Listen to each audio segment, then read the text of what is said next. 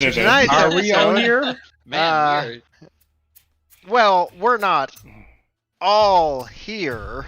Alright, everyone together. Red leather, yellow leather. Red leather, yellow leather.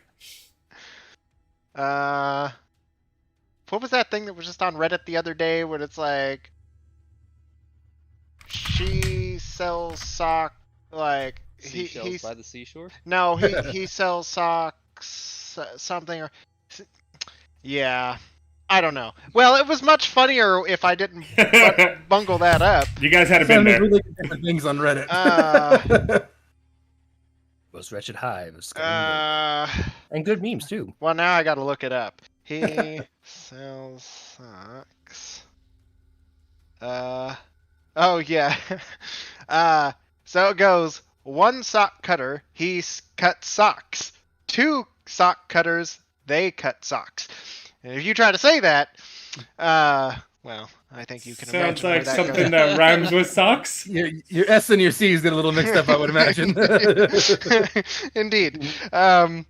Like when you're in like 4th grade and you're like, hey, say X a lot. And you're like, X, X, X, X, X, X, X. Mr. Detention. Yes.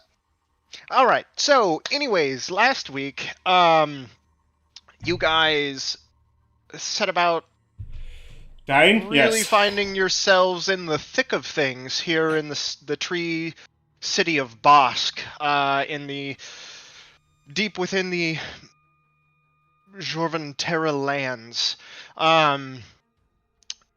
You, at the request of one of Lance and Harrow's old contacts, in working with the group, the underground network known as the Pharessi, you had managed to smuggle this individual out of the Warwetians' grasp for whatever reason. He found himself here, and now working as a counter-agent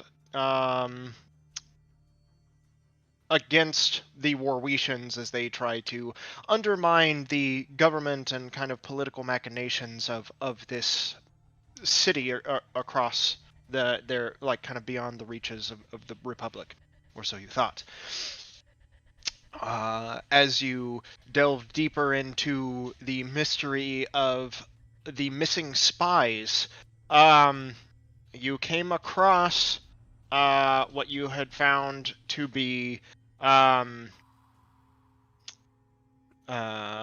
individuals that were getting sick for unknown reasons. You had managed to heal the baker, and then attempting to find said missing spies, Lance managed to locate them underground near a couple of these buildings adjacent to the town square.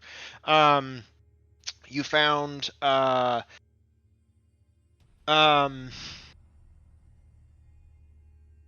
no real helpful information from Silder when attempting to question him whether or not there were a series of tunnels or networks that were underneath the city. So you devised a plan to send Levi via dimension door beneath the surface of the town in an attempt to reconnoiter.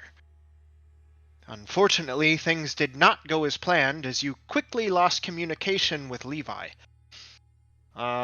Struggling to find some answers while your friend remained missing as the minutes slipped by, you managed to destroy the town well in search of the secret entrance that you were certain resided beneath its murky depths.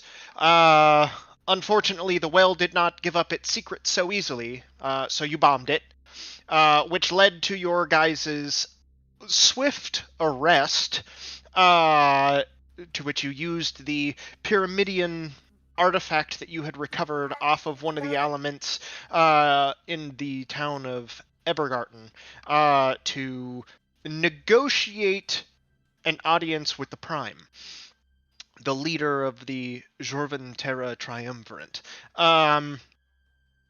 You were given a brief audience, and then were redispatched back to Bosk via teleportation to suss out whatever alleged demonic activities were taking place. You decided to investigate the butcher, to which the butcher locked you inside the slaughterhouse room, and you came up against a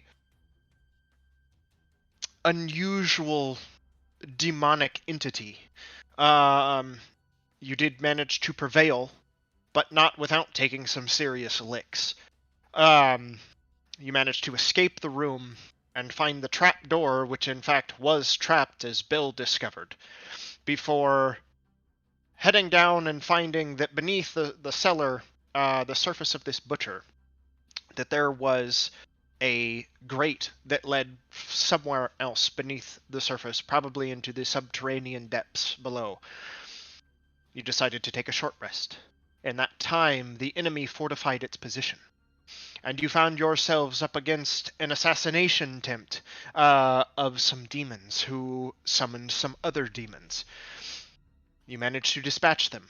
Wounded, you pressed on. As time drew nearer, and the length kept extending from which the amount of time which you had lost contact with Levi kept increasing. You delved into the depths.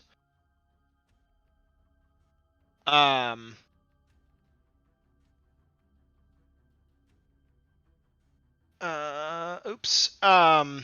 Where's my mouse? There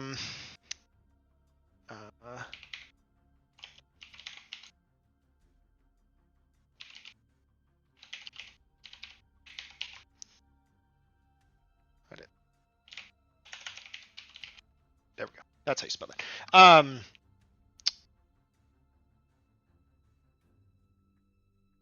You found some gaunt and emaciated-looking villagers and or people, which were very quickly dispatched, set to ambush you as you crawled through the tunnels. As you made your way further, after dealing with them, you did manage to break whatever spell that one of the elements appeared to be suffering from. You sent them out to go get help while you delved deeper, hoping to find Levi. You did. But it seemed that whatever spell had permeated some of the other individuals in this subterranean layer, he too was also under the effects. Attacking you, urged on by devils, working with demons, and trying to build and finish whatever teleporter or archway that they were carving and inscribing runes into. You managed to barely dispatch the demonic and devilish forces that lie in wait for you, with them singularly focused on Gary, of all people. Harrow shot Levi, killing him instantly and deforming him with such a great shot. Gary, in an attempt to evade, also fell to the devilish presence that lie down here. Bill also nearly succumbed to his wounds and is now rendered unconscious, as Harrow and a very nearly dead Lance set about attempting to blow up the portal as it was beginning to reignite, and leave the last incubus that was down here encased in a bead of force for the remaining 15 or 20 seconds. Lance leaving a stick of dynamite on the flaming sword of Bill that was left at the base of the portal where he fell. The Harrow and Lance dragged the bodies away. As they did, you could see little arcs of red lightning begin to bubble up from the ground, away from the teleporter. 1, 2, 3, possibly more. They dragged Bill around the corner, attempting to get eyes on Gary, who they see gurgle his final breath and die just as they round the corner. In a tangle of body with him and Levi, slumped against the stone, rough-hewn walls. There's a brief moment of time that seems to pause.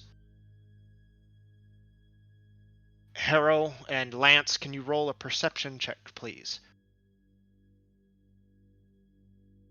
Well, Harrow's not here. Yeah. Sorry. She already did this, actually, so find my notes.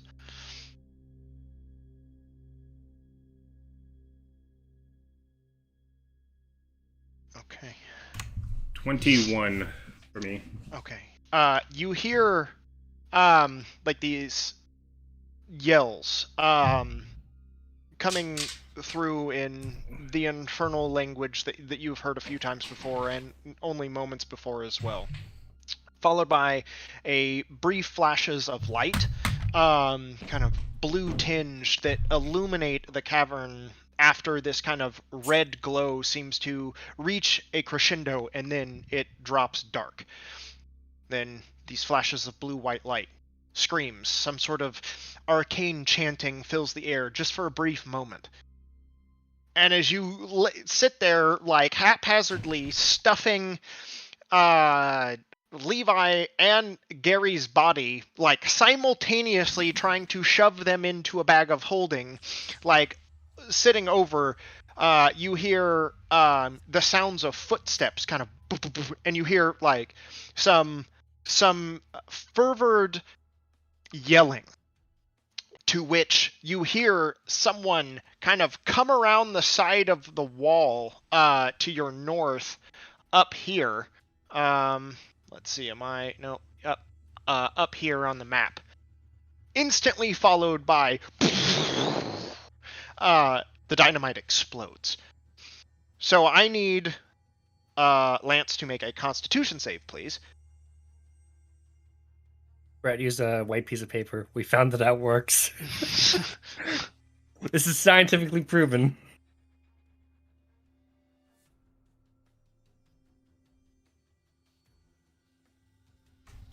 Going to be a 17. Okay, so both you and Harrow pass your saves. You are not deafened from the incredible amount of explosive force that gets directed into such a small enclosed space by a stick of dynamite in here. It does shake. You feel rocks begin to tumble. Not that I want to be deafened, but this may impact us. I use 2 sticks of dynamite. Well, double rather than just like little bits of rocks, I mean, we're talking large sections. Just kind of you watch as the figure comes into full view around your north side. Red tinted flesh, like bronzed armor, spiked.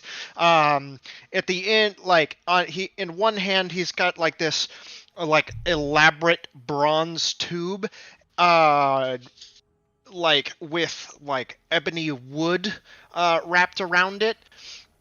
This massive backpack that he's wearing, or it's wearing, as well as a and in his other hand he's also got this like gold-looking rod, and at the end of it, it seems to kind of drop off at a 90-degree angle, and it is glowing blue. And there is like this vial of liquid or something in it, and it's glowing. And he kind of like turns and looks in your direction.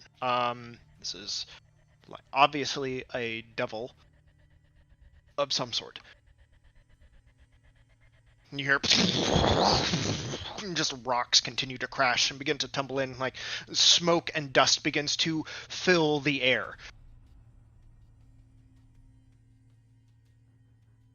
You hear this large shaking crash, like off from kind kind of behind you, where you're situated, kind of like trying to stuff bodies into the bag of holding. Harrow kind of pulling her pistol around, getting ready. Another 2 figures stroll around from the south side.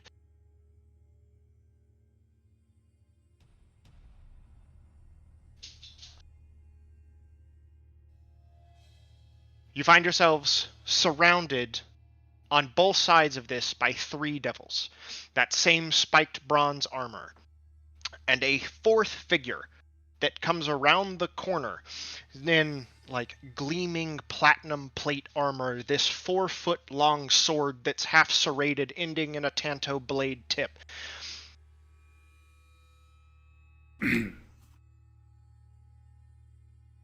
As an okay.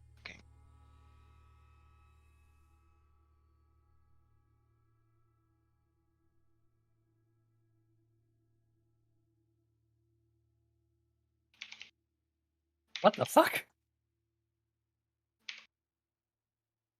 Bring it back.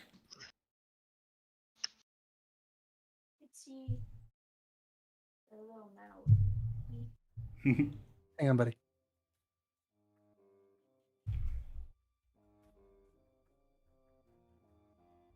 Okay.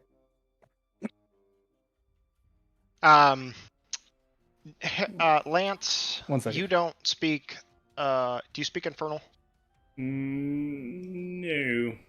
Okay, so you do not hear the exchange as this devil like strides up with the other one very quickly in tow. Like more rocks are beginning to smash and crash, and dust is beginning to fill up, and they like mention something. The one kind of holding the rod, is like doing like sweeping it across.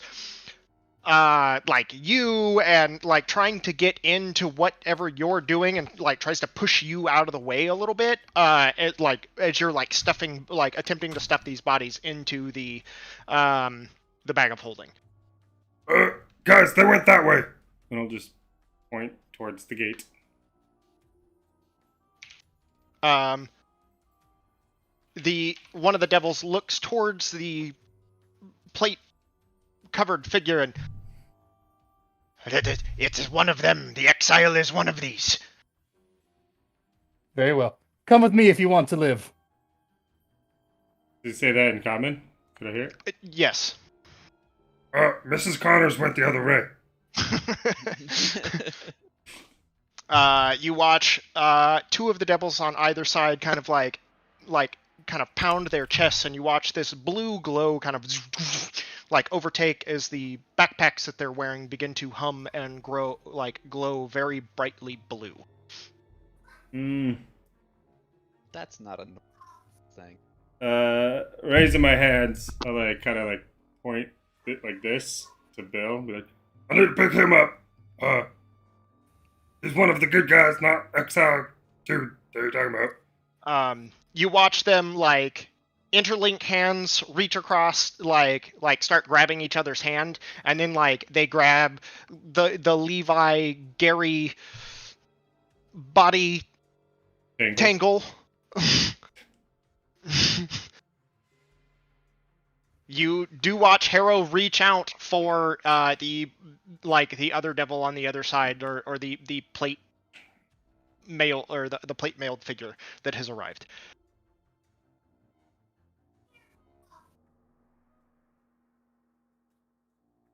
Alright, if everyone's holding hands, I'll grab her other hand. Okay. Kumbaya, my lord. You all kumbaya, and with a bright blue flash, you all feel, well, actually you don't all feel this. Those of you who are conscious feel this. Yeah. As I grab her hand, I would like to bonus action summon Bill's sword in my hand. Okay, good call. There is a brief flash of this blue-white light, followed by that sudden inversion of your stomach as you feel it rise up into your throat in that sudden, like you've just dropped and you are going just full speed down instantaneously. And then just as soon as it happens, it stops.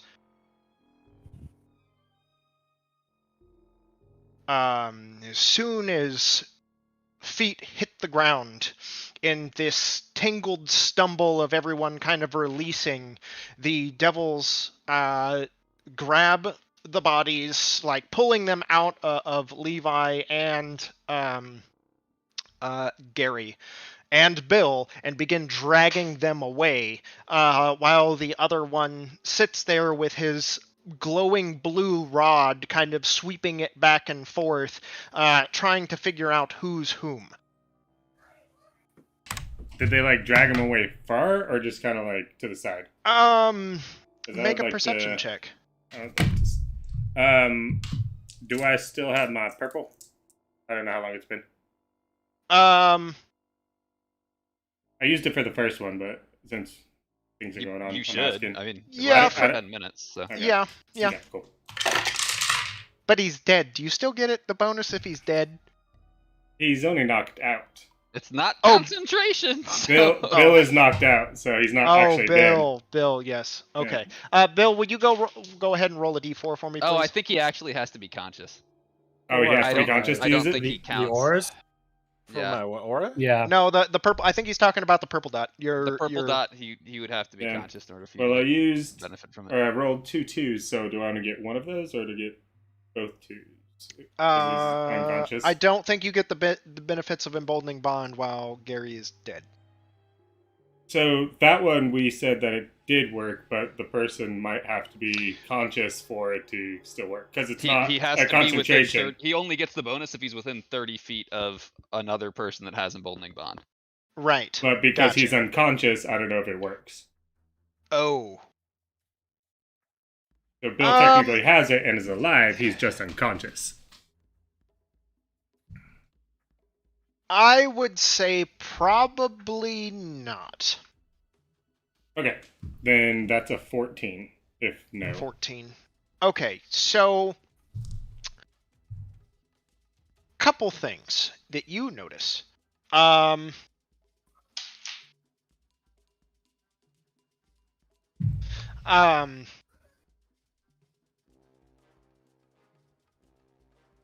Wherever you are is no longer wherever you were. By any stretch of that sentence. The sky is red, tinted crimson blood. The sun, or where it should be, or moon, or whatever you want to call it, does not exist. There is only a singular point of black, rimmed in blue fire, emanating black fire like wisps sweeping off of it, like that of a black hole. You see a rocky, torn, barren landscape. It has been brutalized and broken. It is a tumble of bodies and crags and scrapes and scuffs and canyon that just devastate this entire landscape. You see a mountain to which Harrow points at, because she actually rolled pretty well on her perception check. And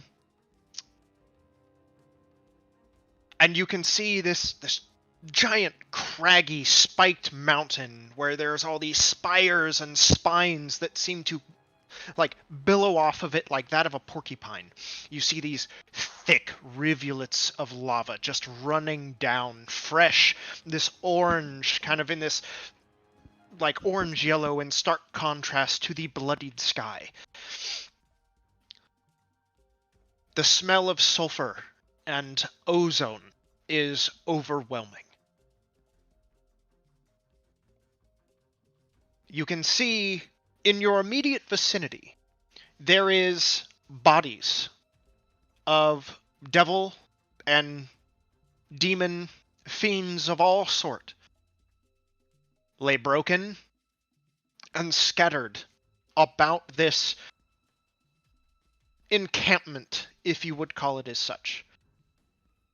There are tents and lean-tos built into broken ruins of building that still stand despite all odds. Massive craters that are blackened lie in the ground with scorch marks thrown, with figures kind of painted like against them, where you could imagine that someone was standing near it when some sort of huge explosion went off.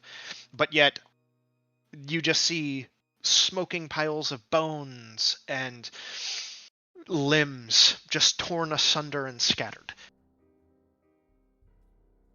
You do see the devils dragging away the bodies of your 3 companions towards some of these lean-tos and tents.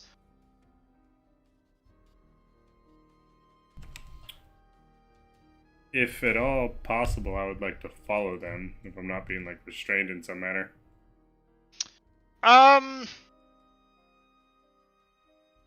Not necessarily. You're being watched. The other 2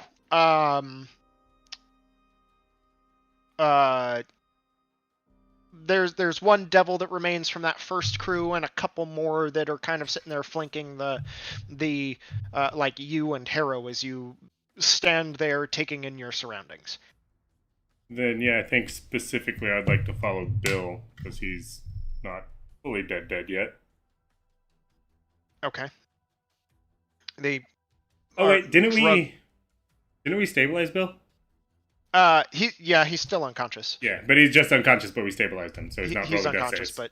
but yeah. Yeah. And this paladin, in stark gleaming contrast to the rest of your surroundings, what are you doing now that the crew has returned? I see this person start kind of looking like he wants to follow the unconscious people, and I just kind of stare at him and just shake my head no. I don't say anything, but just kind of give him a quick advisement that that's not what he wants to do. You I don't know just Lance picked very up well. that you're not actually playing Harrow. I would have been very confused this whole time.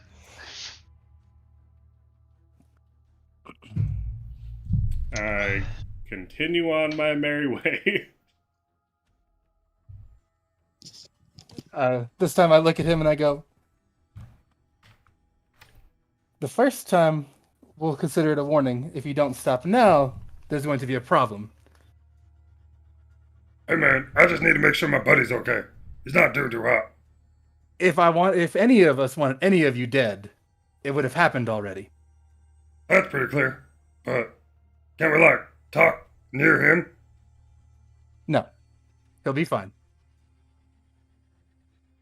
I glance at Harrow.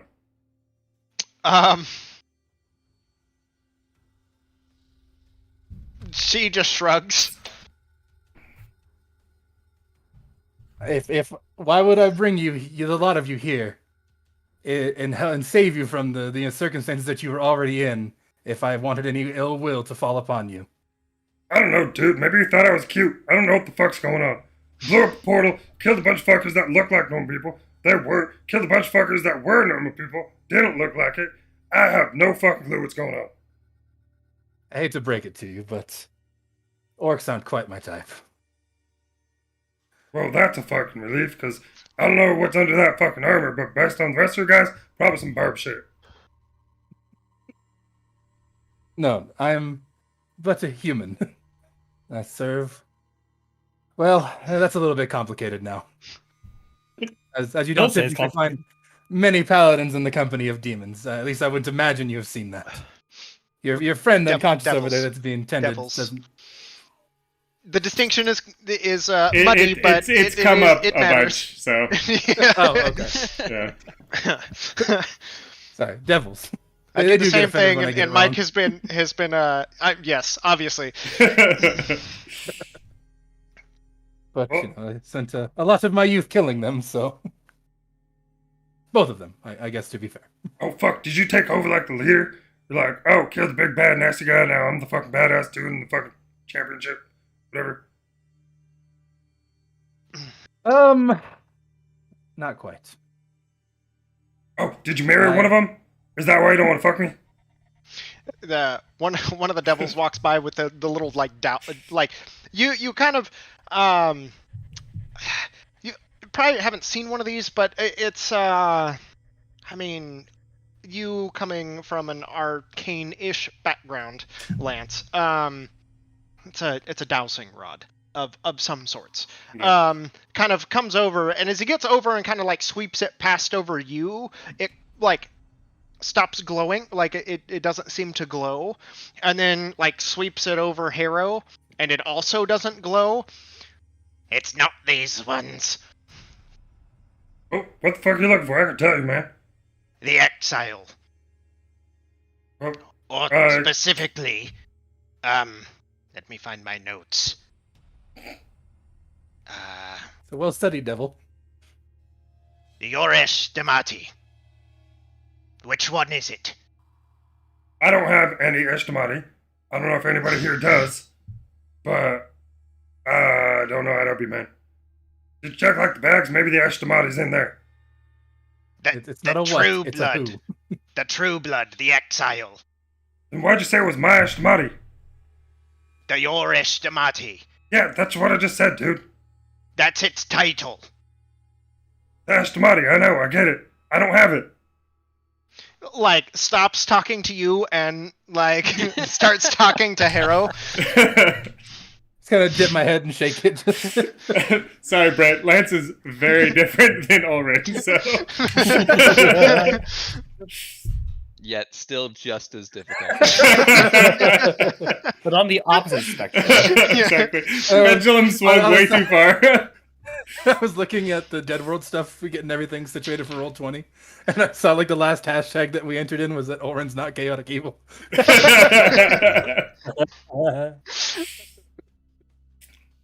Just chaotic.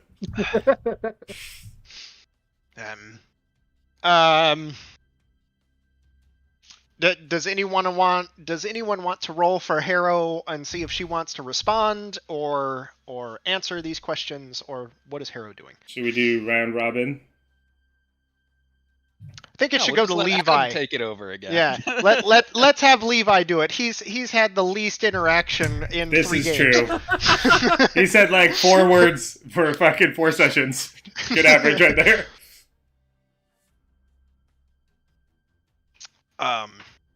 The other thing you two notice after specifically after the, like, it was hard to tell, it was dark, you know, it was hectic trying to shove Levi's body into the bag of holding. You do notice that he has been horribly disfigured. Where Harrow shot him in his right shoulder, it is completely missing. It means he was easier to put in the bag.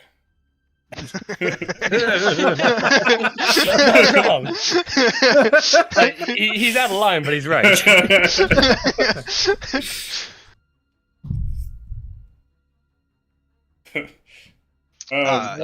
So anyway, Obi as Harrow. What would make you think that this true blood is among us? She says as she shoots off their foot. So clarification: is she speaking Infernal to them, or is she speaking Common? Common. They speak Common. They like no, I know, now that like she understood them before, right? She does not know. No, that's Gary. Gary understood understood them. Okay. Gary understood them. Gotcha. And who did the devils check already? They kind of scanned us before we poofed out, but not very well. Yeah, well, you were all in like a large jumble, so they're just like, you could see like the dowsing rod glowing, and then now that they've rechecked you after dragging your compatriots away, the dowsing rod is no longer glowing, or nearly as brightly. We'll put it that way. It is still glowing, but not nearly as brightly. And the other devil, the devil that's standing there, kind of sweeping it. Well, because of this. This will make it easier if you just answer our questions. Dude, I'm trying. I don't know where my estimati is. I don't even know what the fuck it is, man. Once again, it is a who, not a what. Oh, well, I don't know anybody by that name either. We have Gary, Harrow, Levi, Bill, myself. Oh, fuck, I got his name right. I'm Lance. We have, we're looking for, like, Snap, Crackle Pop, and Crinkle. And Or now, Kobolds. a devil of imaginable power. I mean, Phasmus has big ass horns. He's not a devil though. I think you guys are mistaken. He's like a centaur guy, like half cow.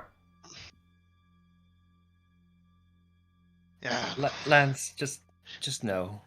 Just no. There are no devils traveling in your party. No. No. This says otherwise. Doesn't he do batteries? No, it was taken, I believe, what did it say? From the blood of the true blood. What do you like? Ask the True Blood dude then. I would if... never mind. Just... insufferable mortals. Have you checked the gentleman that has been taken away already? That's where I was next. Just kind of grumbling to himself as he wanders off.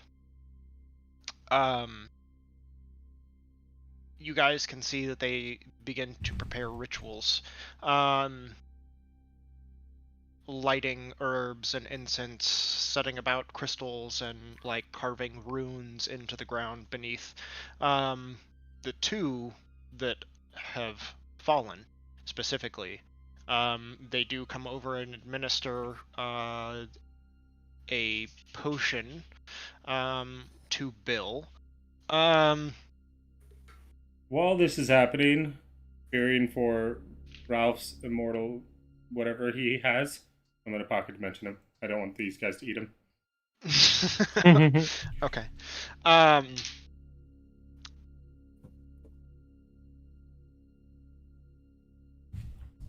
He's too cute to be eaten.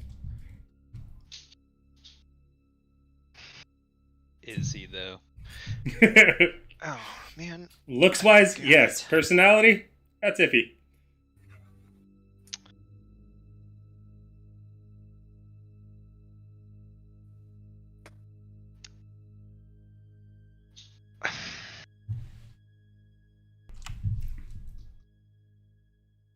Lance, go ahead and make another perception check. Ooh, not bad. 19.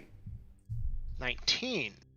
Okay, you're, not incredibly far away from where your companions were taken.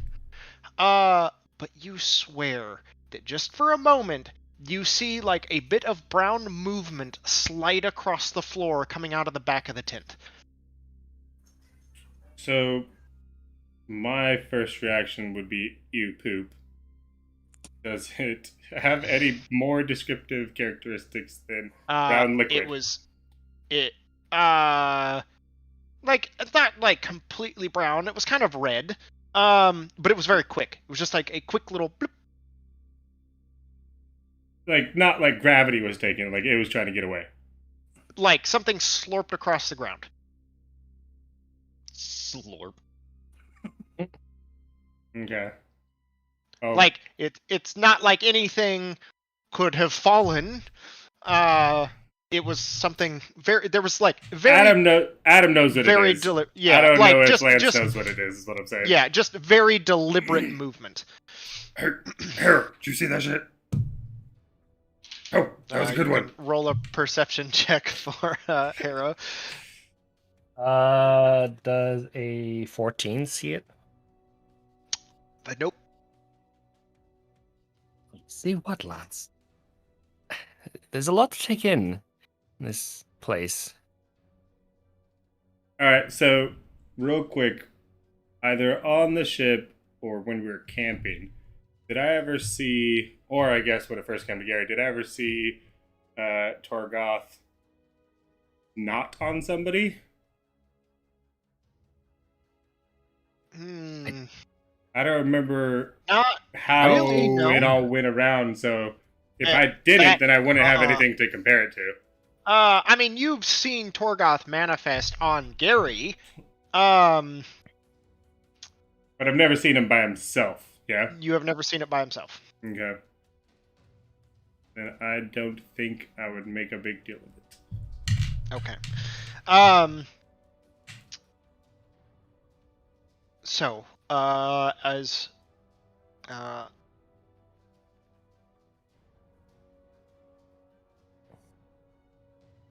they begin setting about in preparation for whatever they're going to do to your friends. Bill, go ahead and roll a d4 for me, please.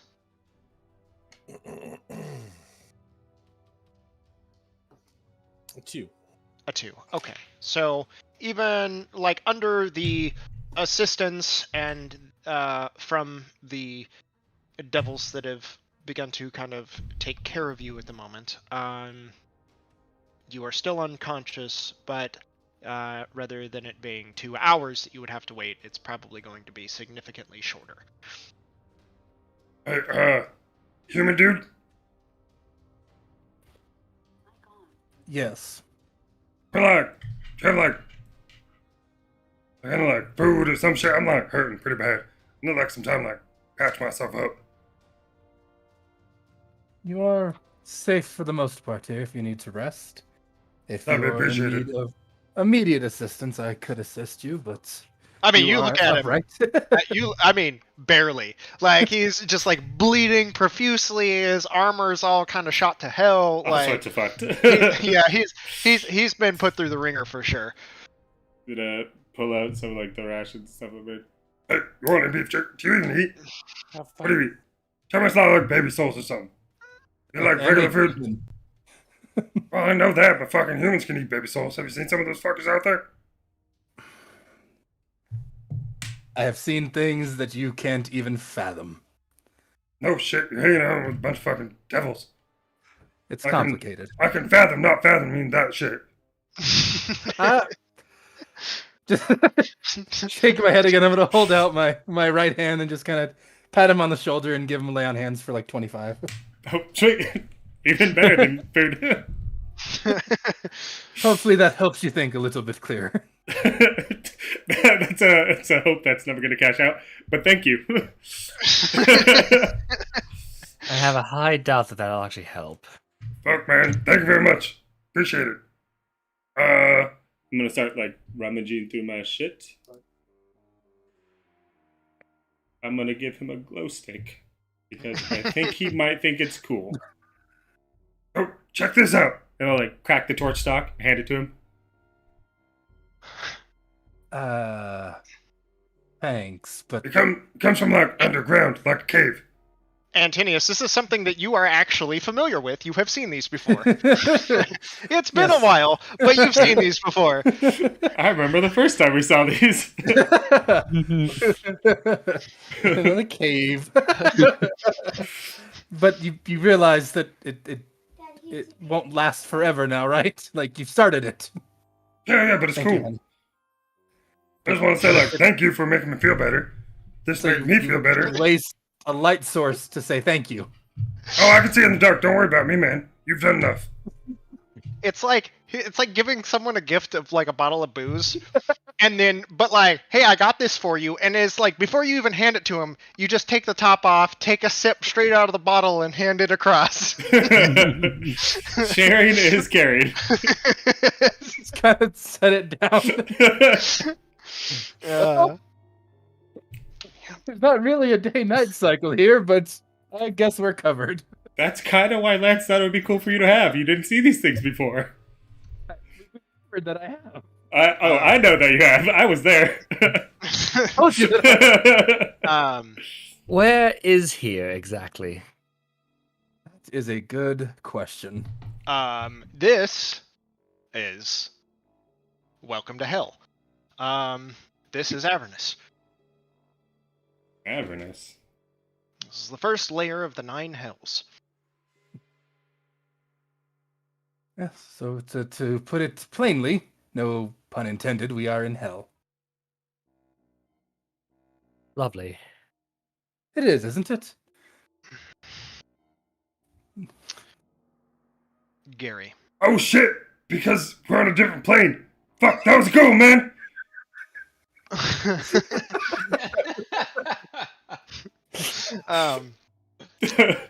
All right, getting out of this train wreck. Gary, you swear that as the darkness comes to take you, and you find yourself drifting off into eternal slumber, you have this vision of a cracking mountain, the barren, red, rocky wasteland that lays before you. You hear this whisper. It's okay. Help is coming. Before you drift into the void.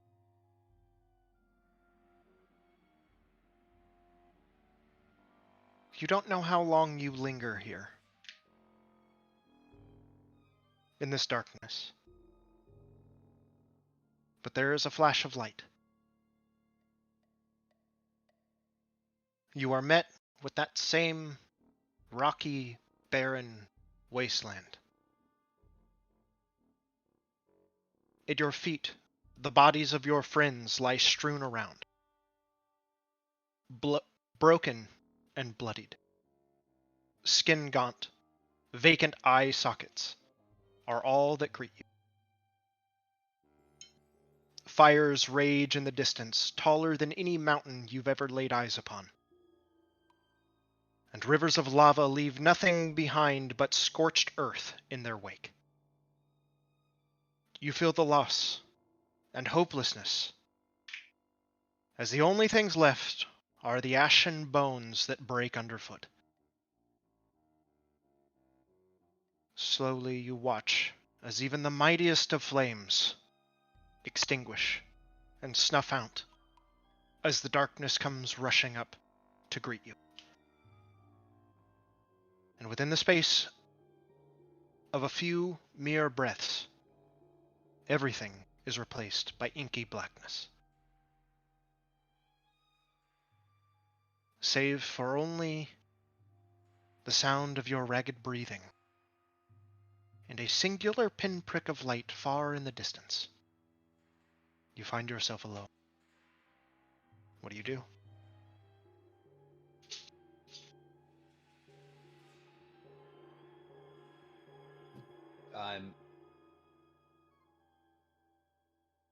Can I feel a connection to tomorrow at all? You reach out, and you can see that little bit of light flicker and waver in the distance.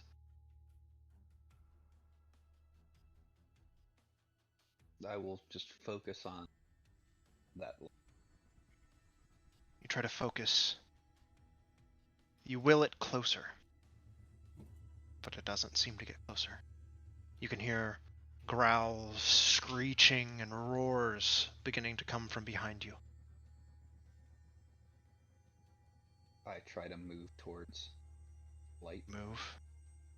Your body feels sluggish and foreign at first, but you remember how to run. You remember how to move.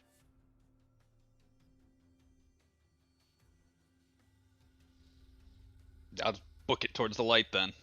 You just keep running. You run, and that fear just welling up as the sounds get louder and louder.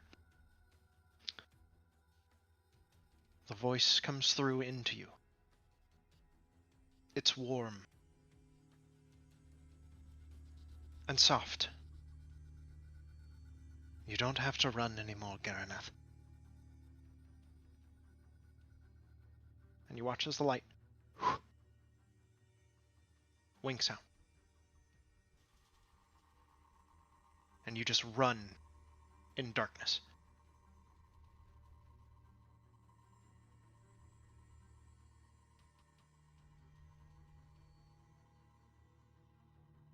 I'll just stop. You stop, and you see a small flicker of light illuminating from within. There's a fire that burns within you. Seize it.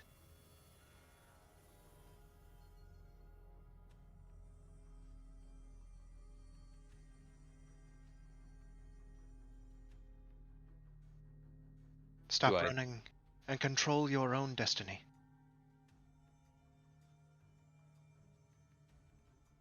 Do I recognize the voice? Like, You is do. it familiar? Yeah. You've heard it a small handful of times, but you recognize it to be that of Timora's. That soft, light, jovial voice.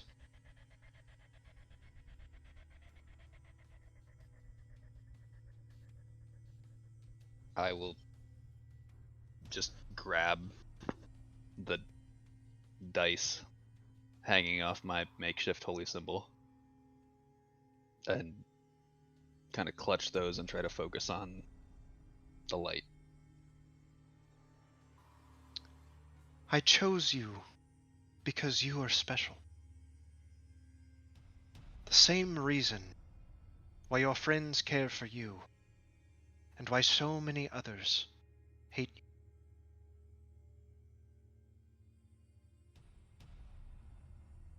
Your kindness, your compassion.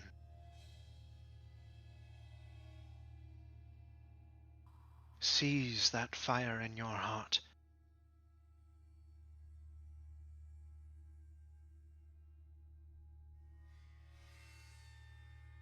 And burn bright.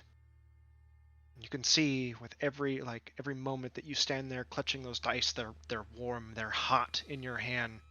Like, you look down at your chest and you can see like light radiating from within. Like, every time your heart beats, you watch the light flicker.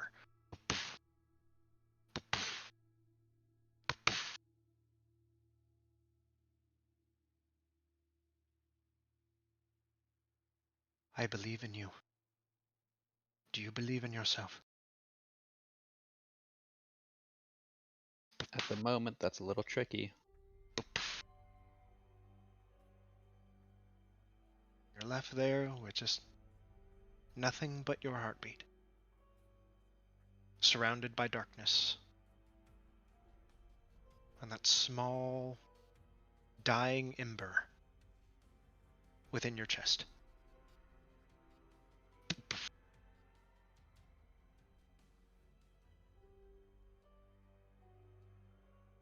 I'll just focus on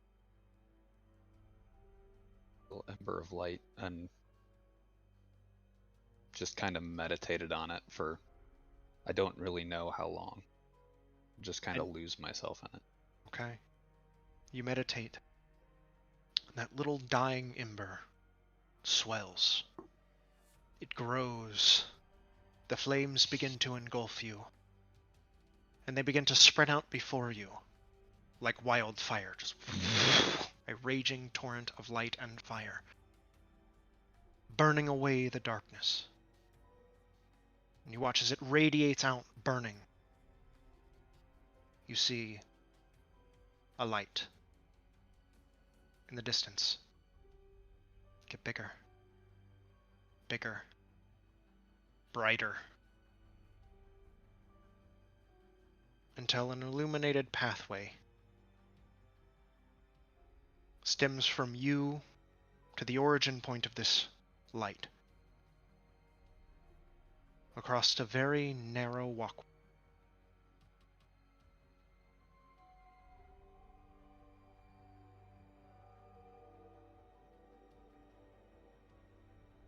What do you do? I'll head forward. You begin to take your first steps. Just like slowly and unsteadily. trying to like maintain the concentration on the light as like 99.9% of my focus, and just like very slowly and methodically moving forward. All right. As you begin to take your steps, moving forward, that so very distant pinprick of light, your sole guiding source of illumination in this darkness. You feel yourself begin to tumble off the edge, that sensation of falling. And you watch as almost you're not falling down, you're falling towards it. Feel yourself just tumbling, end over end, wheeling about, increasing in speed as you just... You feel this shockwave. Lance and Harrow both notice, and everyone else that's there, you witness this shockwave of light that just erupts from the inside of the tent. You can see it almost kind of burn away as, Gary, you suck in hot breath. Once more, we're alive. Still wounded, shaken. And through the holes in this shoddy tent that you find yourself, the smell of iron, sulfur, and ozone against a bloody sky. My first thoughts are like, really? After fucking everything, I still end up in hell? How good do you have to be to not get stuck in? Levi. Oh god. You find yourself lying in a shallow pool of slowly rippling dark liquid that stretches off into infinity. It is illuminated by a singular point of greenish light that seems to hover overhead, so very far away. You hear thrashing, gnawing, the wet sound of flesh rending and bones snapping. A low guttural howl that transforms into that of something more wolf-like, replaces the wet sounds of flesh being torn asunder. Make a perception check. You can certainly do that. Also, I was Well, going I to knew say, it. we all know Levi, because he's a vampire, definitely was going to end up in hell, so. 14. It takes a moment for your eyes to adjust. But as they do, you find yourselves on your hands and your knees in this infinite lake. Not too far in the distance, casted over by heavy shadow, is this massive box, this cage. Inside it, towering over you, a creature that's locked inside, and it's smashed against the bars, as if it's too big for its current housing. Pale skin, it's covered in viscera that dangle from its mangled hands and teeth. Dark rivulets pour down its face, the same color of the liquid that you find yourself kneeling in. As you stare on, caught in this eerie reverie, a voice snaps you out of the illusion. Death is a painful transition. Even more so for you, my friend. Dancing along the razor's thin edge of death and undeath. The creature begins to thrash against the cage, riling up the copper smell as the liquid begins to froth and splash with the creature's futile attempts.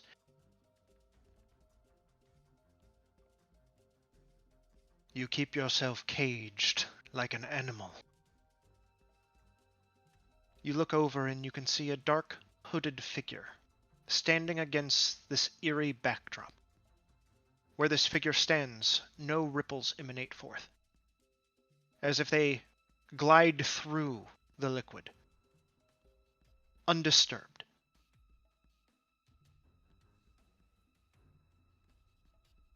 Tell me, are you scared of what might happen should it be released?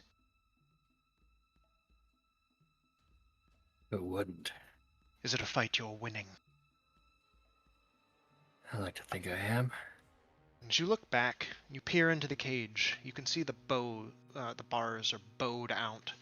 Deep grooves have been scratched in, and the weldings at the top of the cage cracked in multitudes of places.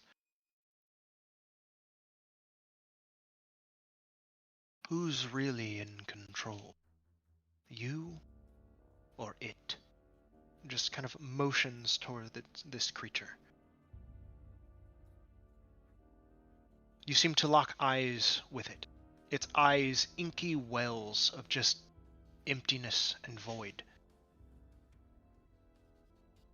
You watch as its face begins to elongate and stretch, as its fangs begin to protrude through its oddly shaped mouth, extending past the lower line of its jaw.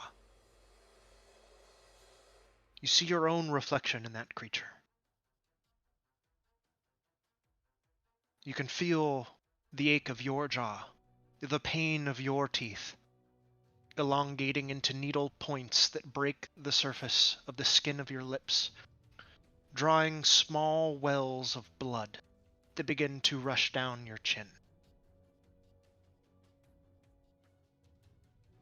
And with it, it brings a hunger like nothing you've ever felt before. I need you to make a charisma saving throw.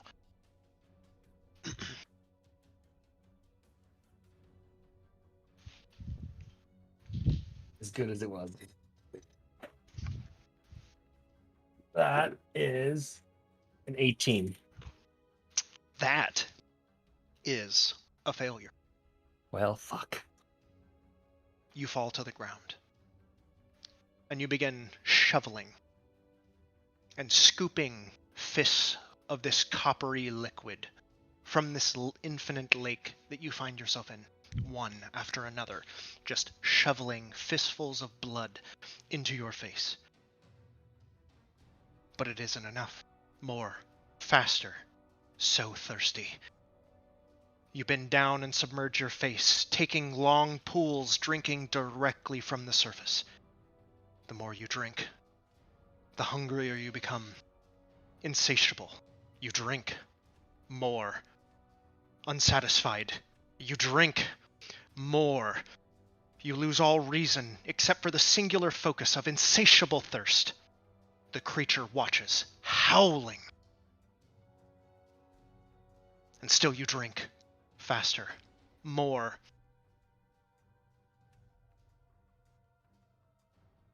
Engorged and unsatisfied, you continue. You feel a hand placed on your shoulder. Instinctively, you and the creature rear back, snarling. Almost in unison. Enough. The voice is harsh, cold, and commanding. And you feel yourself snapped from this reverie. Now you just sit there kneeling, blood pouring from your face. Yep, I'm done. As the illusion that held sway over you is finally freed. This visitor crosses towards you, coming closer. There's a chill that sweeps with him. That is what you are destined to become. And he motions towards, you, and sweeps towards the caged figure. A grisly, macabre version of yourself, reduced to nothing but a shell of base desire. It holds out a hand. I can help you. I can find those that did this to you. I cannot rid you of this affliction, but I can help you control it before it devours you from the inside out.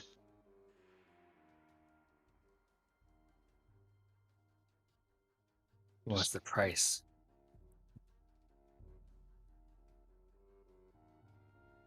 No price.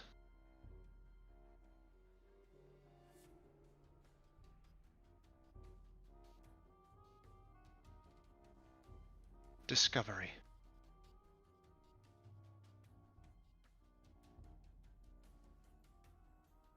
Do I see anything past the hood? Make a perception check.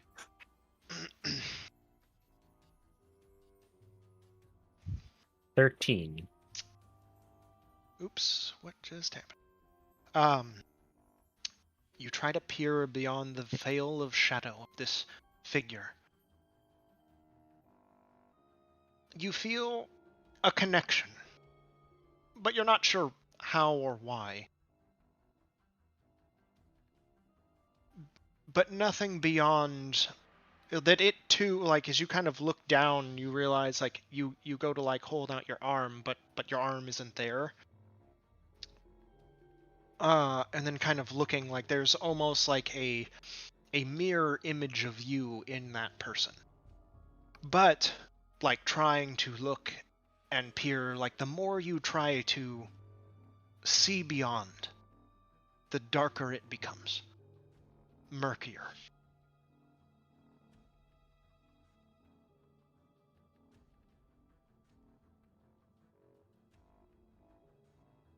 Some sort of false hope. Potentially becoming that thing. What have I got to lose?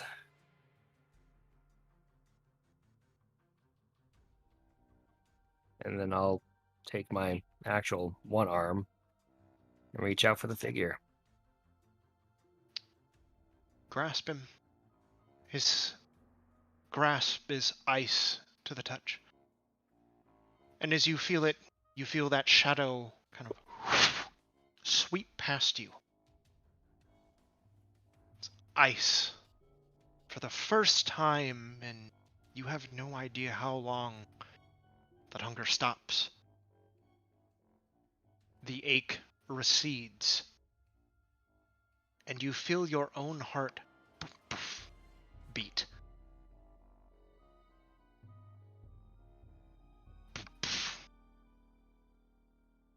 Another beat. And another.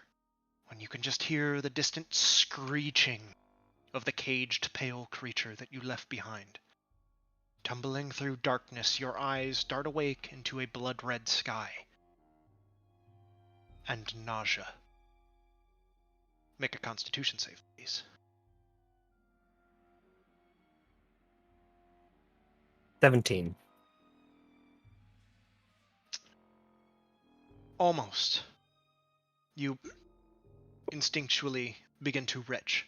You tried to hold it back, and you make a good couple shows of it before rolling off your bed or cot or wherever you are and begin vomiting just dark pools of black, viscous blood onto the ground.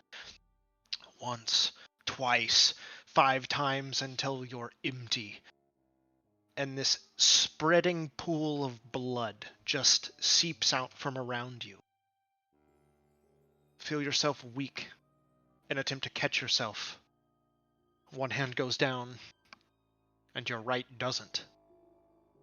And that second that you look over, you find yourself off balance and into this mixture of bile and coagulated blood. Before, I also start vomiting in the next tent over because I hear this. Yeah, there's just a bunch of cots. Bill's You're, like, sitting on right the next edge, to him. like Bill wakes up, to the sound of Levi puking, like seeing blood spilling out everywhere. like the breath catches catches in your lungs for a second, and you vomit, and for a moment, like, your heart doesn't beat, like you feel no beat, you draw no breath, but you don't feel bad. You feel fine, if a bit cold.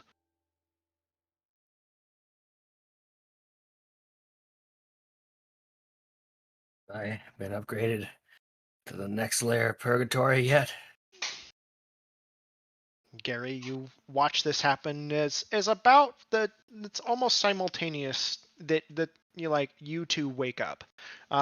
Bill kind of coming to a couple moments later, but still enough time to kind of see all of this take place. Okay, now this is just obviously bullshit, because there's no way that Bill should be here. Where am I? We're all in hell. What? Where's my sword? Me gosh! Wait, when did gosh! you die? As you begin like screaming and yelling, a couple devils walk into the tents. Do I hear him shouting for me? God. What's that? Do I hear him I would shouting say for me? it. Yeah. They're like, despite the overall like sounds of explosions and meteors that kind of crash in and explode, and the ever faint vibrations that seem to carry through the earth, despite like all the raucous noise that comes with being in this place, it's still not like enough that you can't hear the sounds of Bill in alarmed panic screaming out for Migosh. Human dude, I'll be right back. Yes, it doesn't sound as if your friends have awoken. We can go over there now. Hey, I follow thought me. this thing's. I thought purgatory is meant to be some sort of like personal hell. I thought you guys is meant to be here to guilt trip me and shit. I was just gonna say, Levi, you're stuck with the group that you've been stuck with this whole time. I'm pretty sure that is a personal hell for you. Like one of the devils at the end. Yes, your souls have been found wanting, and you find yourselves in hell. I Please want for a sword and crush your skull. Now, if you would please sign these documents. To hell! That sounds like hell. As I walk in the tent, I just kind of smack him on the back of the head. Oh, it's only just a bit of fun. Just kind of crinkles them up, like stuffs them in his pocket. I'm gonna. Devils nonetheless. Because always looking for souls. Because he's asking for it, I'm gonna summon a sword and hand it to him. Don't know if that's a good idea, but that's what he's asking Set it for. aflame. Well, we are light on souls. Kind of like jingles his like coin purse, and it does sound light. If it wasn't so I wave dire. my sword frantically over my head. Come at me, devil! No. I'll send you back to this place. Bobby, this dude's here. Where exactly would you send them to, sir? And I can't help but imagine that a paladin who screams for God but not their specific deity must be very confused. Dude, you don't know the fucking half of it.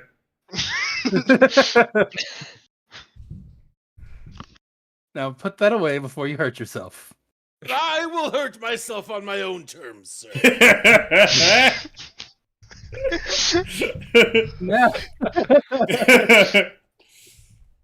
Now that everybody is kind of gathered and upright, I want to go ahead and cast Divine Sense.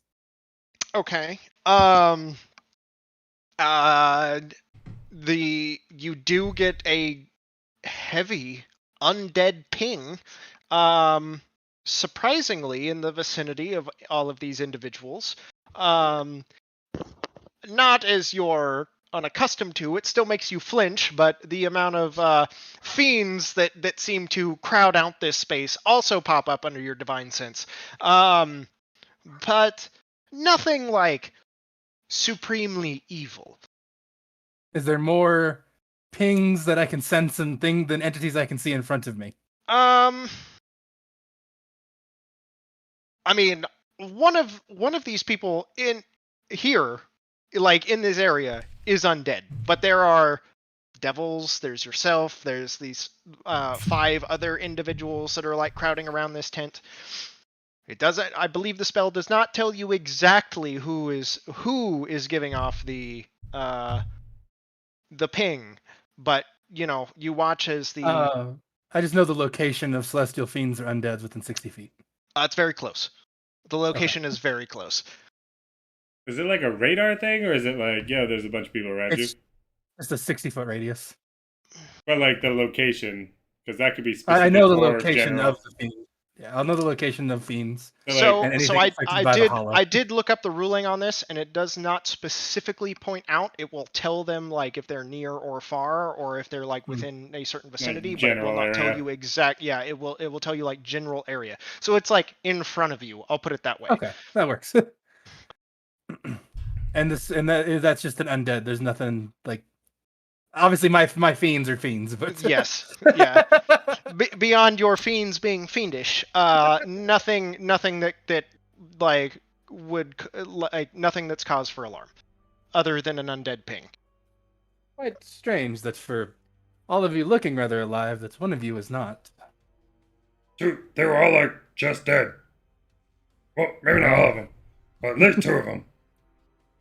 I'm gonna check my pulse. One of you is not quite still alive. Not me. But you know what? Make a medicine check. Seeing Gary do that and knowing that we're in hell, I'm gonna do the same thing. I rolled a 4. You can't find it. So I got a medicine. I rolled a 6. It takes you a minute. You like start to panic because you can't find it immediately, and then there it is. Lance, you find your pulse. I'm sorry. I'm very confused. Am I dead or not? I don't know. You've always been dead. I think we're all dead. You all should be alive. I think Levi might be like. I think you might be like double dead. Extra dead. So, before we get to the mountain of questions I'm sure you have, Paul, did you find what we were looking for? Yes, it's this one. And he points towards Gary. Okay. Not what I had and then he prostrates himself, and then the other 2 like devils that have been like kind of hanging about this area also prostrate themselves at Gary's feet. I don't get it. I kind of wish you did, Gary, because what the fuck? The Ores Damati has returned to us. We are saved. Gary, you have the Ashtamati? Why didn't you tell us, man? Where is it? Give it to these guys. Do I understand any of this? So you actually understand that because it is like it's an infernal phrase, which translates to, in the common tongue, as heir of the true blood. I think you guys have the wrong guy. No, it's a pleasure to meet you, sire. I am. This is Killian, Helen, and I am Paul. And he kind of says it with a grimace. Dude, Gary, did you know all these guys were your kids? I'm pretty sure they're confused. Actually, like Killian spots up, there has been a debate. Could we have some blood? Benign purposes, I assure you. I grabbed one of my daggers from my bandolier and cut my arm. Lance! There you go, brother.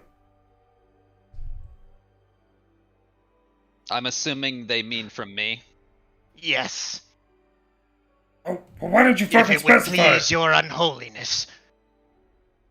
Yeah, as long as you stop with the weird stuff. Anything you say, sire. Goodness sake, Lance, put a bandage on that now. I'll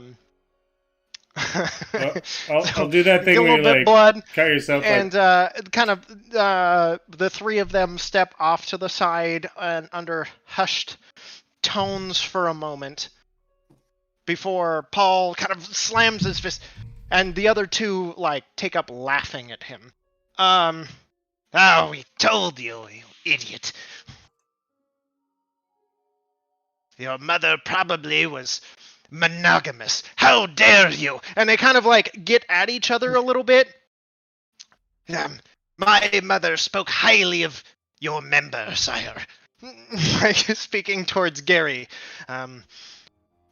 She whispered fondly of your pleasurings you gave her, so I only assumed that I might also be an heir of the true blood. Oddly enough, this is like one of the only conversations in the past since we've been here that Lance is like, that makes sense. Math checks out.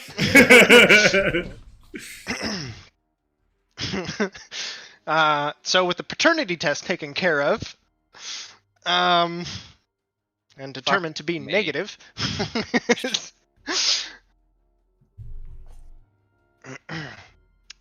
uh,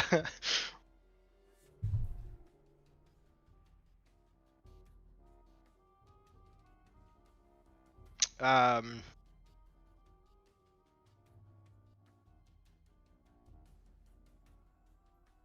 let's see here.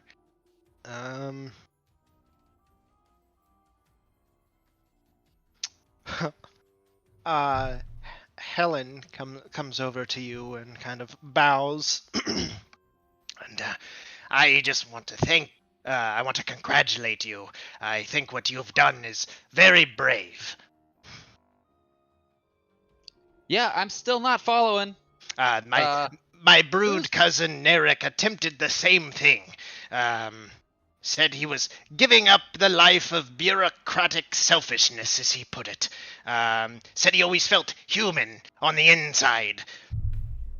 So he found someone on your realm and transferred with them. Completed his transmort, if you would call it. Okay, I'm really happy for him, I guess. But what the No, fuck it's is going on? Tragic story. The village found out he was actually a devil and they stoned him to death. Yeah, people are Savages. assholes like that. So much for mortals being so progressive. No offense, sire, and your new mortal body. Yeah. Lance is confused, so he's going to sit down next to Bill and pull out a bag of jerky and just watch it like it's a play. It's kind of like a soap opera. Yep. Yeah. As the world burns. Show title: As the World Burns. Best pains of our lives. Yeah. The pains of our lives. You like they kind of shuffle off for a moment. Kind of like self-congratulating themselves. And then kind of like as they're like sitting around like like some cookware or something, they kind of sit next to Lance, who's taken up a section of seating, where they kind of have this conversation that you start to pick up like as you like bits and pieces as you the rest of you begin to kind of have your own conversation. You just get bits and pieces. Do you think we did a good thing today? The other ones. Yes. Fuck me. Do you reckon we're going to be angels someday if we keep this up? The thought makes me want to vomit. I'll murder everyone up there if I have to. Could you imagine? Sitting around up there all high and mighty, drinking and laying with many partners? Yes, I'm aware we already do that. But it's different. Wait, I just thought of something. it could still be evil. How so? Technically, we rescued them for ourselves, right? Yes. We rescue the heir, that saves us. Ah, that makes it selfish. Yes, yes. That's how we look at it. It was obviously an act of evil. But hey, if I start growing wings, will you chop them off? You already have wings. No, I mean white ones. Sure. You sounded too eager. The other one just kind of shrugs.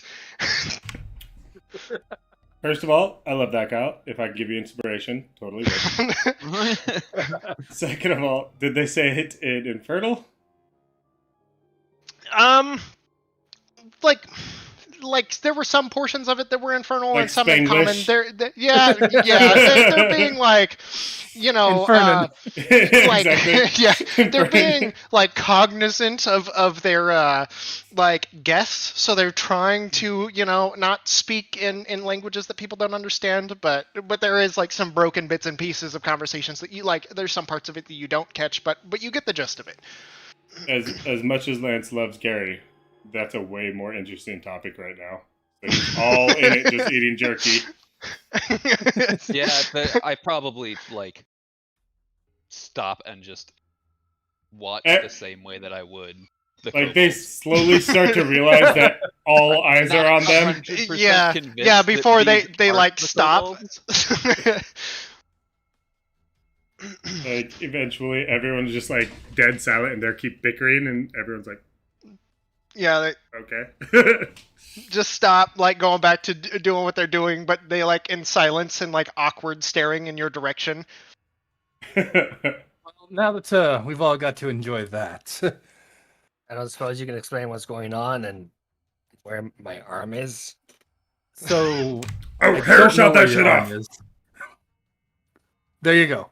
Harrow shot that shit off. Which one of you is Harrow? Oh, the small one. You're all rather small, except for the old guy. The really small one. I am Antinius Amberwood, a paladin of Tyr of sorts. I recently have found myself in the employ of Paladin himself. I, however, am not particularly familiar with where you lot are from, so if that doesn't mean anything to you all, carry on. Before I give you, I guess, the cliff notes of what has happened, who are all of you? I'm Lance. This is Harrow. You already met. That's Gary. He's your dish is Shemada Ding Dong. He's not. Dude. Oh, no, he's not. This Your is Levi. estimati, and yes, he is. Yeah. Okay, we'll circle back to that. Whatever, dude. We will. Just like he'll buy you birthday presents. Calm down. We're trying to talk here. This is Levi. He's double dead. He was like alive at one point. He was a cop. Then he died. Like probably some cool shit. He's actually never told us why or how he died. But it was probably really cool. If it's not Levi, just fucking make something up. Be cool, dude. Then this is Levi Bobby. like jerks forward to the right as if he was going to give a salute, but no arm. Silly. This is Bobby. You don't have to remember him because he doesn't also. Oh yeah, we also have a bunch of kobolds. Fuck, what plane are we on? We're in hell still. Yeah, dude, but like, is that like the normal thing? Because we've been in a lot of fucking. We've traveled in time. Like, there's a lot of shit I that's can happened. assure you this is not my original time either. You're on the first level of hell. Fuck, do we have? I glance over at Gary and Harrow. Do we have to do the fucking like shithead dude's house again, where somebody got stuck on a fence? I think it's quiet time, Lance. Yeah, everyone shut up, I'm talking. So... Inspiration. Yeah. Just gonna kind of mutter to myself, I really wish Siegfried was here to use the circle of silence. And on that, I will slowly trail off my rant and let somebody more competent take over.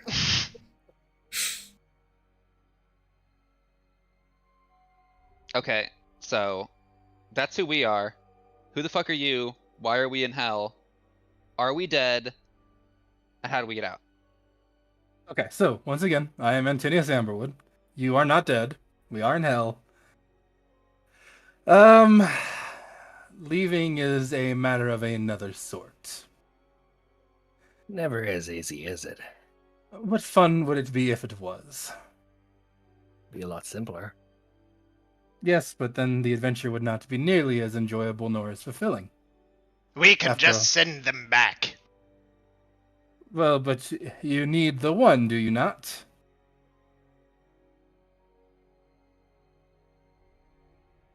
Kind of. I imagine that this lot may not let him go. And they have not slighted us, and what would be the point of killing them if we've gone through all the trouble of realiving all of them? Well, more to keep it so that they don't make him dead again. I mean, can he die? Most certainly. In the mortal plane? Well, as part of his transmutation that he went through, at least as far as rumors are to be believed, he is mortal. Immortal, the true ruler of hell. What a concept. For now. I'm sure we can work on it. Well, Gary, that is kind of the fly-by-night version. You are the last surviving son of Asmodeus. I'm assuming that's a big deal. It's a pretty big deal. It's a very big deal. God. And you didn't know? Why the fuck would I know? Are you saying our hippie friend is a devil? At this point, he's kind of the devil. Ah, excellent. At this point, you do see a brown bit of sludge kind of move out from behind the tent, and you hear it speak. I tried to tell him, but he would have nothing of it. You turn around and look, and there's just like this roiling ball of sentient goo on the ground. Is he with you, Lot? Well, he was until he fucking ran off and did God knows what. I Could have think used you back there, asshole.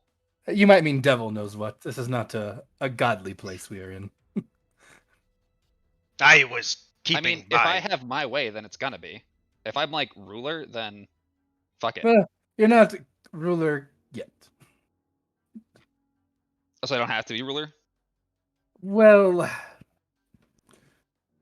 can you think of a compelling reason why a paladin, a servant of the heavens to speak, might be working with devils? Nope. So, yes, it's rather important that you do. Okay. Do you, as a paladin, work for the devils or with the devils? They, in a sense, work for me. I work for Paladin. I'm a paladin of Tyr. Once again, if neither of those things mean anything to you, I understand. Is he some kind of emperor? It is a mutually beneficial relationship. Mutually beneficial in that I don't smite you? That too.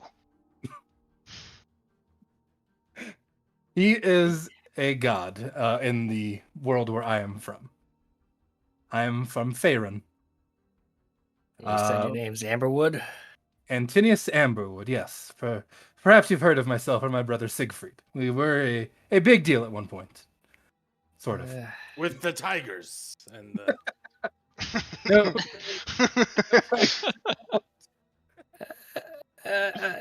I've heard stories. Yeah, sure.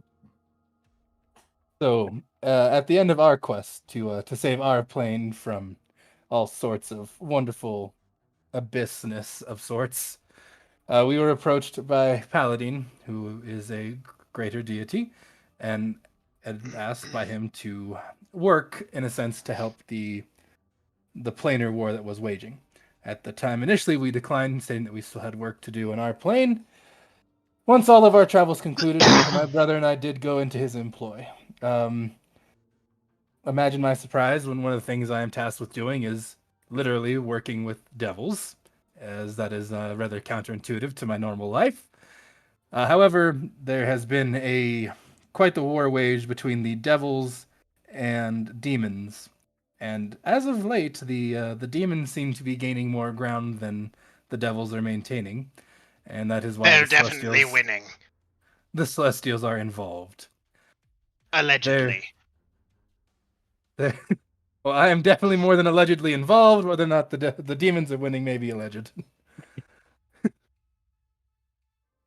So you want the devils to win? Well, there's a balance of sorts that needs to be maintained.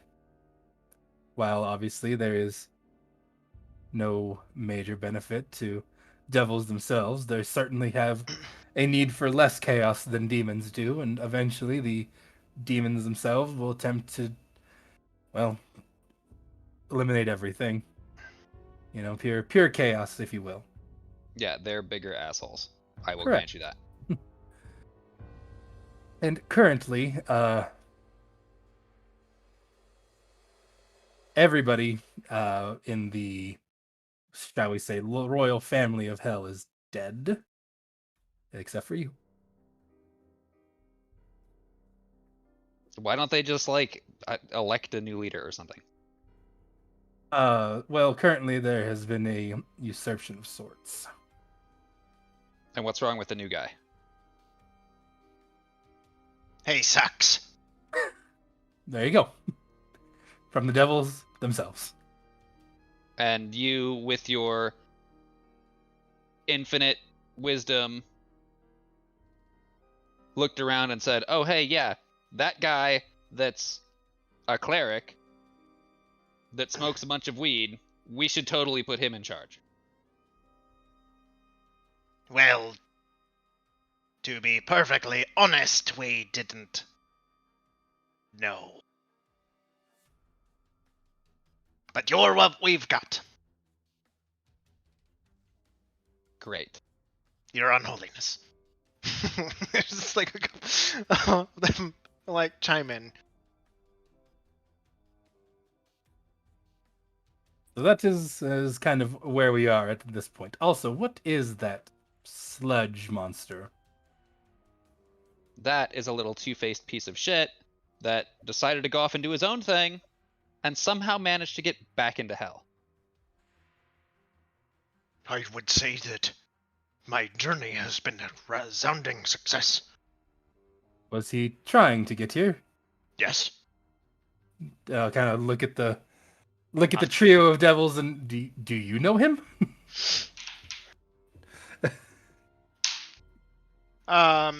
Helen pipes up.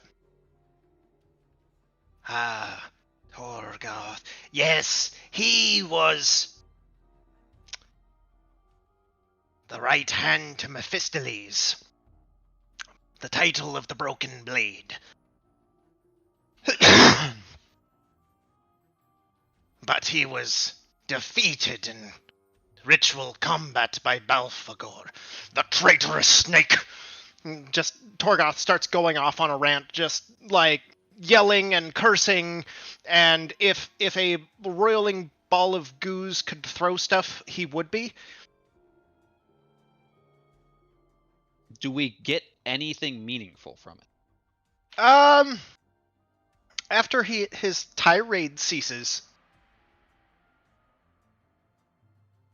he treated, and then he tried to wear me like a suit, and when I wouldn't give in, he banished me. So there's 2 exiled ones here? That explains a lot. You know, if Not my brother was here, exiled as much as I had the misfortune of finding myself elsewhere. So, have you known the entire time who you were with? I would imagine that it's not a coincidence that you managed to attach yourself to the party of the last remaining member of Mustapha family. I did not. Well, Insight check. Can I insight check? Go ahead. It's a 22. it's This is very, very easy for you. It is obviously a lie. You're I'm gonna full look- of fucking shit. I tried to tell you and you wouldn't have anything to do with it. Well, obviously. So I was bound and determined to make sure it happened, no matter what. Why? What part of our interactions together made you go like, oh yeah, this is the dude that should be in charge? Like, we're not winning this war against the demons. We Well- better go find Gary. Obviously, you should never be in charge.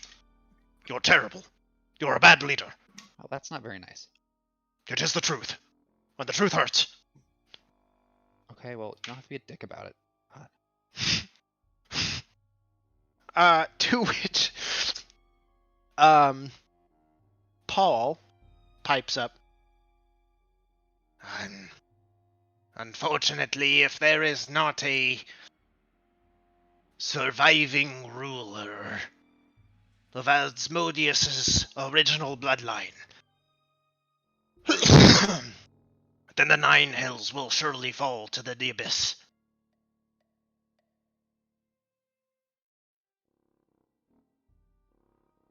So Okay, effectively, Can Is you it just charge like, I don't know, can I be the ruler like the queen, where I don't really have to do anything, and I can go about my business, and you can just like put on paper that I'm in charge?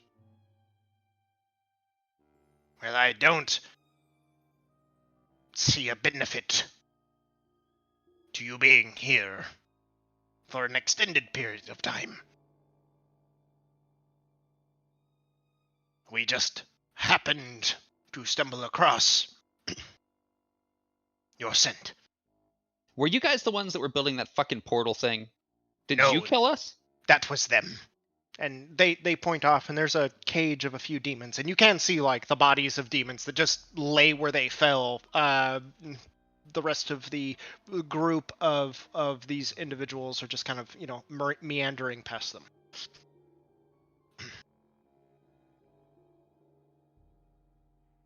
And those guys are the ones that you don't like. They are traitors. Like we believe Balfagor to be.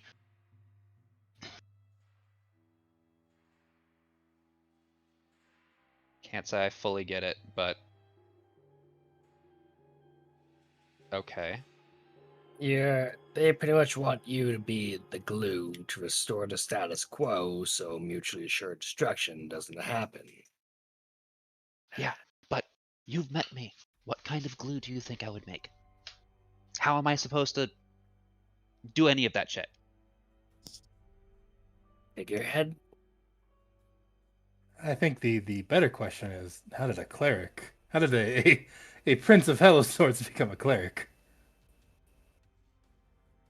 Well, I was in a shipwreck, and I washed up on a beach, and happened to be at a fucking monastery. So I was like, fuck it, why not? You kind of look over at Did a little bit of gambling, did a lot of drinking and drugs, and I've been doing that ever since. Who is your patron? Tamora? Do I know who that is? Goddess of luck. Or fate. And at no point did any of this seem to feel conflicting to you internally? I mean... He's been burying his head in the sand. I mean, just how mortal is he, though? Apparently, literally and figuratively. Yep.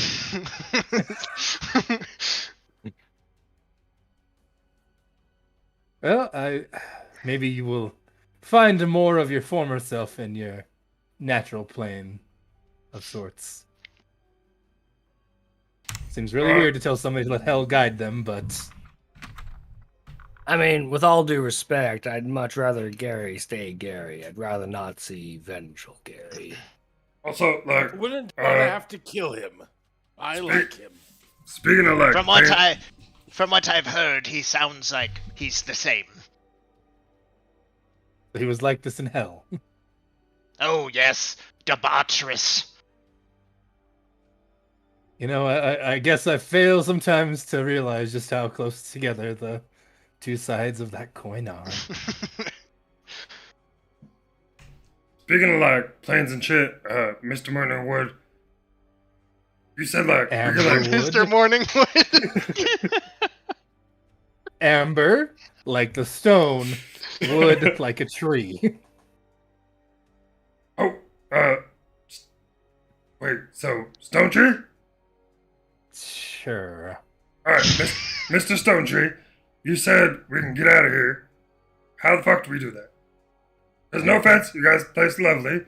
Like, I think there's like, got more trees maybe like, a little like water fountain out front that make this place look lively.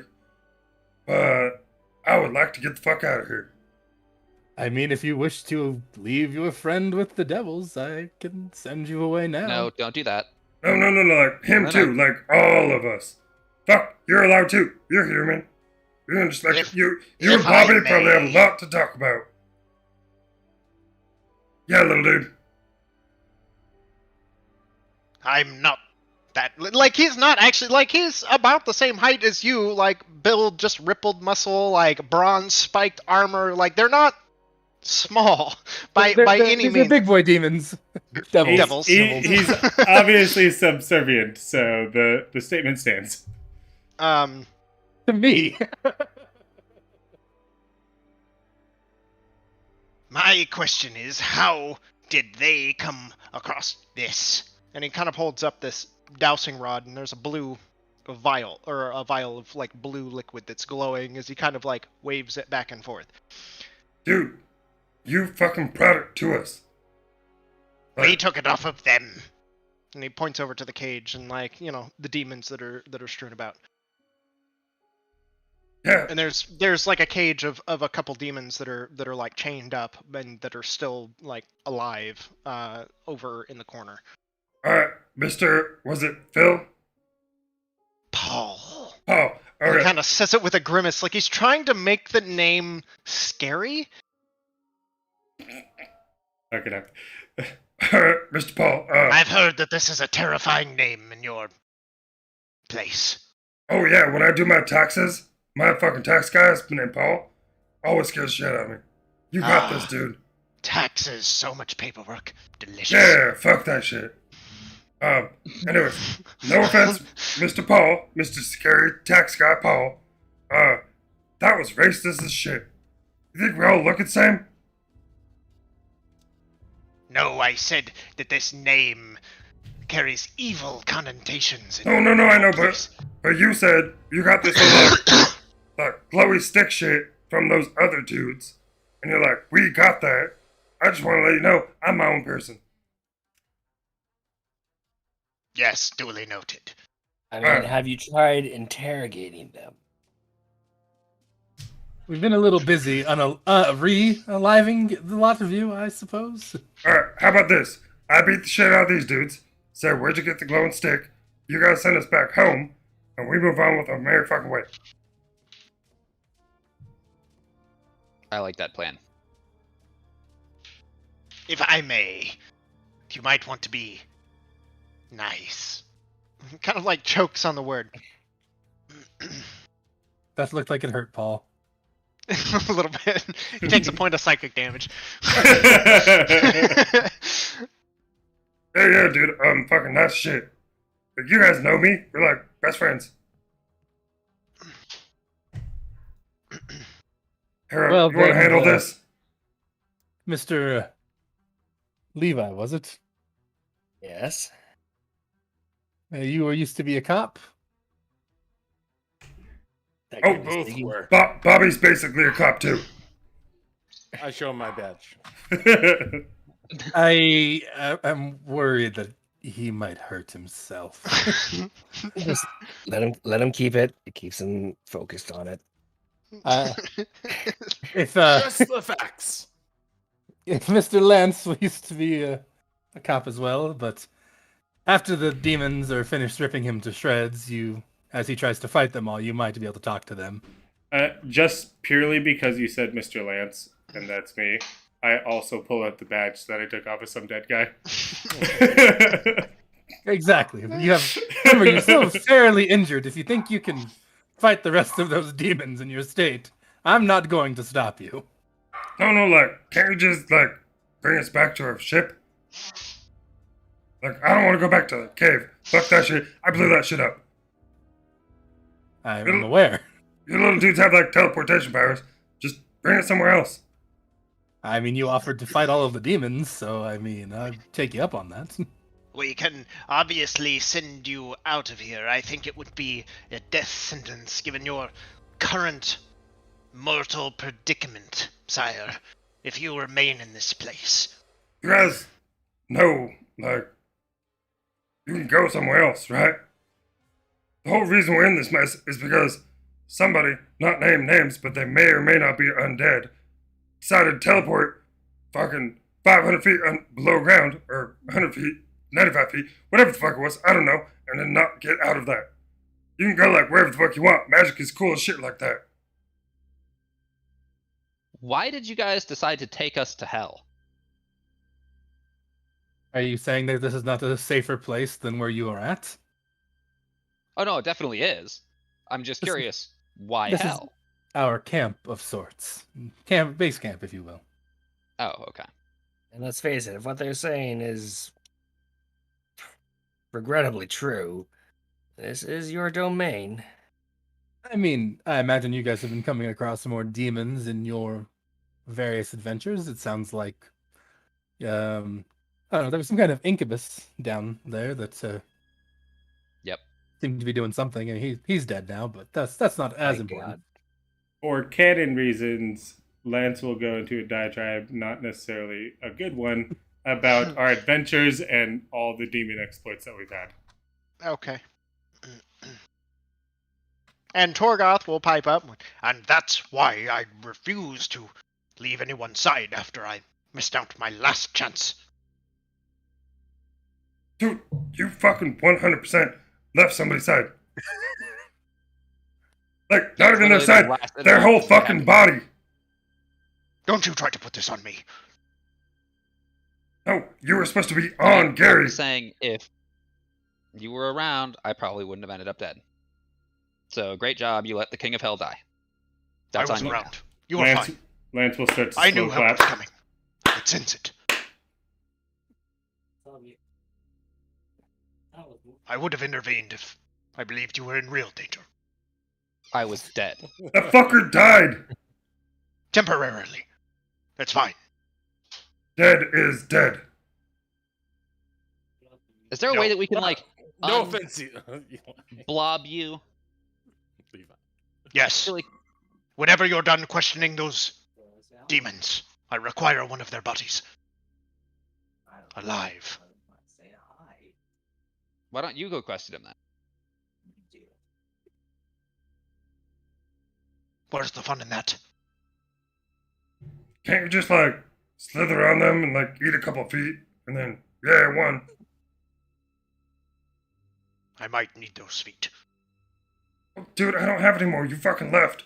I was saving for you, but what the fuck am I gonna do with a bunch of feet in my bag?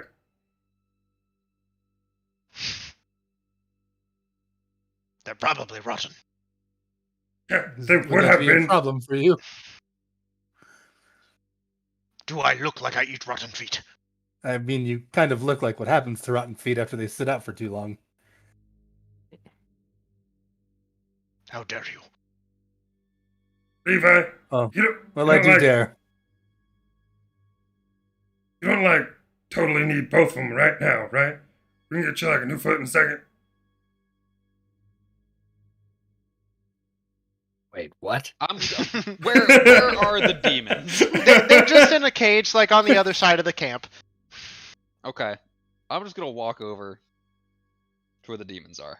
Okay. Alright, fine. Fuck I'm it. gonna join them. Okay. Paladin Amberwood, perhaps you would like to assist us, or at least observe. I think I would enjoy watching this. There's I do like- love a good train wreck of sorts. Oh, you'll find plenty of that here. Does Pringles You have have like no idea. does Pringles have any divine intervention around here? Like, can like yelp out and be like, "Oh, I'm gonna smite you guys."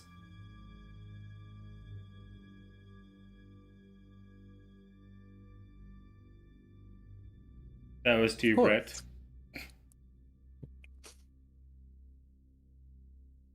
Like, I calm have down. many of tricks, shall we say. Well, how about this? I'll go in, tackle one of the dudes, and you just bring Pringles down. Be like, "Hey, make this guy devilified, whatever the fuck you call it." I have all of the fire I need for smiting. All right, Bobby, we're doing this shit. Let's go.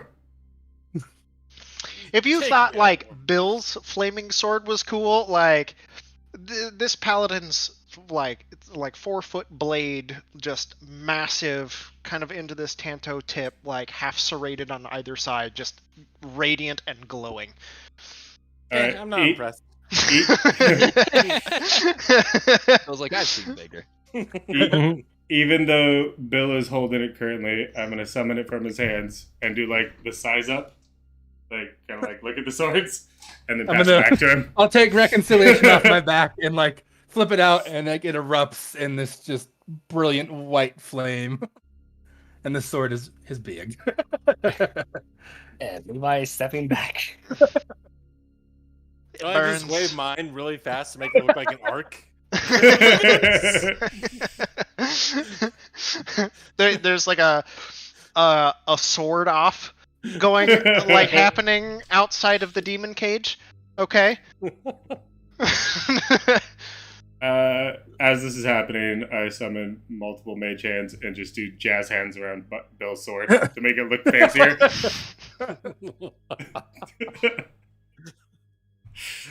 Gotta help my buddy out, man. He's losing this battle right now. Antonius, as you're sitting there watching this display, you swear to God you've seen this before. You know, It's been a while, but It's a Lance, close- have you this is ever- looking real familiar. you ever had a floating disc by chance? No, but that sounds cool as shit.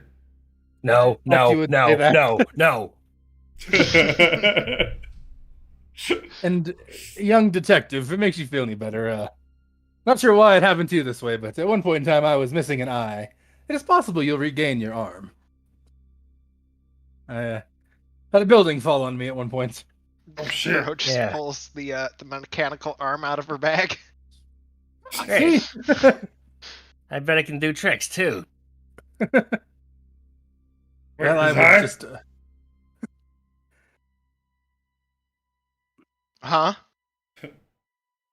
I think you said wave high. Oh no, I said wait, his eye? When you said I bet I could do tricks too. Oh. No, my companions made me a series of glass eyes that I could use interchangeably to help convey my mood. On a side note, I was so disappointed when you got an actual eye back because those things were awesome.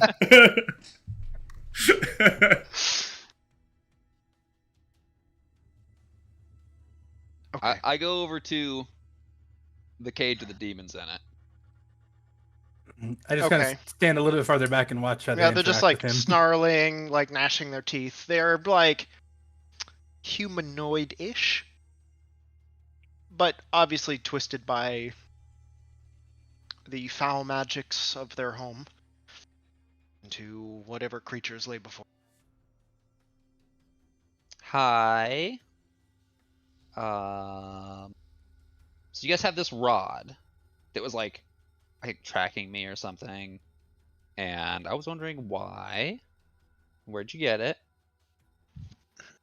Make a persuasion check, I guess.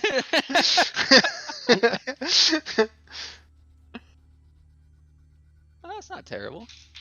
19. One of them kind of pushes its way up, like grabs the bars, kind of like smashing its face up against it. It's like eye is a little cockeyed on one side. The mouth is like too wide, and like teeth are jagged, broken. Like has sustained like some serious wounds. And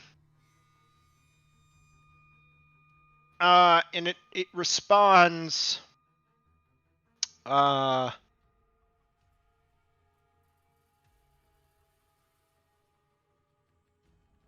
So we could kill you.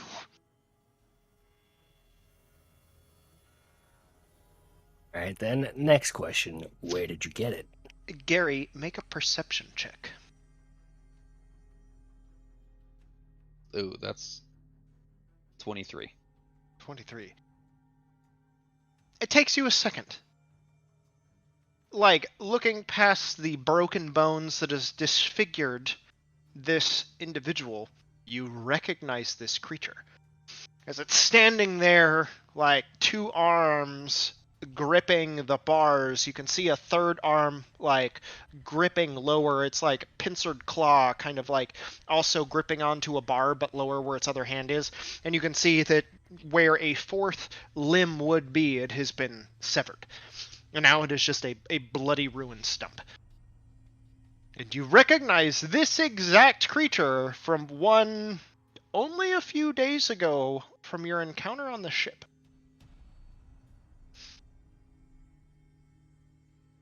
You motherfucker. Do you know how long I spent scrubbing off dead chickens from the floor of that fucking ship? How the hell did you get here? This is where I live. Why do you live my home now? Okay, You're gonna glance over at the devils. They just kind of... You can see they take a little umbrage of it, but it's kind of not false, given the current state of things. Okay, so where did you get the rod of Gary finding, and why do you have it? Make another persuasion check. 13 plus 4, 17. You're actually doing really good at your persuasion checks. Yeah, this where week. the fuck were these rolls last week? You just needed you needed a reason. We made it with your blood. Oh fuck. Yeah, I do remember that part. Yeah. I'm gonna, as I hear that, I'm gonna interject and be like, "Well, if you knew on his ship who he was, why didn't you handle your business then?" They tried. We were outnumbered, so I took a parting gift. And just sneers and smiles, like pushing its broken teeth up against the bars of the cage. Kinky. Did you find this fucker like in the cave with us? I believe we brought him with us. No, so this guy was in the camp that you guys raided, and he was part of the camp that, like part of the individuals that you took, right, or that you captured raiding this camp. Right. You can see, so you're all aware, where you are in this camp, despite like the kind of like shanty town that is like makeshift erected in this place, sitting dead center of like this space where you walked through is an identical archway of the one that you found back in the cavern. So, and this is Nelson asking. Antinius raided this camp, it took it over, and has like claimed it as their own now. But it was previously occupied by essentially the demons and devils that were yes doing all other shit. Yes. Okay.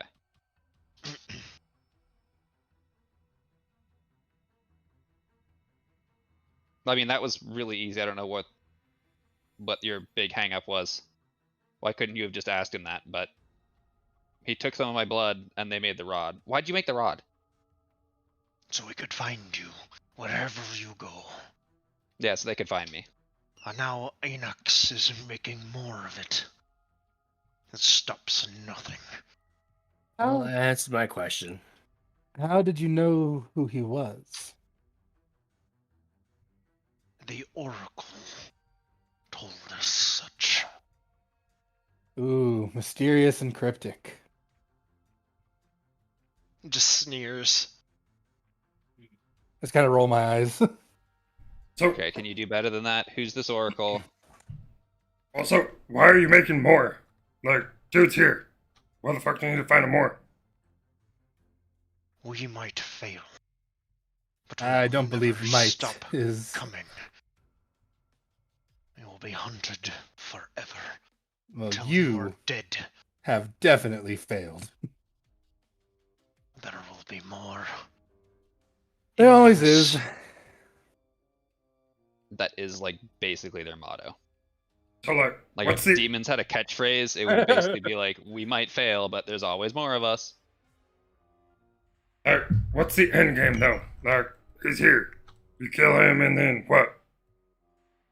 And then they have legitimate claim to this realm of existence.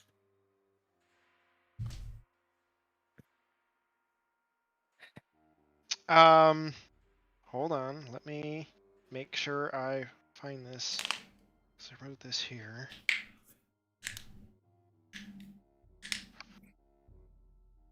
And after you're dead, Ita Kavar will be broken. And your lands will be ours. And these lands will also be ours. And your lands, he looks towards Antonius, will be ours. It will all be ours. Gary. Does that phrase mean anything to me? What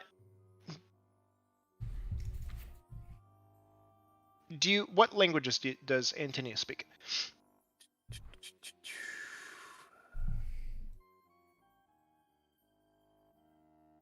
Did we not both go infernal? I'm trying to find it on this Roll20 or this D&D Beyond page. It's been a long time. Yeah. Languages. Yeah, I speak Infernal. Okay, so Gary and Levi, you don't speak Infernal, correct? No. Bill, do you speak Infernal? Oh, no, wait, no, I do. Oh, you do? Okay, so Levi, Gary, and Antonius, you understand that to be the dragon's tomb.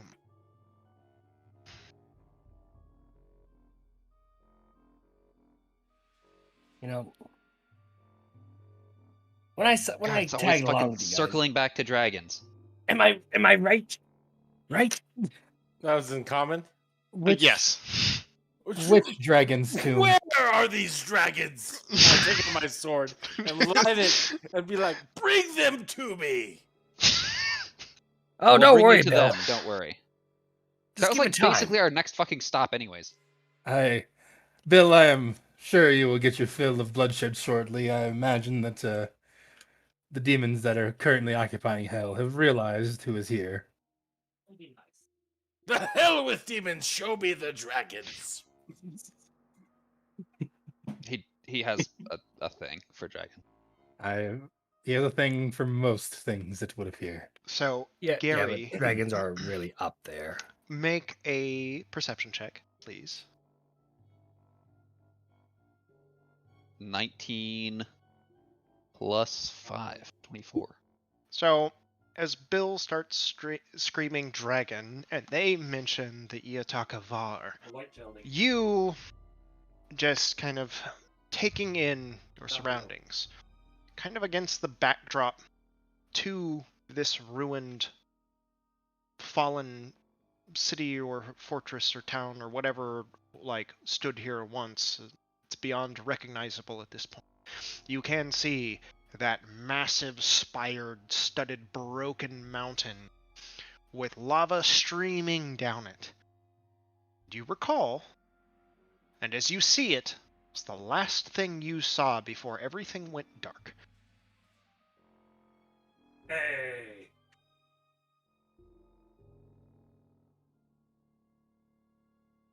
And it's not like it's close. It's far off in the distance, but you can see the thin lines of yellow kind of snaking their way down. Do I understand the significance of it? Make a history or religion check. Yeah.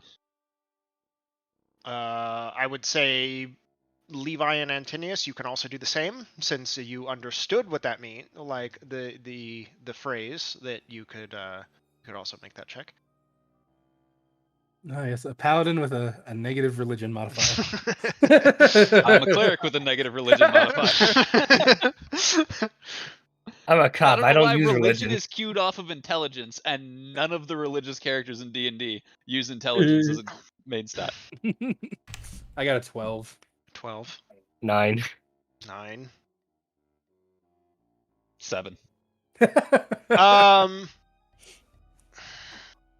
I feel like the Prince of Hell should get advantage. what? Like, is religion in what check? Or what? History. Religion or history. Yeah, no, both are absolute bullshit to me.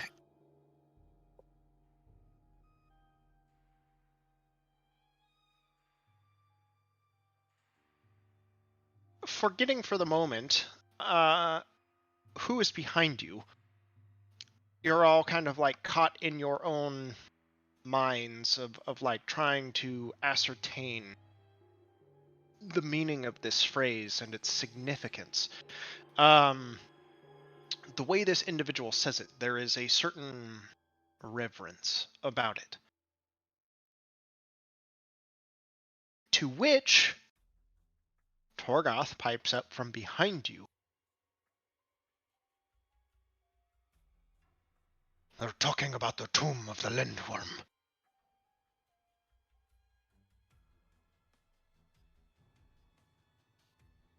Do you know where that is?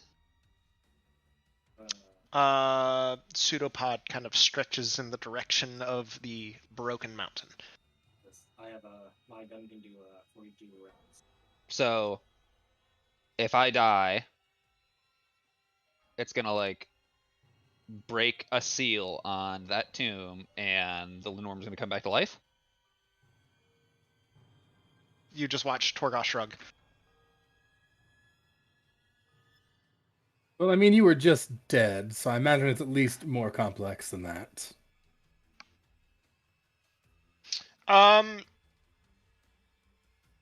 Let's see. I would say so. Antinius. I did forget to mention this specific detail, unfortunately. But prior to this, situation, as it was happening, there was an earthquake. Ah.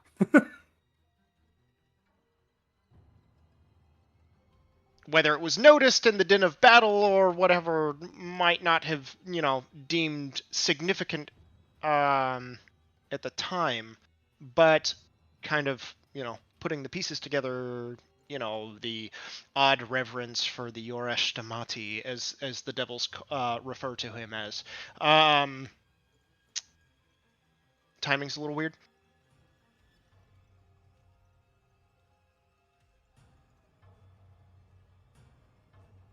I'm just gonna wait for a few minutes till you say we hear, wing beats in the distance. So far, nothing. Maybe I have to stay dead for a long time.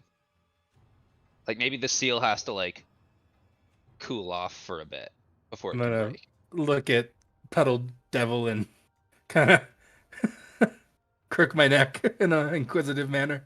I don't know the details. I just know of its existence. Paul, Killian, Helena?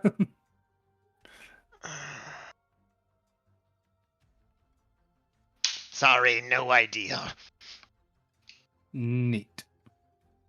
Wasn't the Lindworm We just know that should the last true blood heir of Asmodeus fall, then all will be brought to ruin and darkness. Standard prophecy fare. Sounds very abyss-like. Wasn't the lindworm involved in that little scuffle back in Sly's Rest? Her, you know all about that shit. You're like talking about lindworms and fucking fish catchers and shit like that. Excuse me. Sorry. So yes, that name does ring a bell. You guys did research that. You had also learned that an individual was championed as such by the Lindworm, an individual known as the Dragon Rider, Tessera Navdar. Was that the dude that was potentially in the same like group as Bill? Yes. That's Can Bill's buddy Bill doing all the roll evil. like a history or something to see if he has any more knowledge on the subject? Do you explain this to him in not infernal? Oh, were they speaking solely infernal? There were. I mean, I guess there were some exchanges, but I don't know if it was like. How about this? Even though it's in infernal, we would have heard the name because the name doesn't change, right? I mean, it could, but I'm just saying, like for continuity things, like if we heard that name, I mean, it would have sparked interest. it would have to be like if Levi brought up the name specifically or mentioned it. But you do. I would say that there was that Harrow and Bill and I believe Levi, didn't you? You guys spent some time studying that exact topic. So that would be Harrow, information. Like you would know, of that, as that has come up before. You know, once is a coincidence. How the fuck does it go? I don't know. 3 times now we've been involved in something related to this lindworm. I don't really see much going our way. I think we're on a collision course with whatever the fuck it is. I'm gonna. When Go we were in the crazy dreamland, and we fought the demon and the dragon.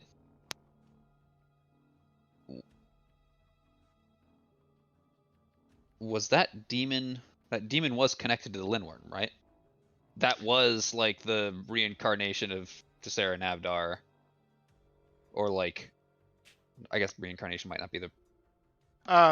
Didn't like half of that like was individual dreamland stuff, and then only the very end was you like, all saw all of it. Like you were all privy to all of these. Yeah, but like the or first couple fights were like our own individual fears, and then it got kind of taken over by everyone. Kind of like once they popped out of their individual ones, everyone kind of grouped up. And and then that the Lich Dragon showed up.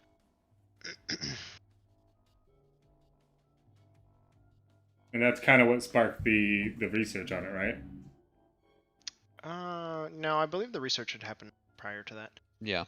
Oh. Yeah, we were down in the underbarrel. But the Lich Dragon was connected to the Lindworm as well, right? Yes. So the it was the Tessera Navdar and his dragon that he rode, Tyrion, were the ones connected who had championed the cause of the Lindworm in the like hobgoblin uprising of the Crimson Tide.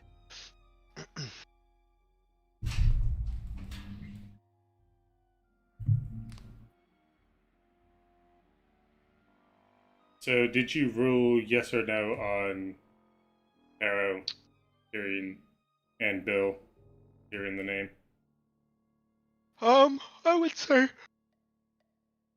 sorry, with this discussion that it probably would have come out.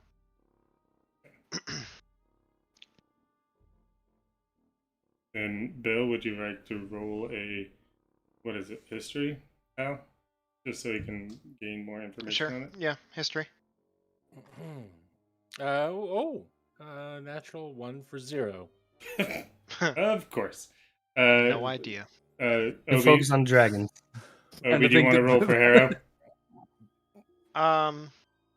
Sure. trying to think Bill has Alzheimer's. Bill does have Alzheimer's. Who would have thought?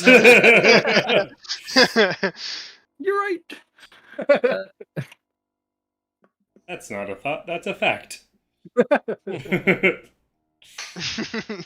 That is a 12. And what are you hoping that Harrow knows specifically? Fuck if I know. Lance, what is Harris hoping to find out specifically? Basically, just like more information because we're trying to figure out like who's. What's the connection to Drazkiria? Yeah, trying to figure out who's like trying to like make this happen. Because if the tomb is here in the abyss, Oh, the tomb is in Avernus. yeah, not the abyss. It is close. I mean, you probably from where you are not situated terribly far from the, mile-wide river Styx. But that leads to the abyss. But yeah.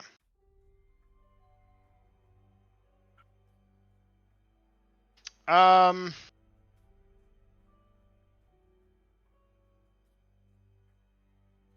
right. Now this is just me. I would say, like, with the information that you guys have got, especially with that roll, and no real like other information to try to connect the dots, I would say, I would say more than like anything, like that it's connected, but Bill being unable to remember exactly why and to be able to put those pieces together, you don't have a whole lot of idea.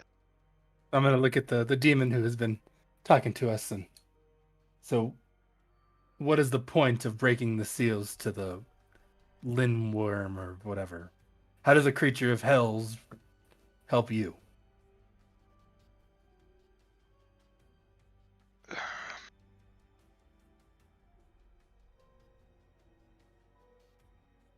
Make a persuasion check. Can it be intimidation instead? Sure. Yay. Big ass radiant sword. Yeah. Oh fuck. Oh, there we go. Much gooder. 25. 25. Okay, yeah. Just kind of takes a step back as the radiant flames from the sword kind of ignite. The rest of you don't feel it, but it does seem to, like, they kind of react like it's hot. The other demons, like, hiss and pull away, like, trying to scurry over one another, like, pushing away, trying to get in the corner, like, as far away from this radiant light as absolutely possible. After the sword kind of stops, the demon that you had been having a conversation with steps back up. They're like through it, make it stop and we tell you.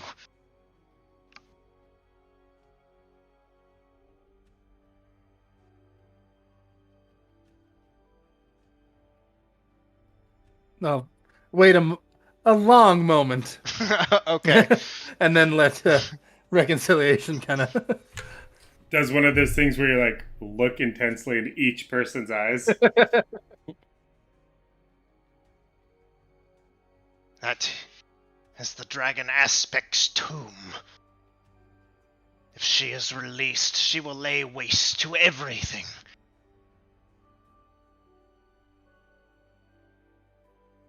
Then why is its tomb here?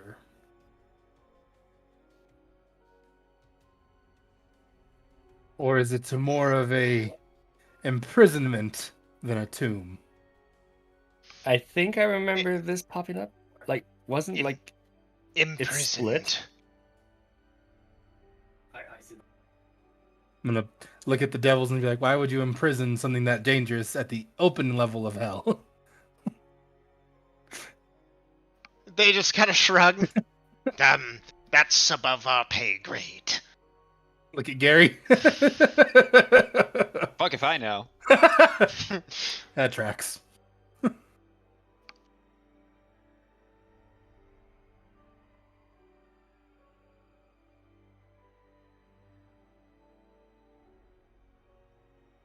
all right. Okay. Wild ass theory. dragon aspect gods too. Even Torgoth is like, shrug. Is a hop, skip, and a jump away.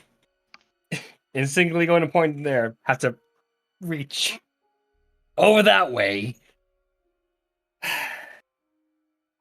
And the final resting place of all of known dragons is back in Driskyria. Setting up an army, getting things ready for return. Where are they? I can't see them. Gods. If we thought that the war between Warred and Jorvin Terror was right on our doorstep, I think this blows it out of the water. If my theory holds up, that is. Which, I pray to Mistra that it isn't.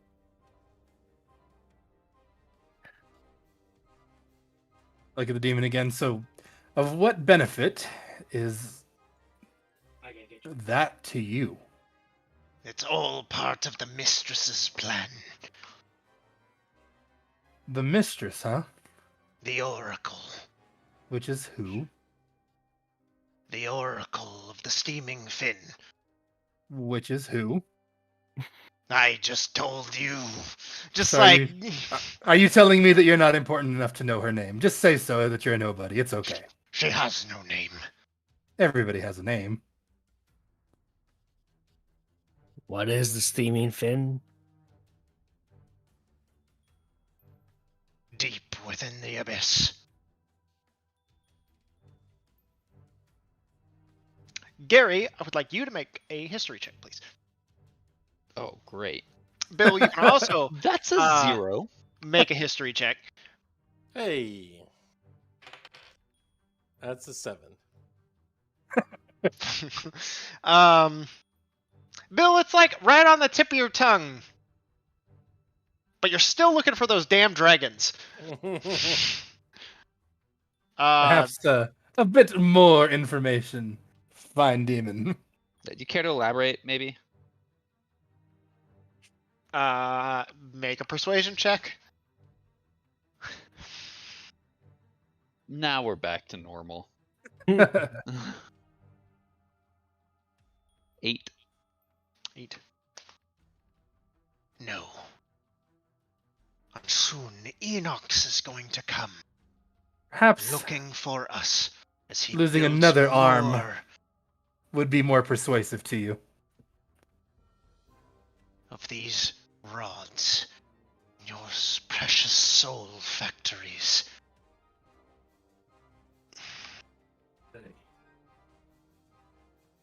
And they're going to keep hunting you. Where is Enox? Why don't I just go to him?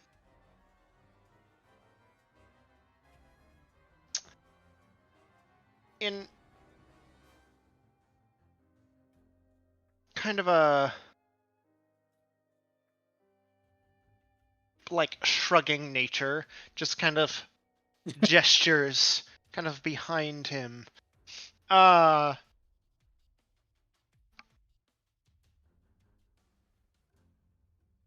doesn't give a whole lot more information.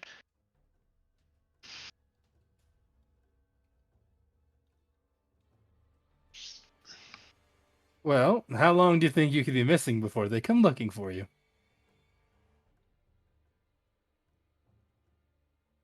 Maybe another few hours. Well, what a pity you'll be dead by then. And 10 more will take my place. What's the I know you've noticed this is a large sword. I can do 10 of you at once. What is the Lindworm's connection or relation to you? Is it a tool for you to use? Can't wield pure chaos like that. Part of the mistress's plan. No. Look at the devils, and is that enough for us for now? Seems like we either need to deal with the Lindworm or Eunuch or whatever his friend's name is.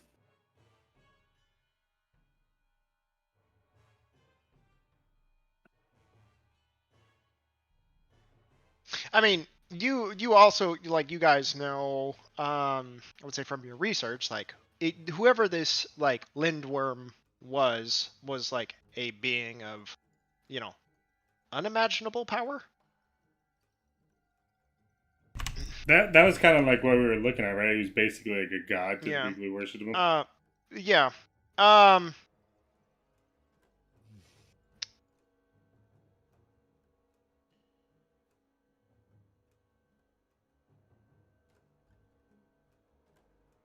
Yeah.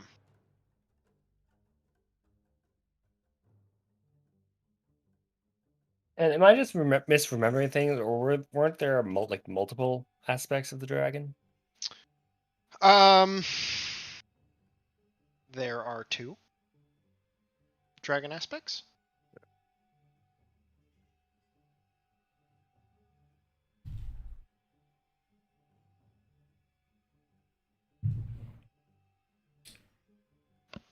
One Well, being, say, this is probably pretty common knowledge, or common knowledge enough.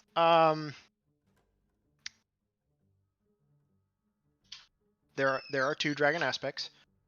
I would guess, actually, like, hearing them say that, that's probably like a little bit of the piece of the puzzle that you kind of put together. There's 2 dragon aspects. One of them being Bahamut, and the other, the diametrically opposed version of him, Tiamat.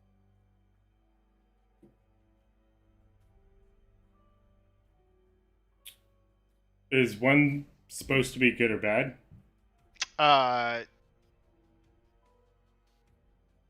General consensus is that Bahamut is a deity, of good, whereas Tiamat is a deity of pure chaos and evil. And isn't Gary's patron Tiamat? Timora. Okay. God, I was just gonna say, I was like, to do with maybe these devils have something. I don't know.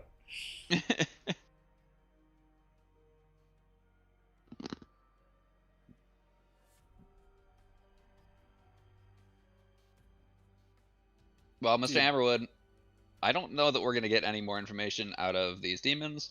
And honestly, I could really use, like, a fucking bath and a drink. I hate to break it to you, but you're not likely to find much bathing in hell. Yeah, I was thinking maybe you could send us back from hell, where Well, I'm not currently being hunted by. If I may, I couldn't help but overhear.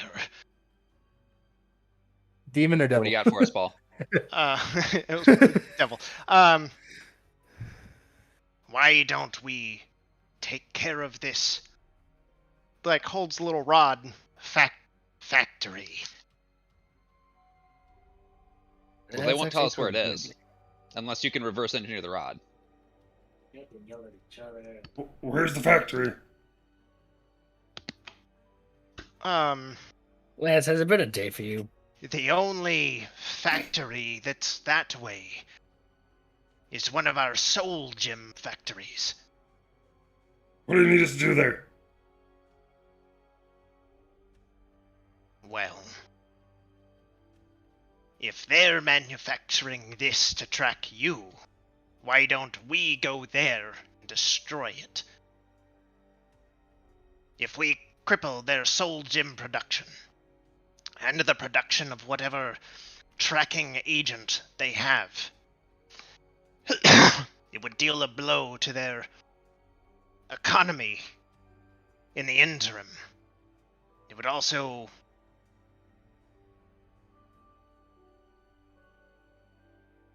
remove any ability they have to track you outside of this place. Don't get me wrong. I'm totally fine breaking shit. But can't you guys just, like, destroy a factory yourself?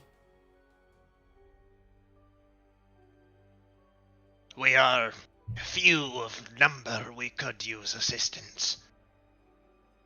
Alright. Not to mention, Lance, Do you really think these guys can take on a whole factory by themselves? I mean, Amberwood probably could, but I mean, I've been to like Or factories.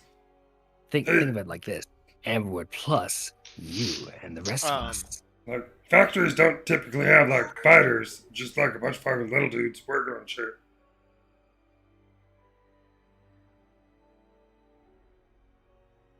Well, I'm still like mostly dead. Oh So yeah, do we at least have a place where we can like take a break and I'm all sorts of fucked. how about that booze? Oh yeah. Point of order. What's the health situation looking like for? Pretty low I on see. health. You guys definitely gonna Everyone's need a long basically rest dead. before you do anything, that's for sure. But no, like surprisingly, no significant side effects. That's Minus the arm. Minus the arm, yes. Are we like a Literally minus the arm. cool. Am I still Oh, affected by whatever? Bill, sorry, I forgot.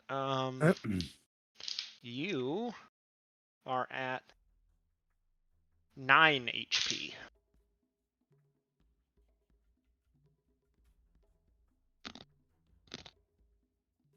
And Gary and I are at 1. Yes. Okay, truce from there.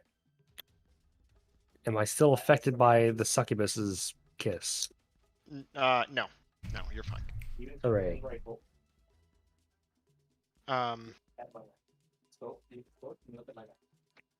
If we can take out the manufacturing facility, we can also use those soul gems as resources for our resistance effort, as well as crippling theirs. Cool, gotcha. So, where the fuck do we have to go? It's about 10 miles in that direction. Fuck me. Do you guys have like horses? Something? And if you I like flying back? No, but we have these. And I kind of point down off to the backside of the camp, and there's like these, contraptions. They're like made of spiked metal that kind of twist and fold over one another. Heavy spiked treads that seem to dig into the dirt, and they seem to glow internally with this blue flame or fire. Are they like chariots or what are they? No, they are vehicles. If you could call it that. They're like twisted and strange, but still vehicles. Okay. So there's a bunch of demons in a building in hell? In a factory. In hell. In hell. Mm-hmm. So they Demons, not somehow devils. got to hell from the abyss. I mean, yeah, demon. Okay, so Mr. Alzheimer guy. Totally. So I guess to clarify, and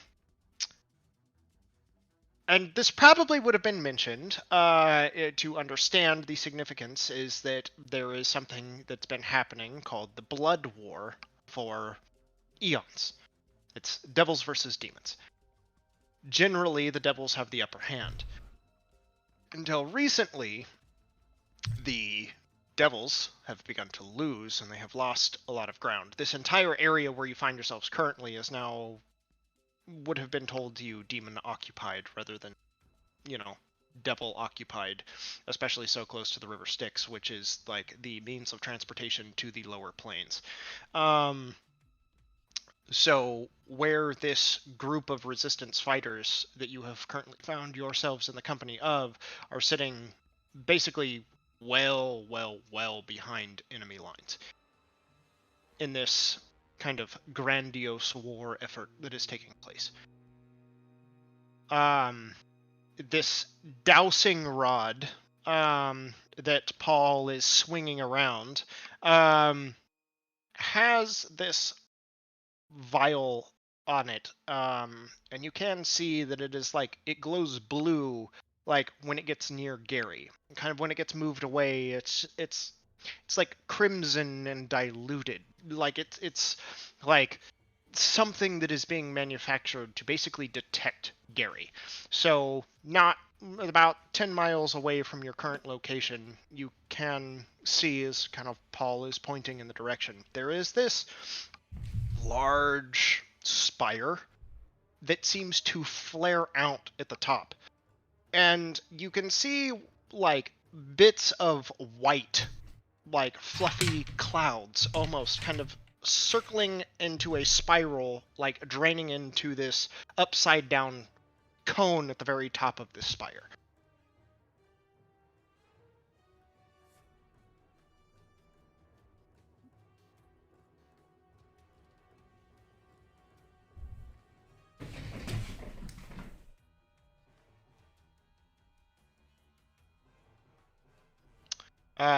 But to which, probably have enough time to rest, regain your faculties. But we should leave as soon as you're ready. If not, already move camp for the evening, should they come looking. Yeah, I'm fine not staying in their camp. The devils look towards you, Antonius. Do we leave the portal or do we destroy it? Did we get a good look at what happened to the other one? No, not really, because there was a cave-in. There was an explosion. Killian yelled bomb, to which everyone went scrambling, and then followed by an explosion. Also, when we take our long rest, that's when we're level 9. Yes. And then I guess I'll look back at the devils, and is there anything we can do to disable it but not permanently? Like, can we take the gem? And as you watch Antonius kind of point up towards, at the apex of this archway is a clouded, like, crystal of some sort, sitting, like, dead center directly in the apex.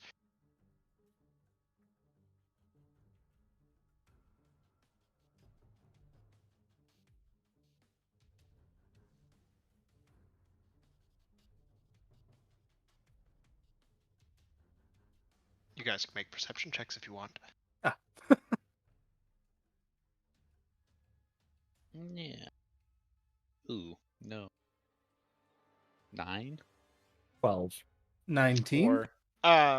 So not really that difficult. It's being pointed out to you. You do recognize it pretty immediately as that same, like, it's large. This is a larger chunk, and it's more like rough hewn and sheared off rather than like cut a little bit more nicely compared to the version that Bill had that you guys recently threw to the bottom of the ocean, a very similarly smoke-filled diamond.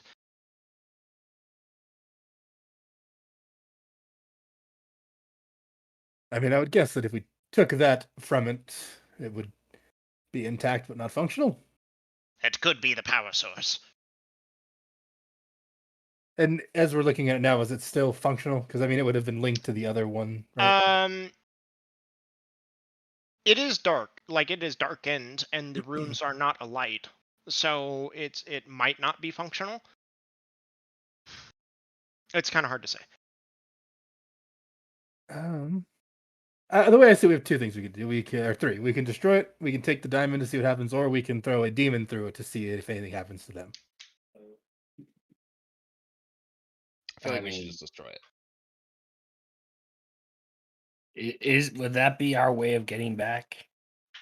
No. Because they have their Helen, like you see them, they have these like packs on, and they're like kind of glowing with that same like internally blue-white flickering kind of flame-like light. We can take you back with these.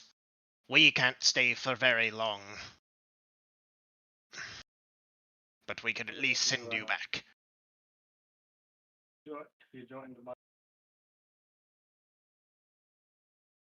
and I see no use in leaving it for the enemy to continue using.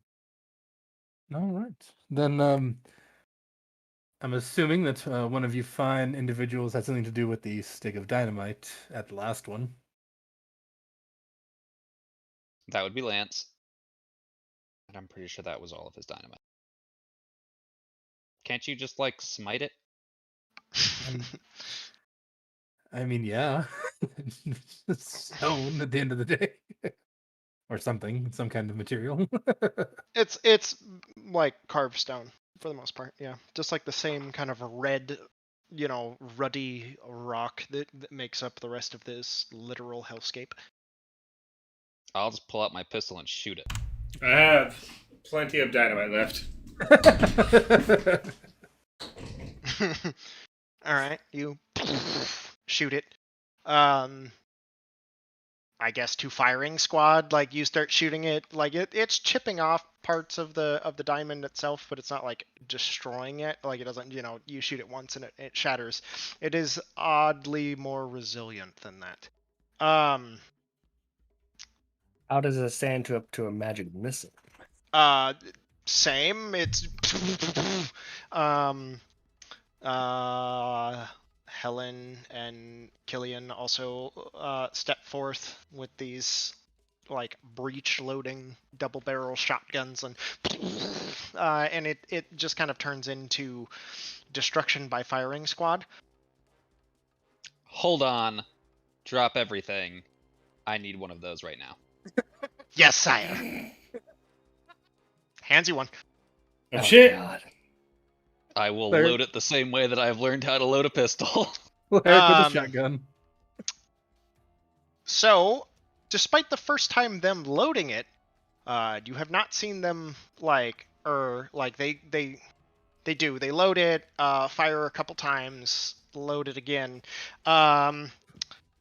For your knowledge, this is called a hell cannon. It is a +2 gun. It's 3d6 with a reload of 2. It's got a 15-foot range, and each 2 shots, each soul shard is expended after every shot. This thing fires soul shards? Yes. Oh god. You better stock up while we're down here. It has a misfire of 3. And it has 3 charges per day that you can overload, that you can use to overload for an additional 1d6. Wow. And does that take all 3 charges? No, it's 1 charge per day to overload for an extra, and it's a d6 of force damage that's added on, and it is 3d6 of psychic damage. Actually, it's not even regular damage. It's 3d6 This psychic. is my boom and one 1d6 of force So if it's overloaded. Yeah. Hey, can I get one of those? Right. Sorry, we only had a spare, and only for the sire. And you can see, like, Paul gave Gary his, so now he doesn't have one. Gary, tell him I totally had kids too. But maybe, as the demolitions expert, this will suit your fancy. And he hands you this, like, kind of goopy taped ball, and you can see, like, it is spiked, and it is also kind of just barely intermittently flickering with blue-white light. This is a soul grenade. It's a DC 13 charisma save in a 10-foot radius, or for 3d6 damage and half on a fail. Or yeah, half damage on a successful save. DC what now? A DC 13 charisma save. And what was the damage on it? 3d6 psychic damage on a fail, or half as much on a success.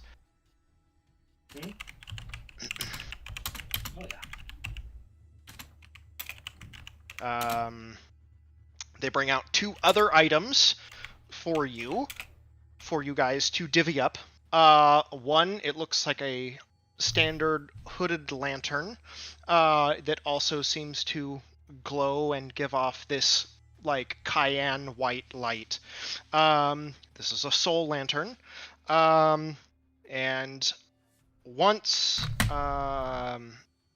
per night, you can activate it beyond its normal just light giving purposes to reveal any spirits or invisible beings within a 30-foot radius for 1 minute.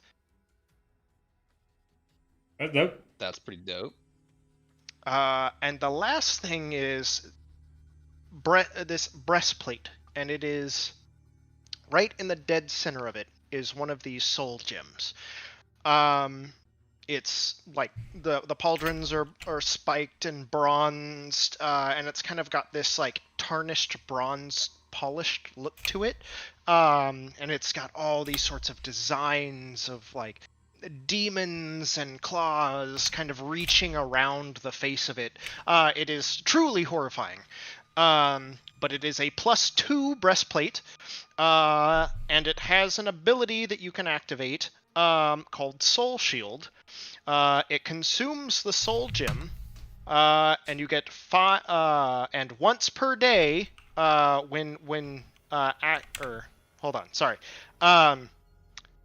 once per day, you can activate the Soul Shield as a reaction to negate a critical hit.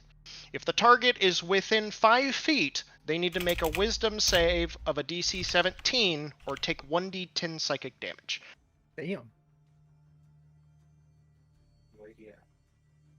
So you get crit and instead take no damage, or you just don't take the additional damage? You don't take the additional, you negate the additional damage. So it Okay. takes a critical hit and turns it into a standard hit. Real quick, Kyle, I accidentally had shift go in, so it's 3d6, correct? For the grenade? For the grenade, yes. I had pound D ampersand. Yes, letters. So once a day you can activate the soul shield as a reaction, but it consumes a soul gem? It consumes the soul gem that like Tony Stark sockets into the front of the breastplate. You are Iron Man. A little bit. So, which one of you frontline boys needs a new suit of armor? What was the AC on the armor? It's what it, Plus it's one plus, breastplate. plus 2 Or plus breastplate. two, yeah. I'll take it. Unless Bill I mean- wants it. I mean, meta speakingly, I think Lance should definitely be the one taking, because if anything, he's the one that takes the most criticals from Kyle. Kyle does love to True. fuck me. This is true. Whole Buffalo Bill thing going on here all of a sudden. I'm Well, also I feel okay kind of with bad discussing or rolling. I don't want to take something from Dagan. What's the standard armor class of a breastplate? 17? 17, I think, Huh. is standard, and then full is 18. Yeah. So it's 19. Breastplate 20. is 14, so this would be 16 AC. Oh, I'm Do you fine get to then. add dex to that? I Strength. think. I think it's strength. No. It's like I think. Let's see. It's a 14 plus dex modifier, max 2 plus 2. So grand total, if someone is dexterous, would be 18. Oh, I'm not dexterous. But that's a +2, right? Yeah, so it would be 16 if it was a standard breastplate, but it's a +2, so it would bump that up. So Yeah, go So- for it. At the very least, it's going to be 16 plus whatever your Dex modifier is maximum. Yeah, of so 2. minimum of 16 plus Dex max 2. So a maximum AC of 18. And it doesn't give you disadvantage on stealth. Yeah, so I would technically lose one, but don't have disadvantage, and I can charge it up and do shit. What do you have now? Just full plate? No, I have splint. So I have 18 armor right now, and splint 17 base, but I have disadvantage. Gotcha. What are the benefits again, Kyle? Once per day, you can use it to stop a critical, or at least stop critical damage. But upon doing so, it consumes the soul gem that's set into its center. So and in other words, if the target is within 5 feet of you, they need to make a DC 17 Wisdom save or take 1d10 psychic damage. Yeah. I will put it in my inventory if you want to send me that, but I don't know if I want to swap it yet. I want to see what I can do with that. That could also be good for Harrow. Too. Harrow, for sure. Yeah. So we should if she wants to give up her flying. So yeah, she also has something really cool.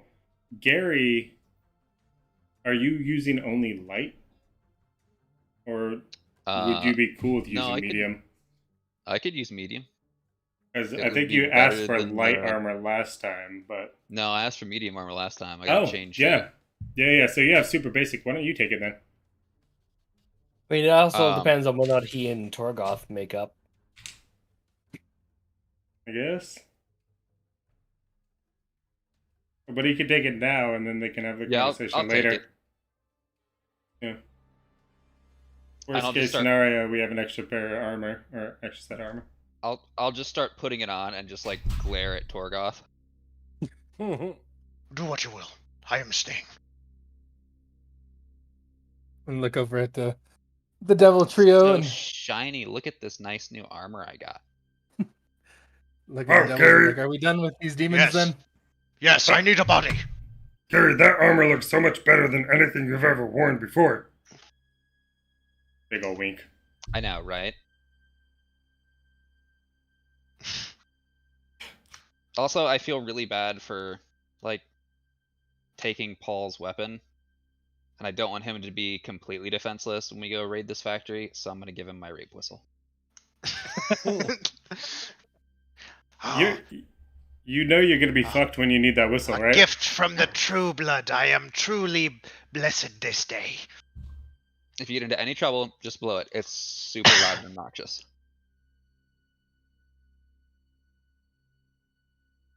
He goes and like shows it off to all the other devils.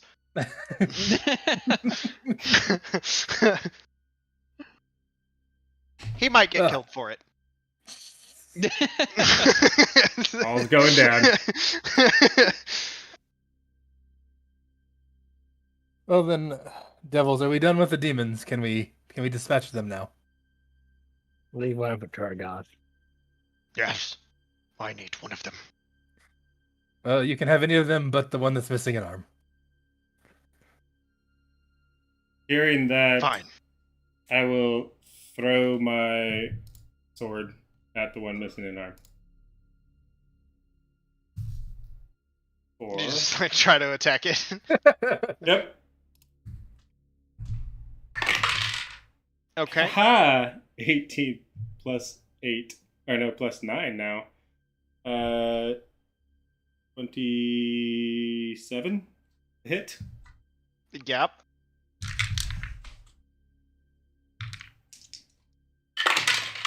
And that will be 8 plus 5, 13 damage. Okay, it just slices off another arm. Bonus action, summon it, do it again. And you watch the arm fall and just kind of. I would say, Gary, make a perception check since you're not actively attacking. That's gonna be a 10. 10? 11. Okay. 11. You do see as the arm hits the ground in a splatter and spray of blood. It is wearing something like around its wrist. But you just watch as you don't have to roll every time. But like basically, Lance uses this demon as target practice and quickly turns it into a pincushion. Yeah, after 21. seeing like the first arm get chopped off, I'm just going to put my sunglasses down, hold my holy symbol up, and Men in Black flash the cage. Channel divinity. Okay. Before he does that, can I use Mage Hands to pick up the arm I chopped off and float it over to Levi? Sure. No. I don't want it. Kyle, roll a d6. It's too big. 2. That's going to be 25 radiant damage to All right. everything in there. All right. Kills Ezra- most everything, weakens the rest. And Torgoth, cut it out. You're going to kill them all. Alright, so 2 is I float They're the no right. use to me dead. The What? right. I floated because you rolled a 2. I floated the right arm over to Levi. Which arm are you missing? The right. All arm. right. Perfect! Success! Hey man, I don't know like how vampires do shit, but I can sew this on you. I know how to sew shit. It doesn't work like that. What if like I sew it on and Gary heals you?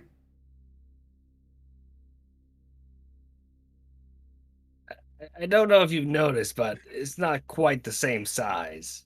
It's like this like huge arm. It's like muscular and like torn, ripped. Ends in a pincer. It's okay, dude. You can like work out heavily on the other arm. Like the guy from The Lady in the Water. Exactly. So while this happens, the rest of you kind of all filter off. Camp I'm does. not going to leave Okay. the demon cage quite yet. I'm going to watch and see what Torgoth does. All right. It's a little gruesome.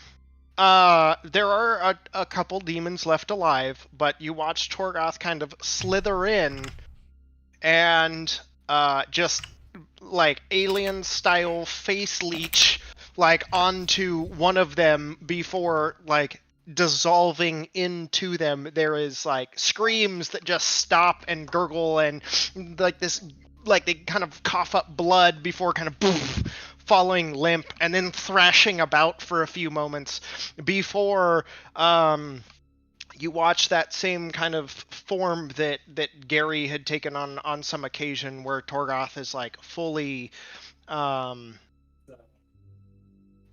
present, like bubble out over this form. And you catch a little bit of conversation from it, but you've been naughty. No, I'm going to make you watch. And then just like in a very like twisting, jerking, like Torgoth stands up before kind of like the knuckles and limbs like crack and pop, and then just kind of reaches over to the cage and just like starts pulling, and you can see like the cage like bars begin to just start pulling apart. Not quickly, but definitely like making some work. Like notice you looking. This would be easier if you opened the door. I mean, yeah, if you had ever asked, I would have, but you just started bending the bars, so I thought maybe you had a plan. I'll go open the cage. Okay, you go to open the cage, and the one demon kind of like burnt and sizzled down the side from your radiant explosion. He just stomps right on its neck and just hear it crack and it twitch and then stop moving. And he strolls out the door, wearing a new body.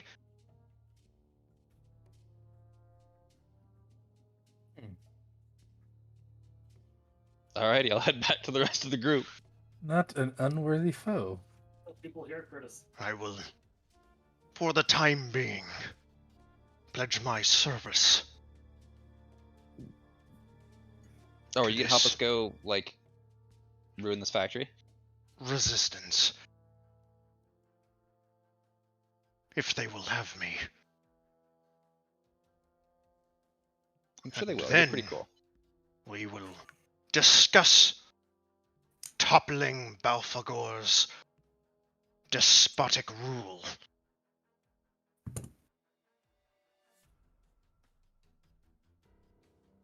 He just kind of cracks his knuckles.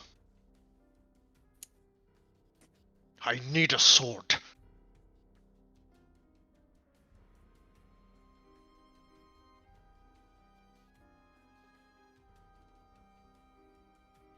There are, like, over the course of the exchange, there are a few people that are, like, you do catch little bits and pieces. It's mostly an infernal as you walk by, but you do catch a little bit of the conversation, and, people do recognize Torgoth.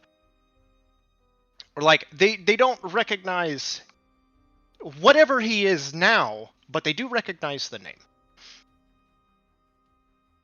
And there is a certain reverence that comes from it. Dope.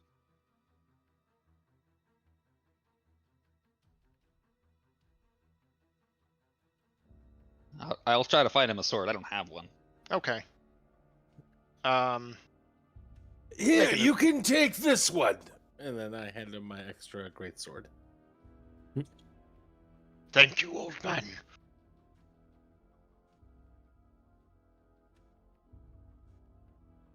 Welcome, sir. Best of luck.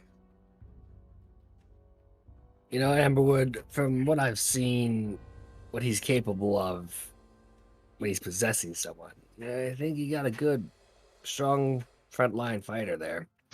You should listen to this one whine. I'd rather not. No, thank you. Must be a nice trick to just pick up a new shell whenever you need it. It's taken a very long time. Now look at how everything's gotten in my absence. It's despicable. I agree. The Celestials intervening to save you. Must be terrible for you. We shall not speak of this matter. And he just turns and walks away. I have spoken. Oh, we're gonna talk about it a lot.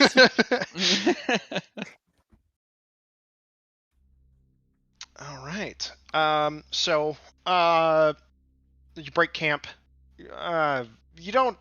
There isn't a lot of effort that's made to hide what happened here. It is plain and out in the open. The shattered archway, the diamond that upon breaking just kind of, when you watch the smoke just dissipate, and then like hit the ground, and then just sit there gleaming like little broken shards of glass on the hellish landscape.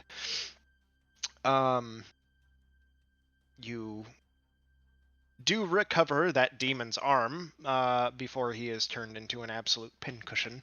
What was on his wrist? Yeah, you can take a look if you'd like. Yeah. It is a like leather band, but the band isn't like, the leather looks weird and textured in a way. And it kind of looks like devil skin, where it's been tanned and dried, and sitting in like the top of it is a singular soul gem, like in the same like cut and manufacture that you've seen, like pretty widespread thus far. But this one has like a little red glowing pulse in it. Can I identify it? Sure. While we're taking our break, I'd like to study your long rest. Sure. Yeah. You come to the understanding that it is an item that opens something. It is. It's some kind of key. It is a key. Yeah. It's like an access key.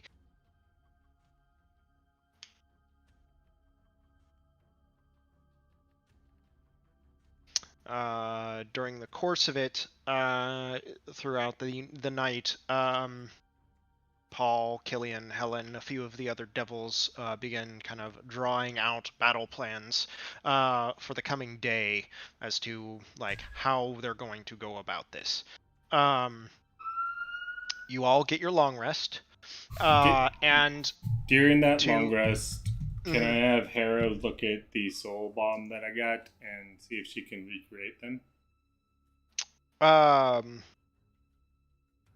Could say somebody have Hera make a tinkering check.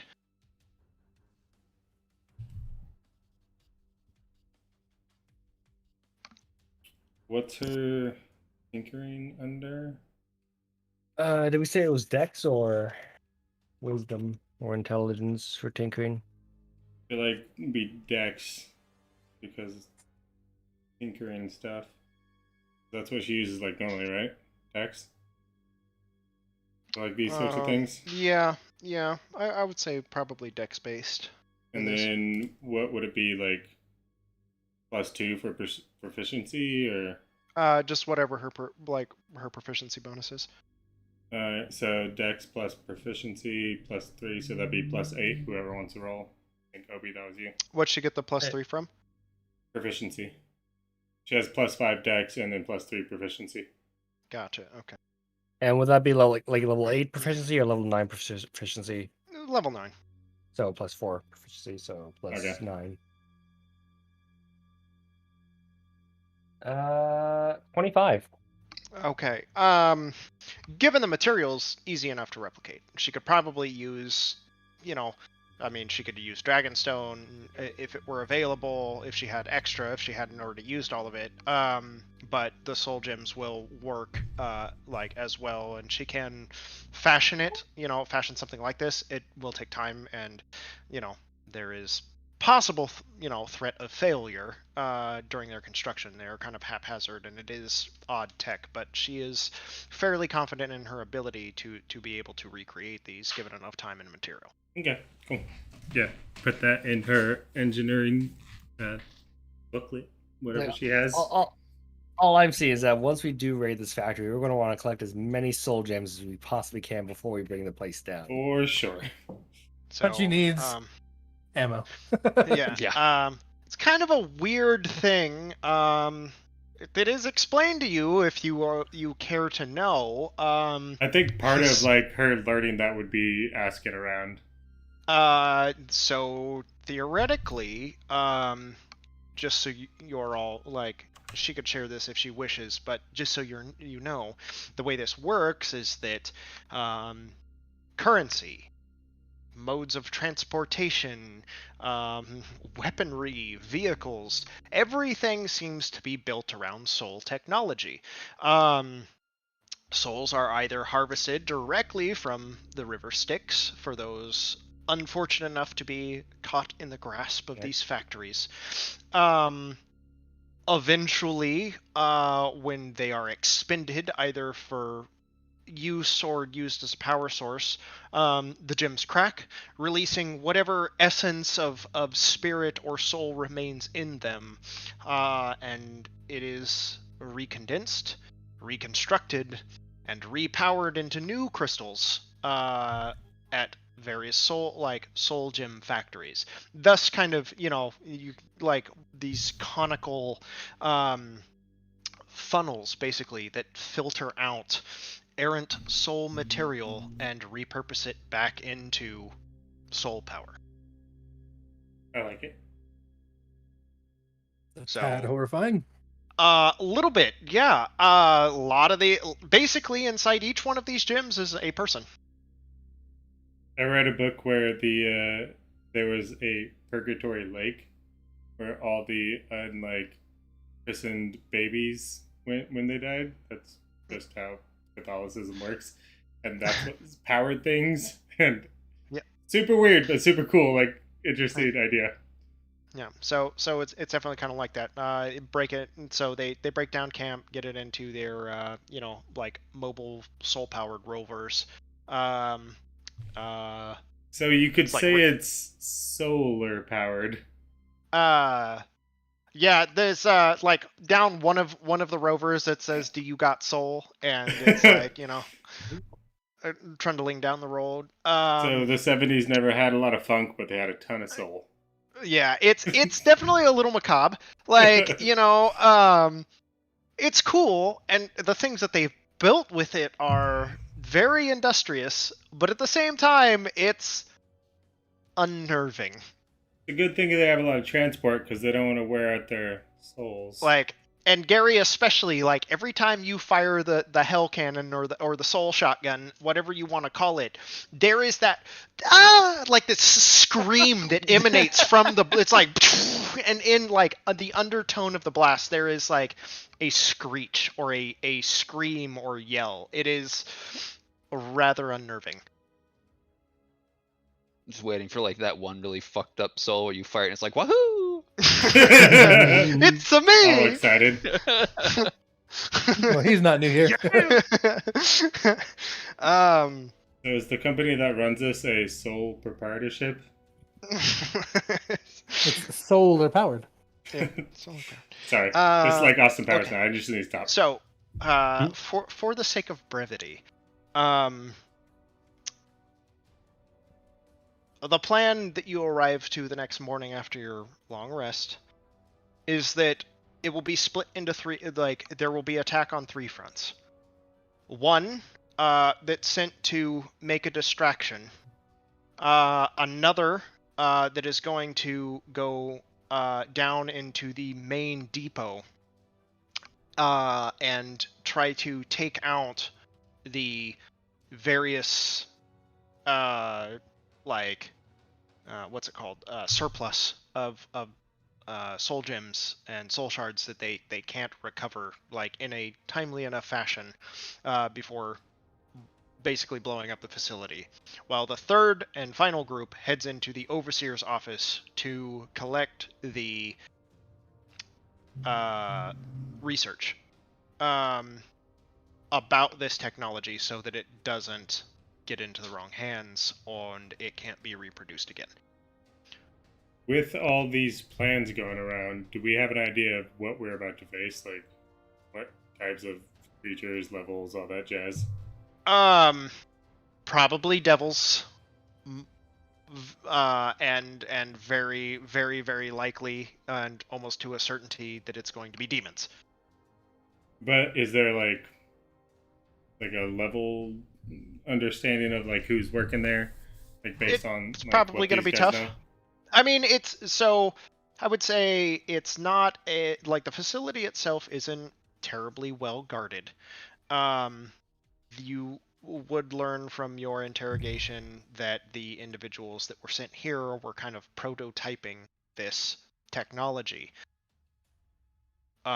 before the resistance fighters led by Antinius kind of came in and wrecked it, as well as getting you guys here. So the rest of the force that is probably like, the rest of the guards that are garrisoned there that are most likely going to come investigate the camp to see what's happened, since there's been no word back for over a day. So the plan of attack is to wait until the away team leaves before heading in to the facility and then attempting, to take it out while it's less manned and easier to infiltrate. And how about like an overseer? Do we know who runs the facility? That would be Overseer NX. Anything they can tell us about NX?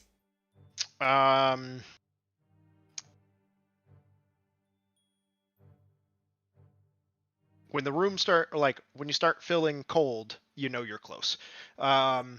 Massive, terrible temperament, mercurial, even, and brutally efficient and deadly.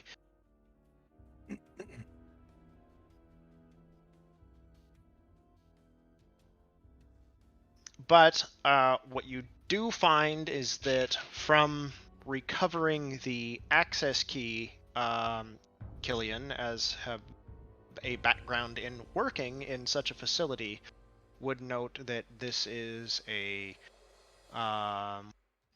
like an access key for the facility.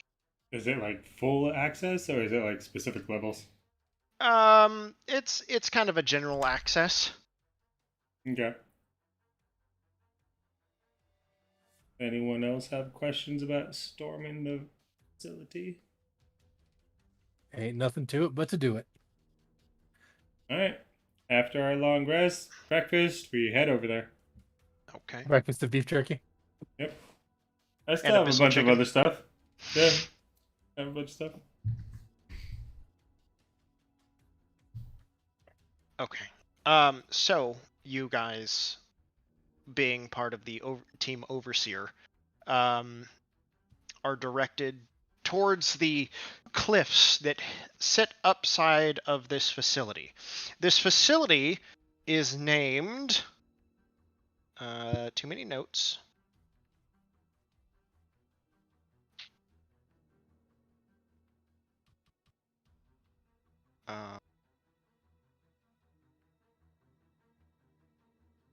This facility is known as Velrithanex.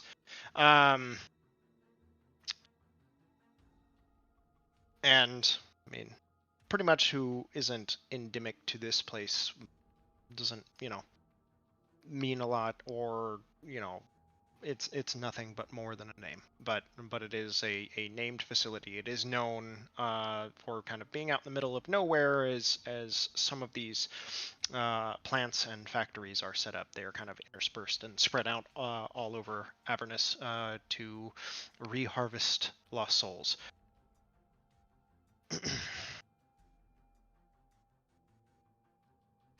But you managed to get your team,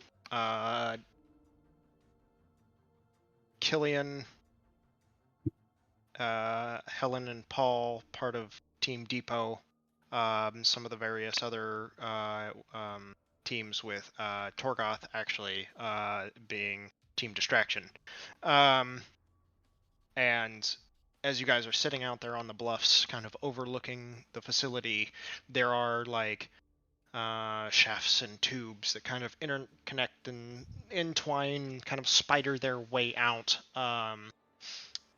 Various usages. Some are collecting like lava, like water. There is still water here, even though it's sparse. It is mostly a blasted hellscape. There is, water, but it is polluted, poisonous, nothing that is fit for drinking by mortal bodies. That's for sure. And even slightly poisonous to the denizens that call this place home. But given the information, you do manage to see as the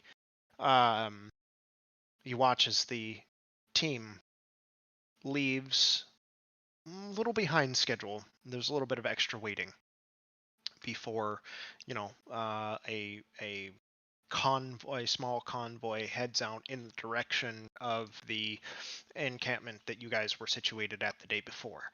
After some time has passed, and they have kind of crested beyond any point of signaling and well beyond reach, kind of wait for a series of explosions that begin happening closer off. You can see the remaining outside forces begin to break off and peel into the direction of Team Distraction. As you guys are sitting up there, you can see kind of filtering in through one of the side grates, Killian, Paul, and Helen, and their team kind of making their way. And you guys sit up top as your own group with Antinius, kind of like above and near one of the side access shafts.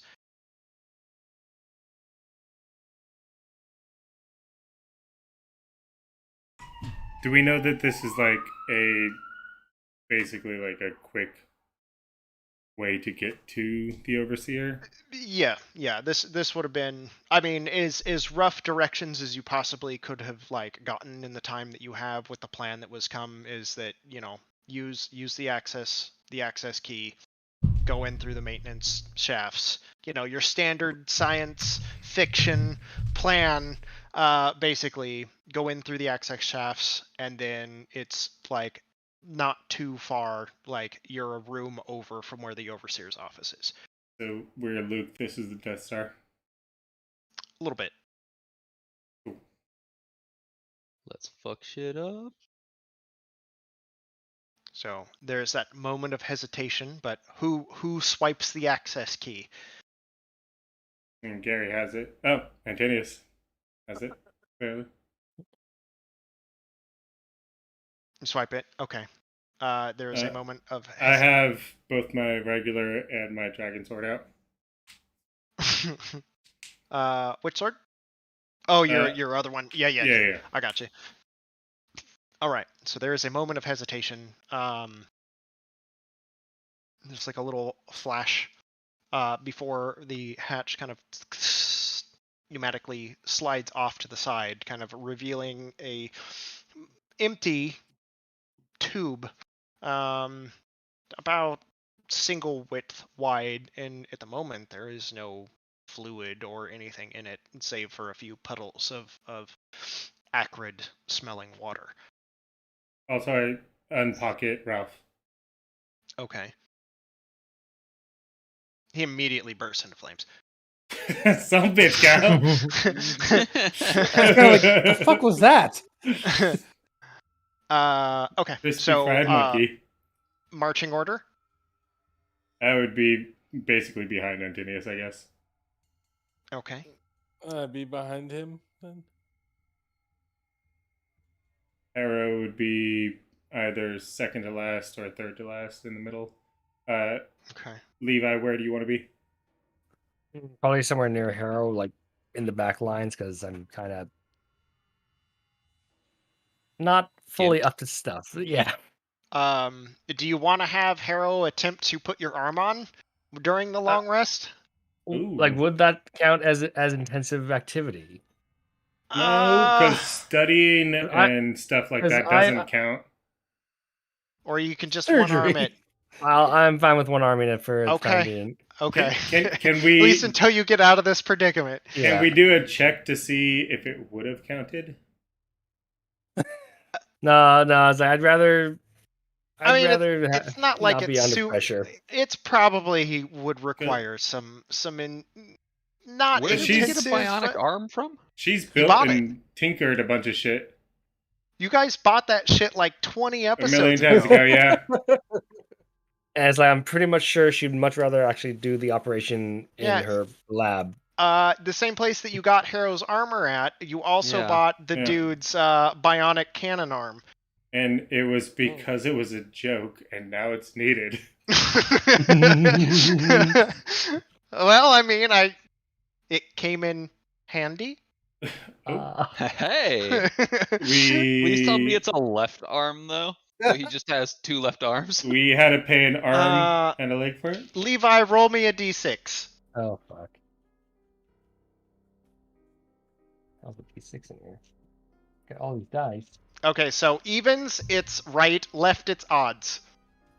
It's a 6. It's evens. Okay, so it's a right arm. Perfect. All right. So I mean, she could probably reconfigure it, but it would take much more time and material. Would it take longer than the long rest in the Or he just gets two left hands. Yeah. So how about this? She was able to get it on, but he still has two left hands.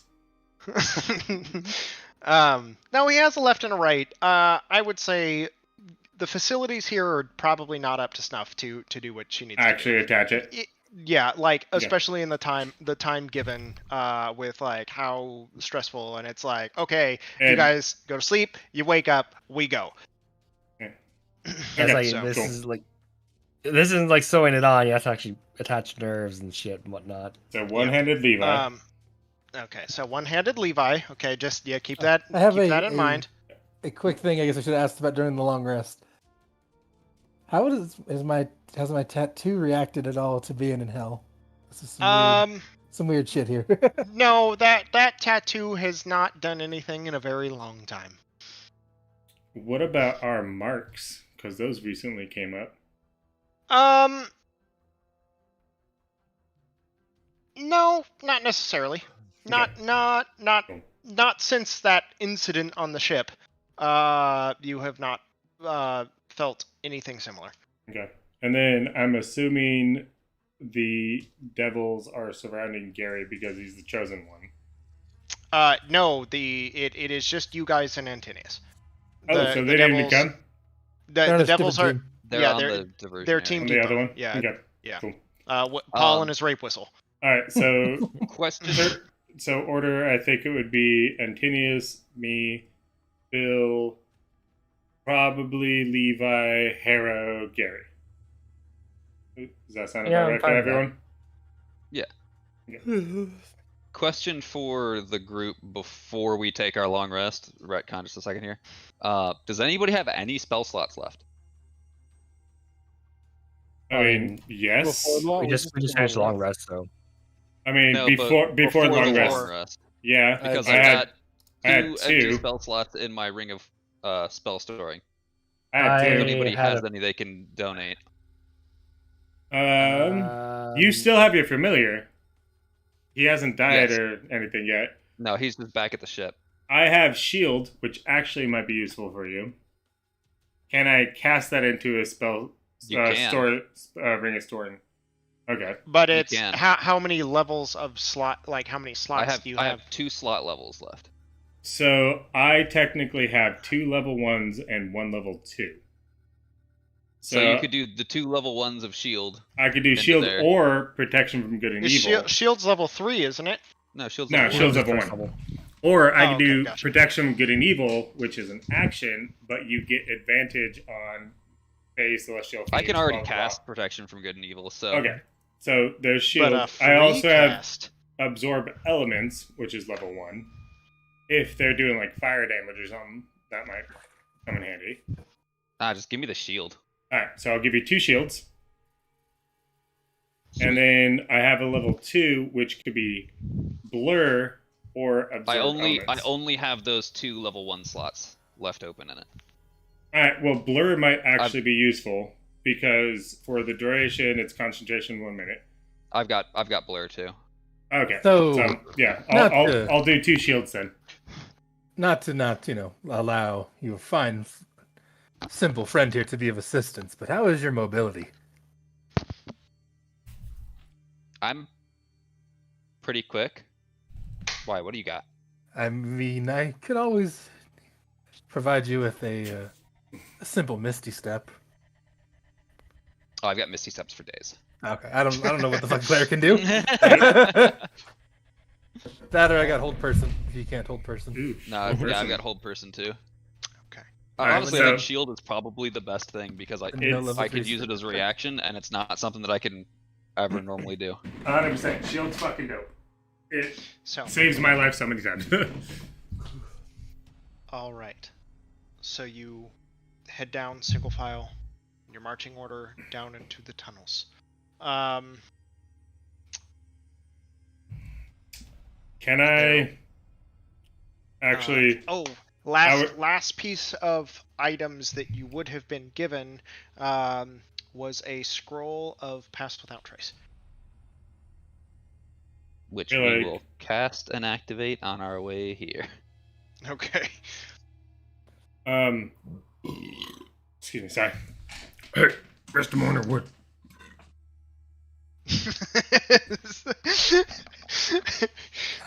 Yes. Do you want me to get out some light for you? I don't know if you guys can see in the dark. I'll untuck my blue crystal from under my breastplate.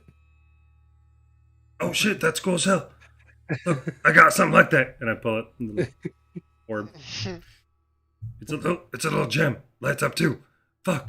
Hey, who'd you get to make that into like a little necklace? I should do that shit.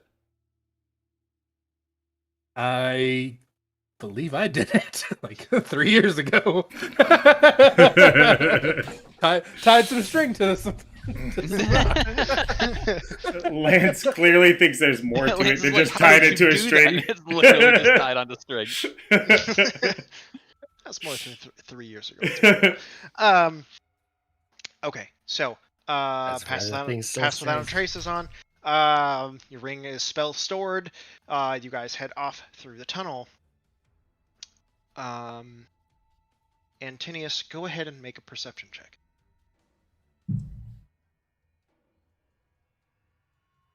8. 8. Okay. So. Oh, and I need everyone to make stealth checks, please. So pass without a trace would give advantage, right? Is that how that works? I think it just gives plus plus 10. 10. Just plus 10. Oh, okay. Still Just a base plus 10. normal rolls, but plus So 10. you get disadvantage because you're wearing white, but it's 24. Okay. 26 for myself. 16. 19. Any natural ones. That's all I'm really looking for here. No? Okay. I'll roll for Harrow. You got Harrow? Okay, she has 11. Spot. I rolled a 3 and still ended up with an 18. Okay. And Gary, you are using the hell cannon, correct? Yeah, I've got it kind of tucked under my bathrobe. Okay. So it is like beautiful like bronze work in this like beautiful ebony like gloss stock and like pump. So it's pretty dope. It's pretty dope. Think like Chicago mobster hiding under a trench coat. Exactly. Yeah, it's just down there. Actually, I take that back. This one's not pump. This is just a breach action. Let the moo pew pew. Yeah. So it takes you a minute. And you're like kind of moving, but you all do a pretty good job, especially with the sound kind of dampening aura that seems to congregate around your persons. You push forward down the hallway. You can see that there is like an access hatch, kind of off to the side,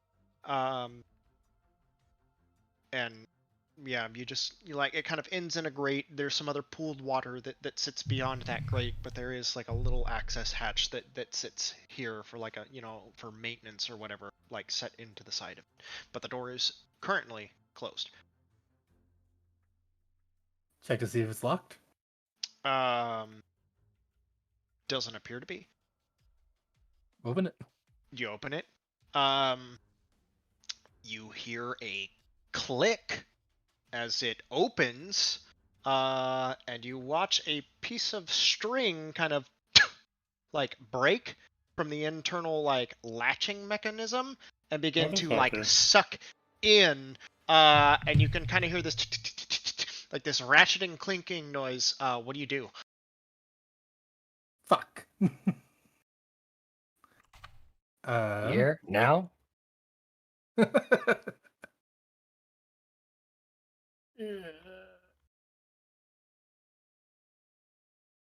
You can see like the little piece of string kind of like hanging loose from the door where it's broken, like reeling back up inside into the locking mechanism where like the door has been swung open and then it snapped. So you watch it like it's like, so it's like going like back into the door jam. Yeah, like when you let go of a tape measure, how it kind of like sucks back in real quick. Like you can see it like slurping back in on itself. Close the door. You close the door, and it hear a muffled thud on the other side. No, I would say you hear like the clicking as the thread begins to like suck in like farther and farther, and then it stops as it's kind of like pulled against the door or like shut against the door, and it stopped. Whatever it was about to do, like the door is shut like on the broken string, and it's sitting there, and nothing like so far has happened, but it's kind of like pinned there. Can we still tug on the string? You can. With a 19, For perception, do I see this happening? Being right behind him? Sure, yeah. Hey, Wonder, let me take care of this. By all means. Alright, I'm gonna come over, try to pinch the thing, and I'll let you be the judge of how any of this works, because Ralph can give the help action. Can he give me the help action if I need to roll an ability check? What is Ralph doing to help you? Is the question. That's kind of the thing. Is I guess no, you tell me what he's doing to help you, and then I'm gonna say that right that now. will determine whether or not that actually helps you or hinders you. I'm going to have him hold the string while I try to figure out how to disarm the thing. Okay, that's fine. Yeah, I would allow that. Yeah. Okay, so even just like holding it, and like if you kind of crack open the door, there is still enough resistance there that it doesn't go back in. Like, and like looking at it, this is like a very rudimentary like alarm. Yeah, and I don't think like we're gonna get hurt by this. I just don't want there to be noise, and that's what I'm trying to stop. Yeah. So Ralph's gonna help me by holding the string while I try to disarm this alarm. Make a sleight of hand check. Yeah. For what it's worth, I'll also cast Mage Hand to help Ralph. Okay. I will say if Ralph holds guidance, but I'm like hiding around the corner at the end of the hallway because when this thing explodes, I don't want to be in the blast radius. Perfect. All right. So that's 19 plus sleight of hand plus 5, 24. Okay, this is a really rudimentary like alarm. It's really based on a ratcheting string system, and when the door like swings open, if the little latch isn't like released to disengage it, it just spools out. And then when it spools itself back in, you can see like there's a little metal bell like mechanism like sits further up in there, and like a little like peering out on the other side of the door, you can see like a little gem or something that is just like slowly kind of like not strobing but pulsing, like getting ready. Yeah, so it's like as you let it go, it kind of like starts to brighten, and then if you hold it, it stops, and it's just like this normal pulsing.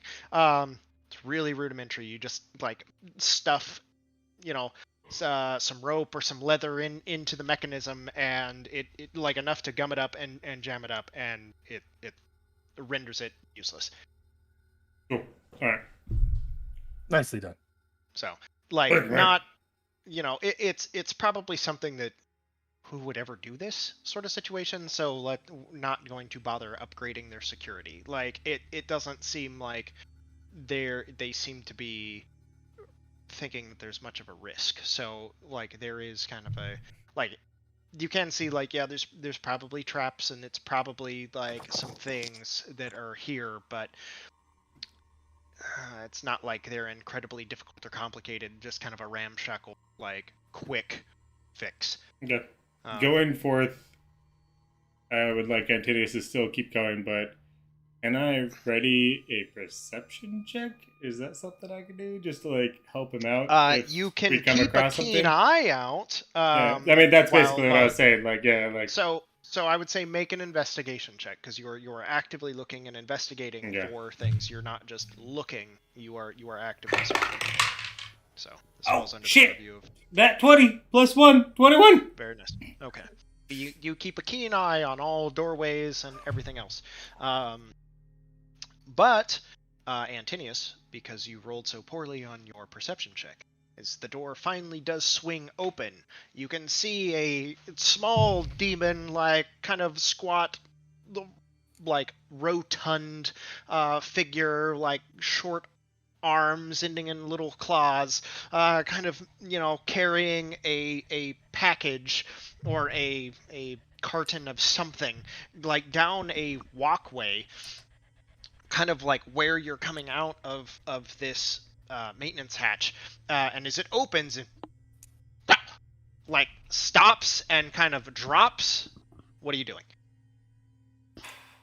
Is he like trying to flee or anything? Like, is he just staring at us? Like, there is that moment before anything happens that the door, like, as the door opens, he notices you before, like, it looks like, eyes are going wide, like, mouth opening, like, getting, it's kind of that slow motion moment of where, like, slowly starts to turn around. Yeah, and, you hear the inhale, from the breath. This thing's gonna sound the alarm. It is the alarm. All right.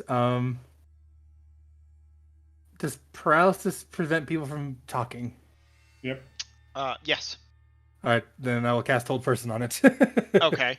What's the save? It's a 14 Wisdom. That is a fail. Just a mid stride, just hits the plank, like the walkway, just rigid. He looks like an army action figure where like his legs are like still crossed, but he's like laying on the ground. Yeah, just completely stuck. So as you kind of push out into the walkway, like you are still, there's like another corridor, like you're in out of the access hatch. There is a kind of storage facility room at the back of this corridor, and then you find yourself in a corridor, and there's a door just up on your right that leads out onto your left.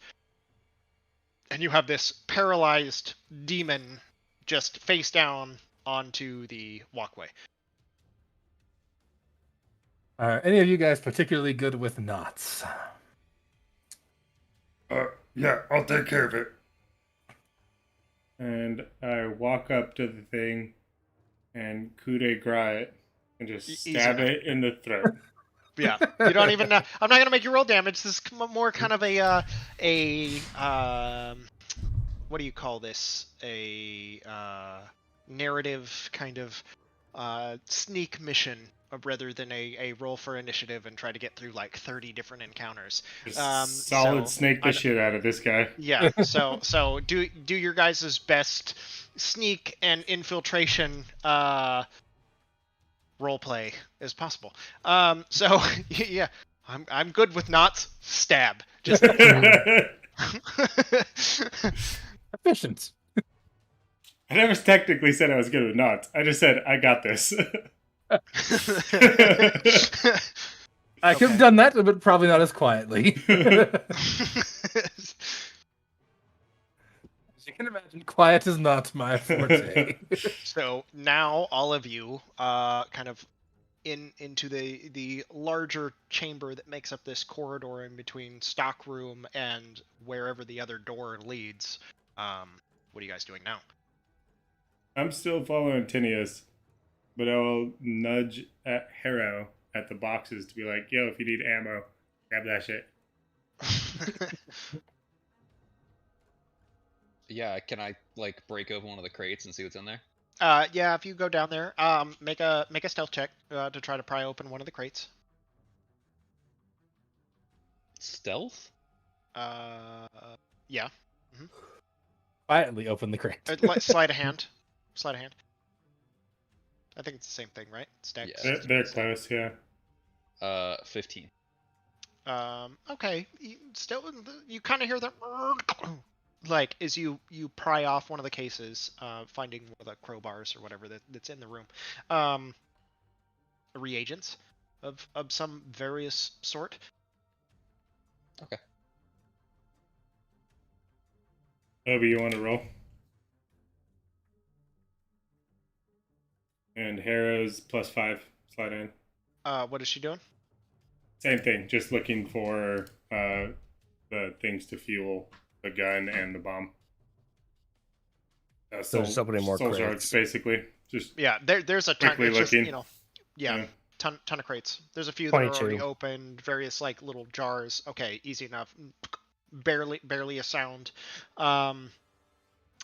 Just odds and ends, different reagents, chemicals of various sorts. Alright. I think after not find anything of use, It's definitely not soul gems, and it's not it's not just like standard ammunition. This is like more like chemical based like reagents for whatever. cleaning supplies. You found the cleaning, like the janitor's closet. Little pine saw in there, you know. Yeah. You step over the paralyzed janitor whose Murk throat the is janitor. slit. Yeah. Back into the main hallway, kind of like shuffling up against the next doorway. Antonius, go ahead and make another perception check. I'm still doing my investigation, like trying to make sure he's cool, right? Yeah. 13. 13. So, as you get closer to the door, you hear the noise. There is the whir and hum of machinery. There is these clanks and booms. So, it's not like an incredibly quiet facility. You could probably get away with a little bit, just so you're aware. So it's not like, you could hear a pin drop, because you honestly really couldn't, just given the overall din of this place. So it is loud. So like trying to listen, you don't really hear anything. Maybe a little bit of muffled talking coming from like around the corner. You kind of peek your head, and you can see, you look around the doorway to your left, and it does seem to extend down into another long hallway.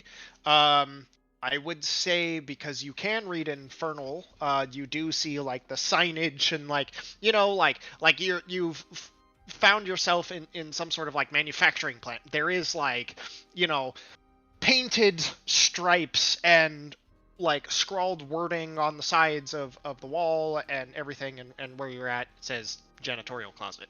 Where you do say, like, look down, like around, kind of poking your head at, you can see that it says like maintenance, and it's like back down off towards your immediate left down this corridor. As you look out across, you can see like blue glow from the facility. I guess me do this. I think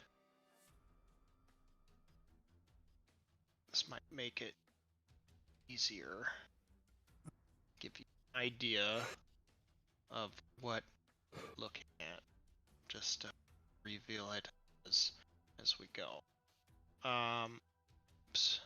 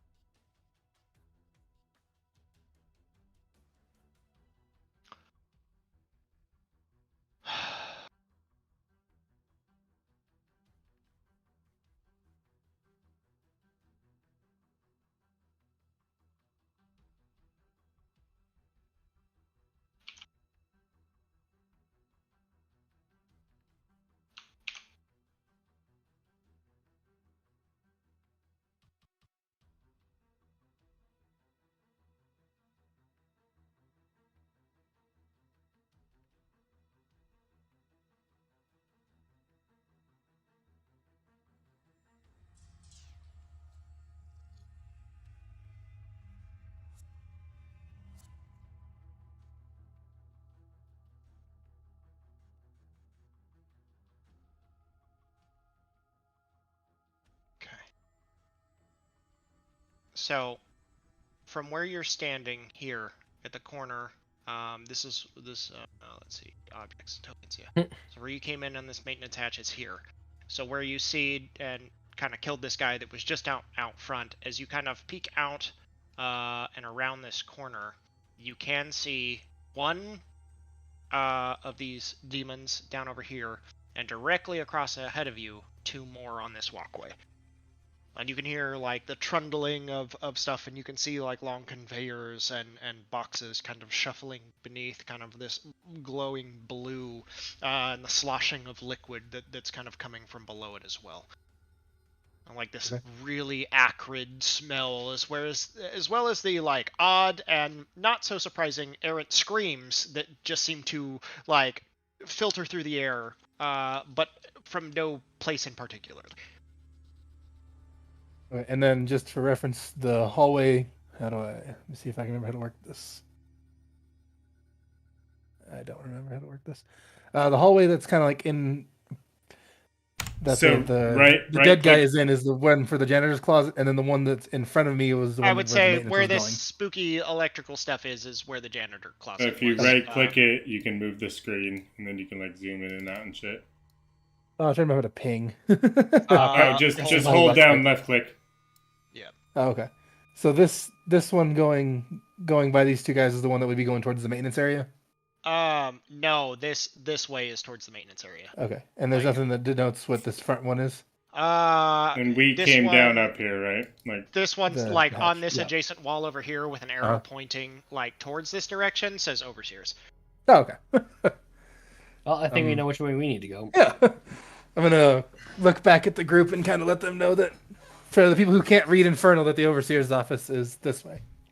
so. This is about right, Kyle? Like order. Okay. Mm-hmm. And then I'm gonna wave at Lance to move up to me. Alright. Yeah. And then Okay. from like where you're seeing, you can see this guy here and these two guys down here. And I'm gonna kind of not really whisper since you said it's pretty loud, but I'm gonna ask Lance if he has any projectile weapons that are quiet, since everything seems to be bullets at this point. Harrow moves up, like twisting the silencer onto her gun. Before she does that, if I stood here, Gary loads the shotgun. exactly. If I stood here, would I be able to reach around the corner and lightning lure? So from there, it's like a walkway, and there is Yeah. like a railing, but it's just like a slatted railing. Like you could get up, but just so you're aware, if this person were to see you, or like if they were to notice, they could see you very clearly. Yeah, that's what I'm trying to. With like our stealth rolls and shit like that, would I be able to get to where I am and kind of like go like reach around the corner, lightning lure this dude to me, and then kill him before the other guy kind of finds it? You Yeah, could but certainly. there's also, Are you? there's also Are you? this guy so- up so- here to worry about. So how about this? Not necessarily before he can find me or anything. Would I be able to reach this guy with a lightning lure from the place that I'm at? What's the range on lightning lure? 15. Right, squeeze, Cotton. Probably just barely. And then are you talking about this out loud, or are you just kind of moving? No, this is me asking Kyle. Okay. Let's see. Well, Lance is kind of up over there. Not really sure what he's doing. I'm gonna look at Haro and ask if she can, if she's able to get the guy behind us 15 feet. quietly. As I see you're twisting on the silencer. Kyle, And then, I will let you be the determining factor. Does this make a lot of noise, or it says you create a lash of lightning energy that strikes at one creature of your choice. Sounds loud. But obviously, like, scream that'll that So- quiet lightning. obviously, I've used it a ton of times. Would I think that it's it could go not- unnoticed or not? I mean, there is a definitive crack of thunder that happens when you. So it's like, super loud. Like when you hit a whip and it cracks, it's like that but thundery. So So it's not quiet There's at also all. a bright flash of light probably to accompany not the whip in crack. probably Okay. not incredibly. Yes, there is the sound of thunder that accompanies the whip crack. So it's not like it's as like loud as normal thunder, but it is definitely like still loud. Not to mention the fact that this demon will obviously yell once it gets yanked back. So, in my Rocky Talkie, as quiet as possible. Hey, Hera, Levi, come here. Be quiet. Where are you, Lance? Just up ahead. Be quiet, though. No, like, where are you, Lance? On the map. Are you right there? I'm here, like where I'm at. Okay, make a stealth check. For me? Yes. Okay. You're doing your best to hide, but you're kind of like sitting there peering around like a like iron, grated walkway, and like some sort of barrel or. That's a 22. 17 plus 5. Okay, yeah, you were like doing your best to make yourself as small as you can, given your large stature. Where you're at. Oh, are you rolling with disadvantage because you have splint? Yeah, I did. Okay. But we got the plus 10, right? Yes. Yeah. Yeah. So 25. Okay. So Levi you goes up feel closer. pretty hidden. As Levi walks past me, I just reach out a javelin to him. You're like, you used to be my brother. I'm like, I asked him if he could do this quietly, and he got closer, so now I'm scared. Yeah, I expect this to go loud very, very soon. I have more of these. If Harrow can shoot the other guy quietly, so he might be able to kill these two before he does anything dumb. Again, based on the fact that we've heard most of our attacks, her silencer, because it's loud in here, would still probably be relatively silent. Yeah, obviously silents aren't silent, but like it would not create a huge commotion in this environment. It would probably have a higher. It would probably have a higher degree of silence. But we've heard it multiple times, and based on the noise that we're hearing now, it would be about equal. No, the machinery is much louder. Is much louder. That's what I was hoping for. Yeah. So, what's not quiet though is the crack of thunder. That's true. So basically, now if you put a silencer on your whip, maybe. Silence thunder. Where is fucking Archon when we need him? Talk to your god. Tell him he needs to cool it down. We'll be good. So basically, as these guys come up, Levi, Harrow, the guy at the end. Harrow, you shoot him first. If that doesn't kill him, Levi, so you finish him off. It's not like a static thing. So like as like you guys are kind of talking about this one, kind of moves up over here, and this one's kind of like hanging out over here, like heading towards this walkway. They are continuing to kind of move. What about the dude to the north of us? Is he moving closer or further? He ends up coming here, and he's just at the moment just kind of watching the conveyor.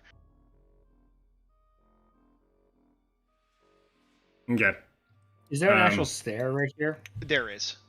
Okay. Oh, so when we came down, that was like part of it. Yeah, well, there's another like exit, so you can either come kind of out here or down kind of it to the base level down here. Gotcha. Which is like conveyor liquid level. Okay. I'm going to suggest that those two, I guess because this guy was moving out, try to get him. Because everyone's kind of like walking away from us at the moment. If she shoots him and Levi, you have Eldritch Blast, right? No. Or I guess magic missiles could work too. What's your most silent, most deadly thing? Because we would know this as people who fought together, but Adam doesn't remember what you have. I mean, range-wise, like... Probably, like...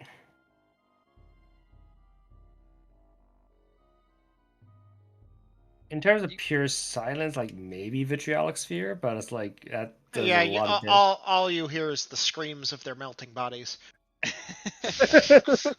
but you have a bolt of some sort, right? I have magic missile, yes. Okay. Is that level like, 1 though?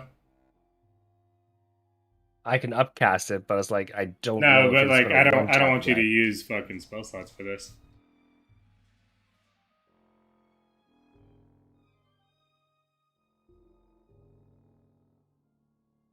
How hardy do these things look? I mean, are these just like...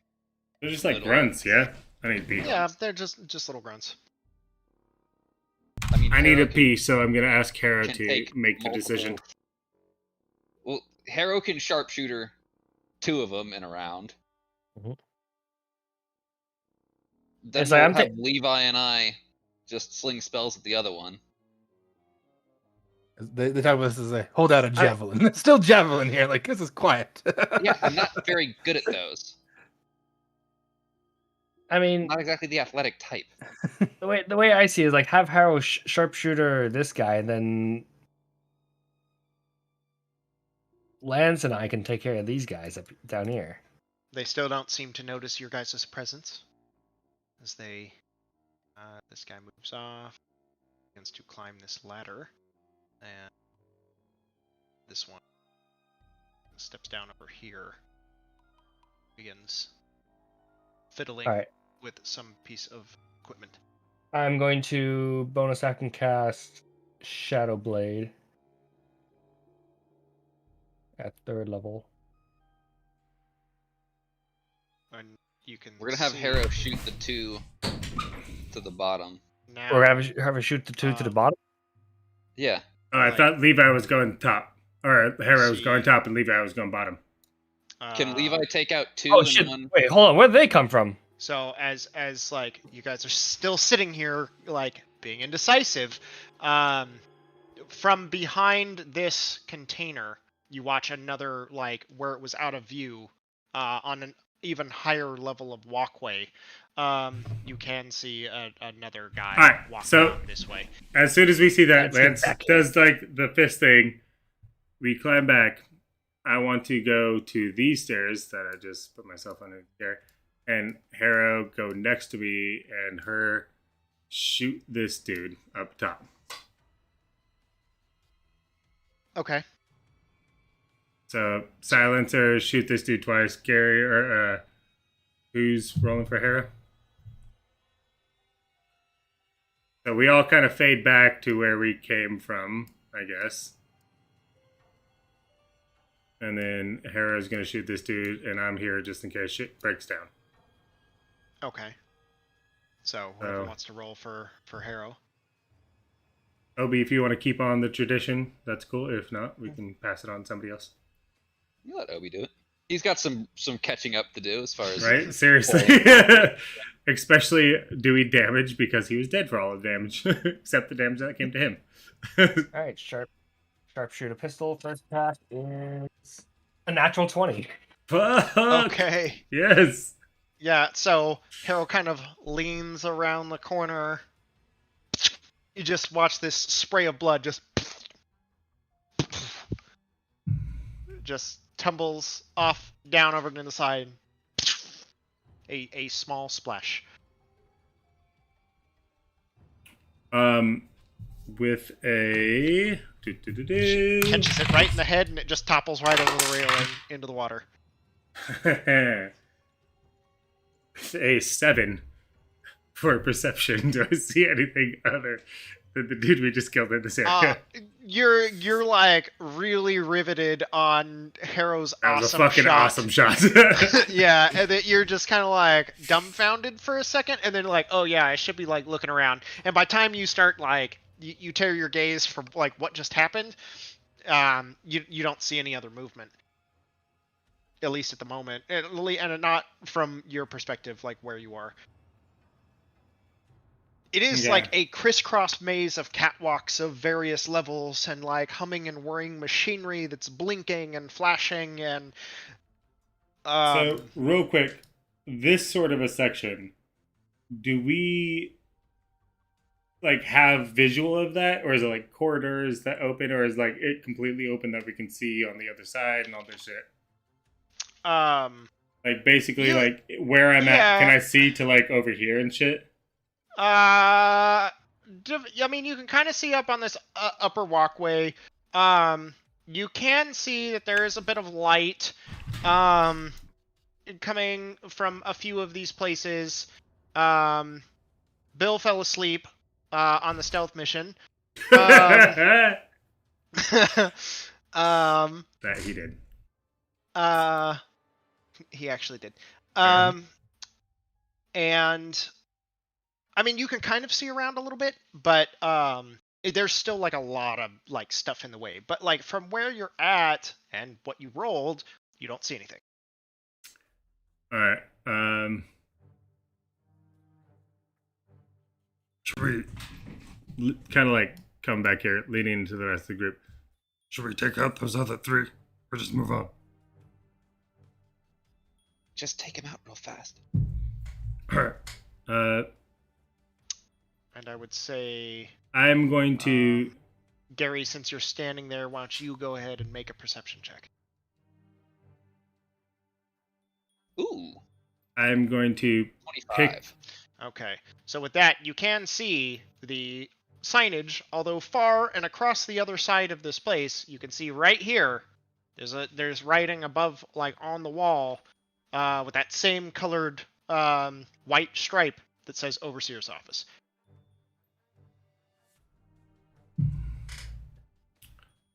I'm going to Ahead. pick up Harrow and come down here. And just so you know, Oops. this walkway here just goes straight under, and it's this walkway that goes, it's above it. So there is a clear path on either side here. Oh, so we don't have to like do anything. We can go straight over to like the overseas office. Yeah, if you just like go down this section, you can kind of skip all of it, at least at the moment. All right. Barring you being discovered. I'm going to pick up Harrow. Same thing I was gonna do. Pick her up and walk with her, and she's going to be the eyes while I'm trying to sneakily come down to this area, and Okay. kind of tell the rest of the group like follow us, but stay a little bit back. So this guy's gonna come over here. This guy's gonna move down. As we're like coming this way, This she's like this way. really vigilant about watching what's going on. All right, so you guys can make a stealth check. With her helping me out, can I get advantage on that stealth check? So straight roll. It's a straight roll. Ooh, 12. I plus mean, 5. You both are being sneaky. You can't help each other be even more sneaky than you're already both trying to concentrate on being sneaky. So the idea was like I lift her up, so there's only one set of footsteps. So that's where the advantage kind of came from in my mind. I don't know. You make. I mean, judgment on that. footsteps don't really matter in this factory since it's all that. Yeah, matters. I know, but that's like the reason why I thought like advantage.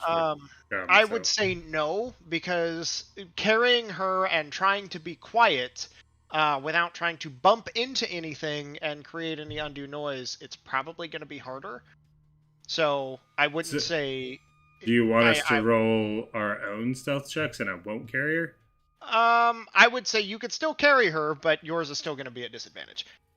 So I have disadvantage from my armor. The whole reason I was carrying her is to gain advantage, so it would be a straight roll. Yes, but she No. isn't necessarily helping you in this endeavor, so I would say she is not I would say she would not be helping you in this endeavor. Okay. So you can keep her from rolling, but you still have to make your check. I still got a 12, so that's a plus 5, 17. Plus 10, so Oh, plus 10. yeah. So All right, 27. so 27. Okay, so easy enough. All right. And then this dude, does it look like he's like coming towards us? The guy that's on top. Where you guys are at currently, you do not see him Oh, okay. because he's on a walkway above. In that case, then I will kind of like hail everybody else, and we will. She can be under my legs, so we're underneath this thing, like underneath Okay, the thing. yeah, on the And underneath side. we're kind of like Okay. waving him over. If anybody potentially sees him walking towards them, I hope they would stop, but I can't have any influence on that. I'm gonna run up to here, and then Okay. I'm gonna cast Thaumaturgy, like over down here somewhere, and Okay. just make it sound like a pipe burst, and it's just hissing really loud. You hear the quintessential, "You there, go check out that noise." What? Fucking exclamation Yeah. point over the head. Yeah, What was the that? guy will clamber down, and Co running over here in this direction, like searching around. This guy will kind of run down, and this one will run. And then I'll just kind of wave everybody else behind me real fast. Okay, so I would say everyone get advantage on your stealth check now. Now that there's an active distraction. Really hope that they think it's below them and they have to like jump in the water to go check it out.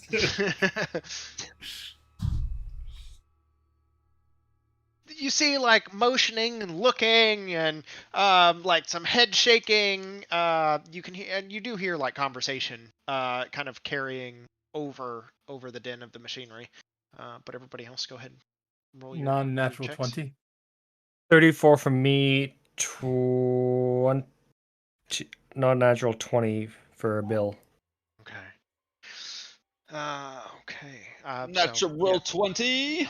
Very nice. You all managed to sneak across that walkway and like push through the door into the overseer's office. As you do, let me copy everybody. Change.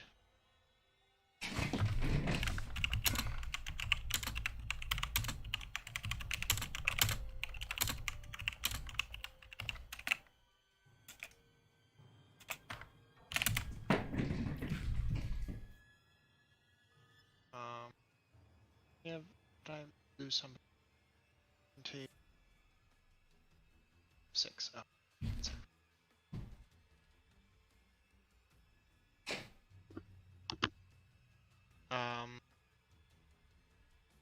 Okay. So, pushing through the doorway, you find yourselves in a break room.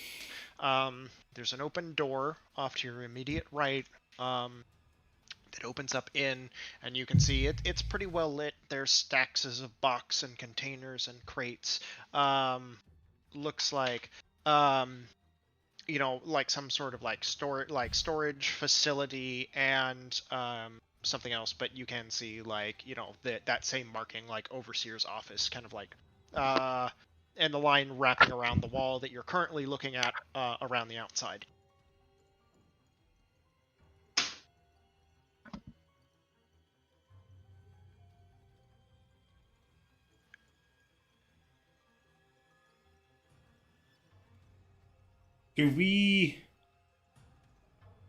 I guess before we came into this, obviously all of our information was from the Devils and Antinius. Do we have any inclination that he would be better suited fighting the Overseer based on what we talked about? What do you mean? He's similar to Bill, like he's mentioned being a paladin multiple times. Like, basically, I'm asking, like, should I let him go first or should I take point at this point? Like, I mean, no, I'm asking you seriously. Like, did we have inclination that he would have a better thing, because he mentioned paladinness. His level on a scale of 1 to 20 is he looks beefy. He also got a big old glowy sword. Yeah, he's got a big glowy sword. He's in full plate armor. Like, dude, like knows how to like carry and handle himself. Like, in also he has a bunch of fucking devils like in Dominion or demons or whatever they were. Well, they would say they're working together. Working with him. Yeah, I guess in that case, I'll nudge him along to go first. They're not working for their partners. Exactly. Working with, not for. Okay. But he's not here, so I guess. I'm here. Okay, cool. So I guess you and Bill, based solely on the fact that we know who we're dealing with, are probably going to be the most vital to killing things. You guys go first. I'll follow up. Okay. So like maybe this is what I'm assuming would be like kind of turn order. Yeah. So what you get, I would say the information that you get from your surroundings are Overseer's office that way. kind of pointing in this direction. And there's a big old sign that says Overseer's office here. And the other sign denotes this as special storage. How special. Do we loot or do we kill first? So as you come out into that room, you can see that other than it just being kind of moderately lit, you don't see anyone at the moment. You don't hear anything, but I would say, Antonius, you go ahead and make a perception check. Also remember, this place is lit. 14. 14. You swear you hear like a bit of like snoring or like yelping just for a second, kind of like a weird like chirp, like that of a dog, but not, and a like low grumbly voice coming from the office in front of you. How's the temperature in here? That's a good question. Standard humid and sultry. Oh, sultry. Sultry. Yeah. I'm hot and sweaty. It's got some Barry Manilow playing. Yeah. The Overseer is definitely rocking out with his rocks out. Yeah, I'd use a divine sense. Okay. Let's go through walls. I can't detect something in heavy cover, but no. It won't So like a foot through of lead or something like that, right? So no. Nothing more than that same undead ping. Okay. Nothing. Oh, it doesn't nothing go in the through direction regular of the walls? snore. No. Nothing that is behind total cover. Yeah, crazy. I would say there are a few boxes that ping is desecrated.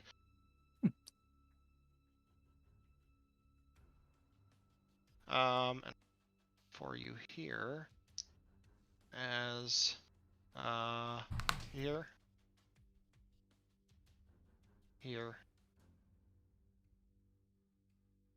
and here. Can I ping those real quick? Oh, the X's? He marked them, yeah. Yeah. Yeah, okay. I'll just look back at the group and mention that first row of boxes to our left has some desecrated items near it or in it, so we should avoid those initially. And then I'll probably start working towards the office, back behind the second row of boxes here. I see what just happened. Kyle brought back Brett, so he also brought back all the mimics that Ulrich kicked. Yep. Like a game of Snake, we will follow Antonius. Yep. Single file lines. Mm-hmm.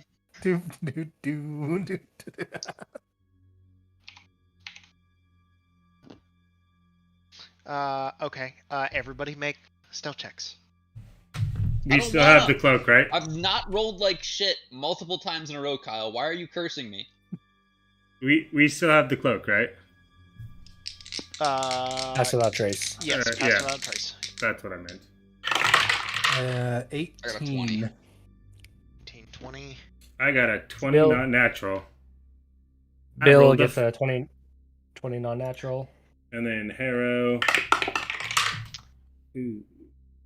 Levi has a 23. Harrow gets a 22. Did I hear someone say 18? Yes, I got an 18. Okay. As you kind of trying to carefully pick your way through the boxes, you do unfortunately like kind of catch one of them, just barely. There is just this like barely perceptible, and everyone just like, nobody could have heard that. I didn't even hear it.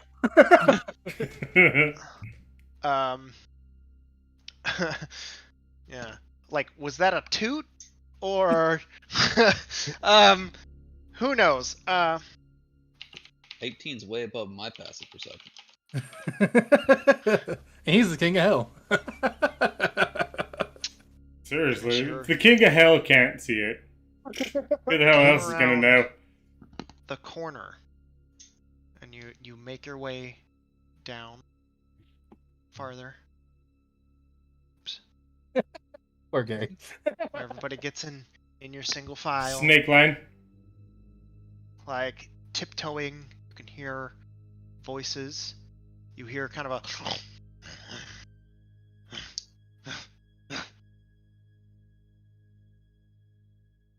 there is silence, followed by dog of like rolling like black fur, like there's almost like fire that seems to swell in its chest every time it breathes. And from its neck, around its chained spike collar that it's wearing, a dangling, glowing blue vial.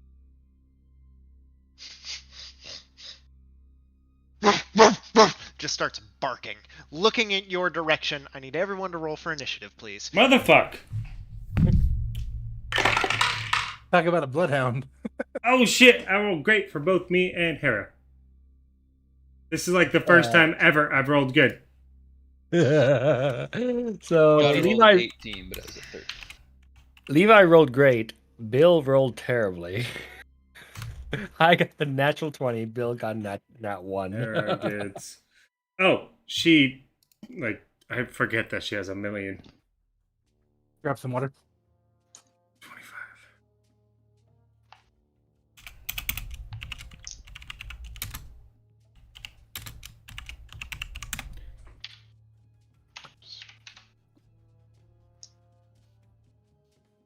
I rolled a 19 and a 17. This is like literally the first time I've rolled more than like an 8 for initiative in probably the past 10 fucking sessions. I've sucked so hard at initiative for so long. Alright. Trying to make this a quick fight. One way or another. Oh shit! Another TPK. Goddamn, everyone rolled high. Fuck that dog. Bill got a 1. He was asleep. Oh shit. Obviously. He really is asleep. How does Bill not have a positive initiative modifier? Because he has the worst dexterity ever. Oh. Because he's an old ass dude. Yeah, Of he's like indeterminate 900. age. Yeah, nobody knows how old he is. What did... Oh, You thought Ulrin didn't know his age. Bill doesn't even know if he's old or not, because he can't remember. Adam, what did you... Oh, 20. 20. Sorry. I rolled awesome. Okay. Listen. Alright, with your subterfuge well and truly passed, it's time for the blade. So as you come around the corner, or like as you're all kind of doing your best, you barely touch that box. Dog, you hear it snarl and dart around the entryway, looking in your direction, snarling and barking with its glowing blue vial on its collar. Harrow's up first. Let me just double check her grip shit. I don't think I'm gonna use any of her grip shit because I want to save that for her. She doesn't have like silencing shot. So her silencer is already on, Kyle. That's just like a thing that's on her gun, right? Yeah, it's just it's a passive Yeah. benefit. Alright, so she coming up to Mia. So Damn, this is actually under Bill, but since she has nibble, can she see it? Like from where Bill is? Like there? Just bare. I mean, technically, it would probably be behind half cover normally, but sharpshooter ignores that. But if no, she just gets it because she took sharpshooter. Yeah. Yeah. So no, Okay. she's good. She can. So I don't have to roll anything plus or minus. I just roll straight roll, right? Yep. to kill this thing? Yep. Okay, Yep. cool. Unless you want a sharpshooter, which is -5. No. That's like a great weapon. You don't have to like. That's not like a grip point or anything, right? No. No, it's the Great Weapon Master for range attacks. Cool. Yeah. Then I'll do that then. Okay. Man, I was trying to get us to this like so much earlier, but the conversations just took so long. I was like, okay, with like a little one shot, I need to be very careful with how many like encounters I bring. But the conversations just took so long. But I can't let tonight's session end without Antinius getting to whack something. So. So that's a 19. Graciousness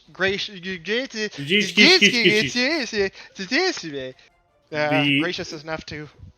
The game starts or ends as it started. None of us could talk. Yeah. That's a 19 to hit. With sharpshooter. For the Doge. 19 hits. Yes.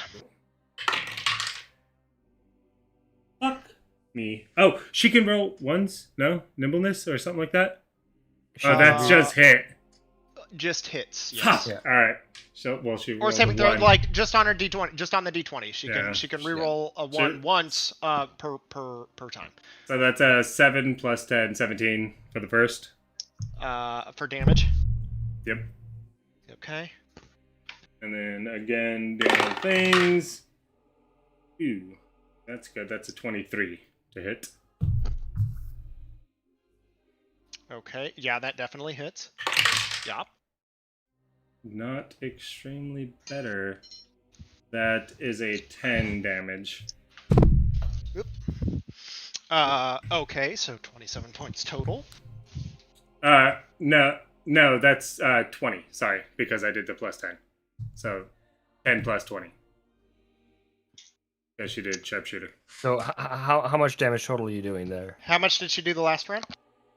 17 plus 20, so 37. 37 for 2 shots.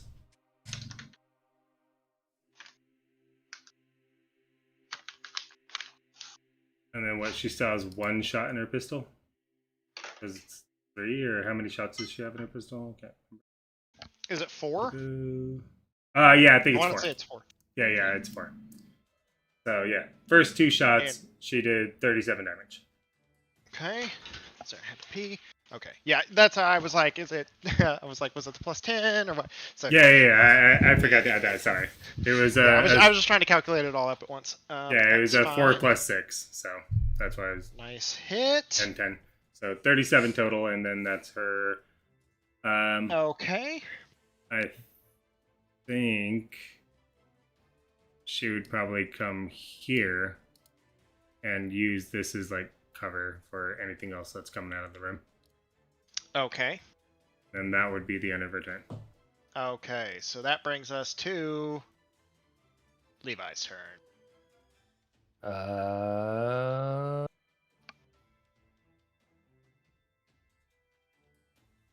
Yeah, Levi is going to cast Shadow Blade at 3rd level again.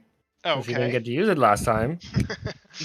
Because besides, oh yeah, let's snipe that guy. Oh no, there's more guys. Let's back up. And he's going to run on up right in front of the Hellhound and take a stab at it. Okay. Are you left-handed? Yeah. That's the only hand he has. Is that your so offhand? Yeah. My offhand is my main hand now. He's only handed. Is that your main hand or your offhand? No, his offhand is still back. Good. Nice. The hand is off. I mean, fuck. What? Like, there would be like times where he would have the gun in the right hand and then have something. He would use magic in the left. So, right. So your melee weapon if you is like main never hand used, if you never used your left hand, I was like, okay, you're gonna take a -3 penalty to hit. I mean, you should probably take a bite.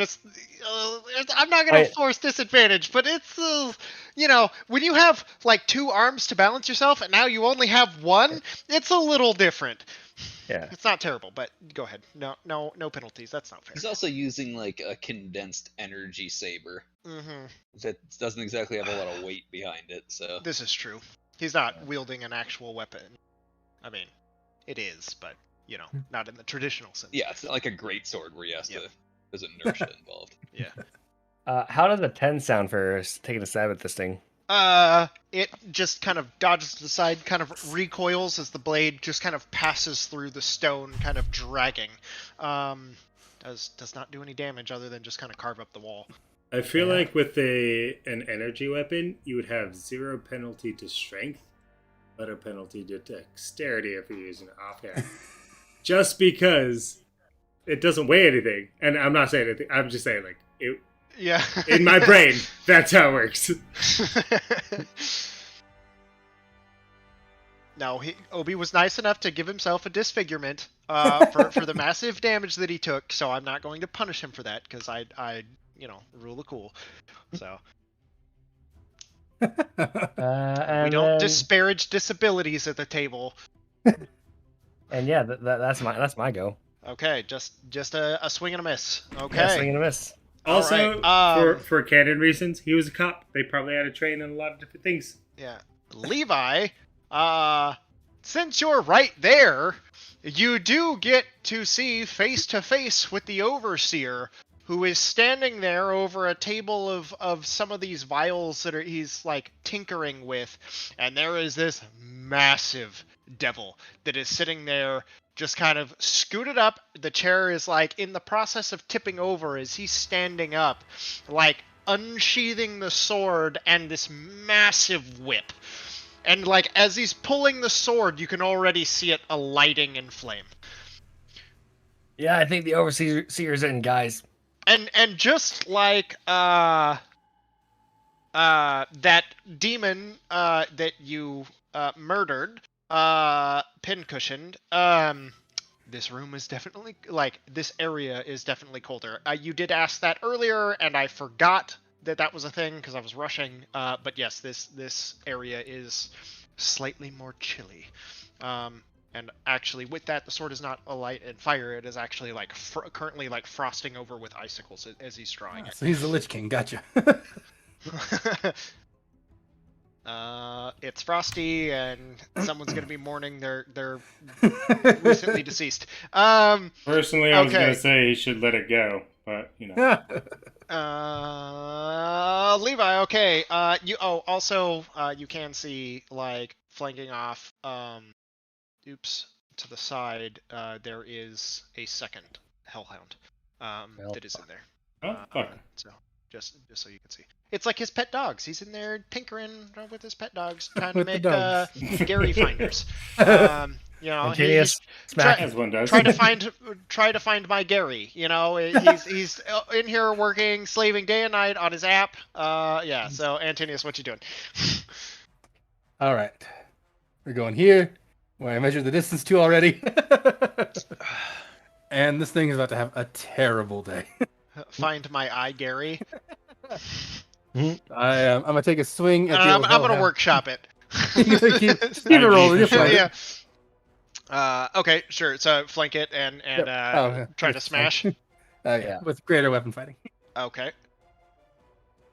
And I'm definitely melee threatening. For a 23. 23 definitely hits. Excellent. 17, so 27, 33 damage? Dude, goddamn. Okay. He's a paladin, alright? Yeah, just sword, just the serrated Tanto blade just alights, and it just, like, Levi, especially with you being so close to it, it burns. Like, the brightness is excruciating. Like, this thing lights up like a goddamn Christmas tree. Like the, the Griswold's, Christmas lights, when he fucking plugs that shit in, it's just boom. So. All right. Ain't that the truth? Dog's still. It's Dog's still still alive. alive. It's still alive. Okay, attack number 2.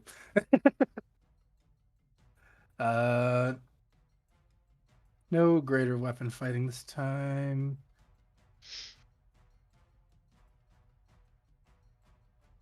We'll use a level 1 slot for an extra Divine's Fight. For a 20 to hit, not natural. 20 hits, yep. So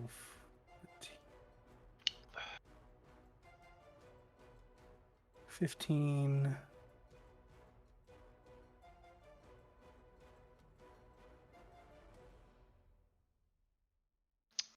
Oops. It's 22 more damage. Or 23 more damage, sorry. 23, okay. Yeah. It is still alive. And I'm good. Let's see. This is, I need to remember what it is and change it.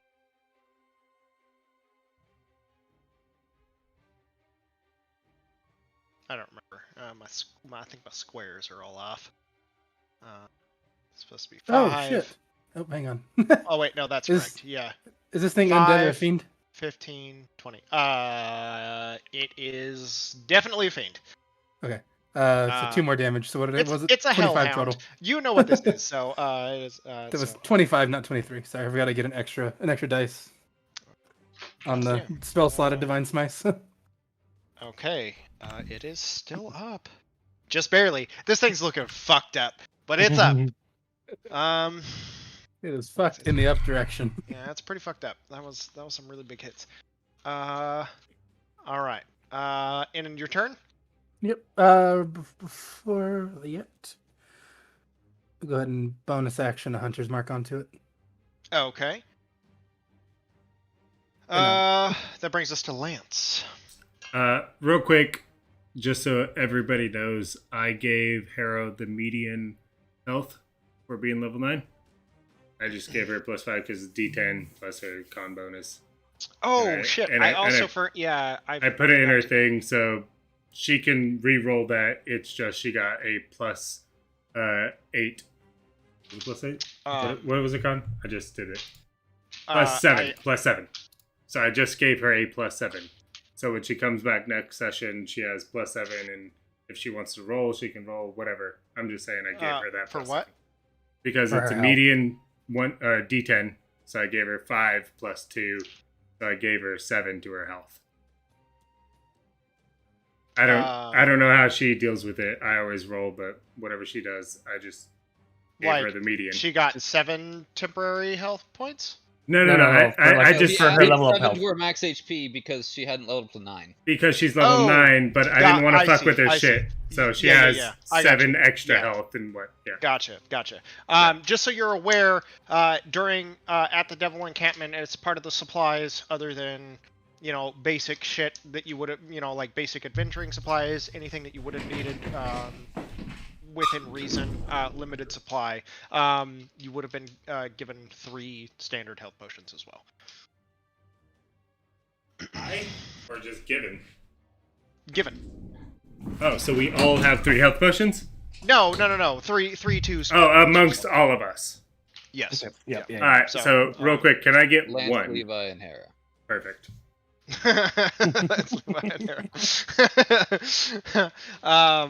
The 3 characters that can't heal.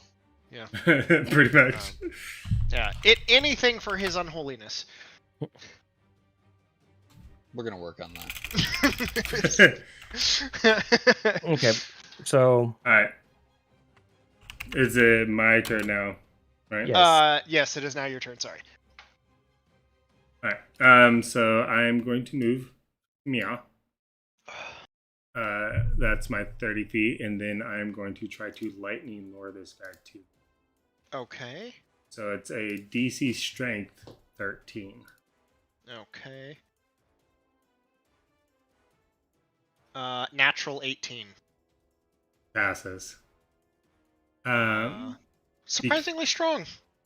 Surprisingly strong. I had no doubt. But because of that, I am going to throw my sword at it. As your secondary attack. Yep. Because I have Warcaster. I didn't realize Zydak gave you the Zydak Scabbard gave you the throne property. That's fine. No, but Eldritch Knight totally does. So does it really? No, but I can bonus action pull it back like I'm fucking Thor. Yeah. So Siggy's hammer. Make it balanced for throwing. Yeah. We've done this a bunch, and Kyle just said roll normal. I gave him an inch, and now here he is. Hey, I've been using everything I let him do. I know. I've been using the same thing since the beginning. No, I think it's like the net gun. If you're gonna use it, I'll let you use it, and I don't want it to be, suck. Yeah, because nets are stupid. The one thing I've never done is I've never used great weapon fighting with it because I feel like that's totally unfair.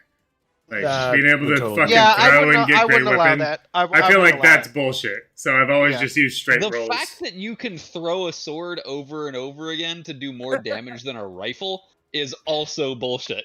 Just putting that out there. Also, Thor as a motherfucker. I've never wanted to fuck with it. Some people just throw their sword over and over when they're not supposed to. Some people get a +2 shotgun. Just give it to them. Who knows? Hey, when he was accidentally born Prince of the Realm of Sword Throwing. All right. So let's try to hurry this along here. All right. So that's a 23 to hit. We're running out of time. 23 hits. And that is going to be 8 + 5, 13 damage. How much? 13. 13. Okay. How is this thing dead? No. And then just bonus action, pull my sword back, and I will give Harrow advantage with strength. Okay. That would be great. Super subject to change though. Yeah. Oh. Like I haven't. We'll go another. So Brett just informed me that he might have next Wednesday off. We will see. So we don't have to drag this out and try to get through this combat without everyone present. We'll go another turn and we'll see where we're at, and then we'll go from there. And if not, then we can just kind of finish up in your absence, or. Can we have Brett record very ambiguous statements towards the combat? Absolutely. I charge that just motherfucker. Throw them in. Yeah. I absolutely. smite for 32 damage. Yeah. Okay, We'll just nice. press play on the next video, every time the comes around. We'll totally remember to edit that shit in. Yes. In 3 months when I get to it. Okay. Anyways, Lance, anything else you're doing? No, I just bonus action, brought my sword back, and we're good. Okay. And that's it. Only one attack? Well, I tried lightning lure, and it didn't work. That's correct. Can you attack? That's fine. I have Warcaster, so yeah. That's part of my feats that I get as an Eldritch Knight. So when I cast Cantrip, I can use an action to melee. There you go. That's it. Yeah. Lightning Lure is a cantrip. About that. Mm-hmm. Okay. Melee, you say? Yes. Loosely. Melee. Well, does his sword have the technically the sword hit. Melee attack. Yeah, the sword hit. And swords are used for melee combat. He just happened to be 15 feet away. He made a melee swing. It just so happened that a sword left his hand. I swung melee. It slipped. Things happened. Yes, he slipped into a sword throw. It just happens. Okay, Gary, you're up. All right. See, this is where things get out of hand. You mean like our entire campaign? I'm gonna run over here and hop up on these boxes and drop a level 5 summon celestial right here. Nailed. Okay. Oh shit! Breaking out that 9 early. God damn. Not fucking around. He saw last time where he's like, I didn't use all my shit because I already used all my shit, so now I'm gonna use all my shit. I use all my shit before I use all my shit. And I'll make it a we'll go with an Avenger since it's kind of tight quarters and we've got like a half dozen melee characters. Okay. What is it? You come in and yell, "I love Marvel." I'm gonna run up like as I'm jumping up onto those boxes, just clutch my holy symbol, and just like roll out 2 like almost hologram dice like spectral in my hand. light, Yeah, like light-based dice. spectral dice that are going to like poof and coalesce into a celestial avenger, a big old like winged. Oh, so it's angel. ranged. Okay, that's what the Avenger. Okay. So you summon Celestial Hawkeye. Oh, perfect. You cast it. You throw the dice, and you watch them as they travel, like increase in size, hit the ground, kind of leaving like these burning embers where they hit the ground and tumble and then hit as this flare of light, and this celestial figure arrives, wings just and bow, strings taut, ready to loose an arrow. And he's gonna drop a couple arrows at. Well, first one we'll go with the almost dead Hellhound. Please don't hit Levi. For God's sake, don't hit Levi. Off. Okay. In the stub. Levi in the stub. That's gonna be a 26. I'm gonna have to hit. buy some assets for this. You just use Siggy's token. I mean, it's gonna be like the same celestial that I summon every time, and it is an intelligent creature, so you just make a token for him.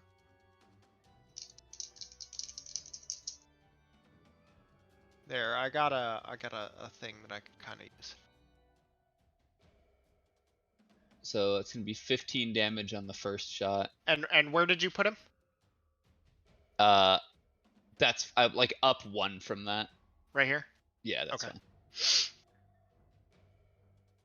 So 15 radiant damage on the first attack against the Hellhound. Ooh, or do you like this guy better? Nah, the first guy's pretty cool. Or this guy. Yes. That way you can't be confused. Cyborg.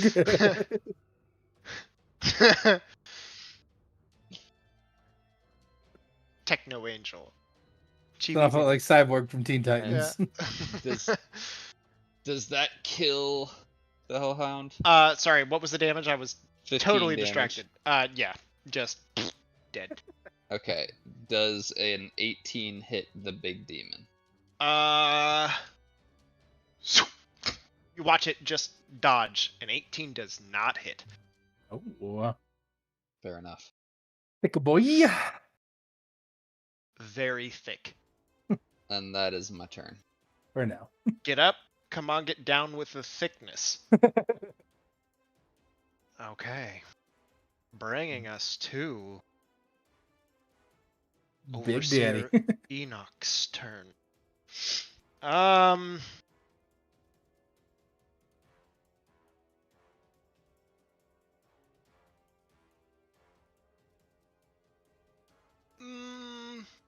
Should we just play it through to Bill?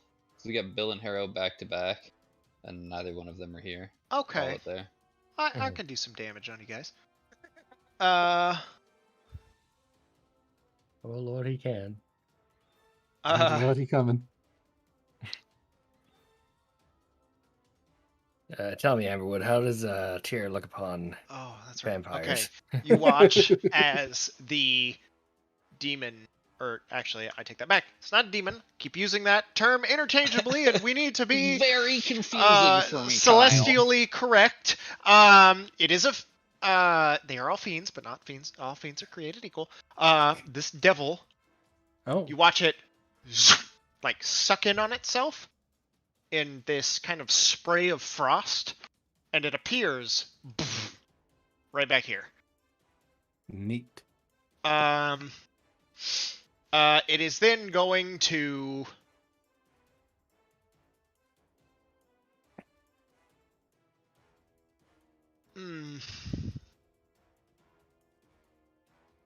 it's a range 30 feet.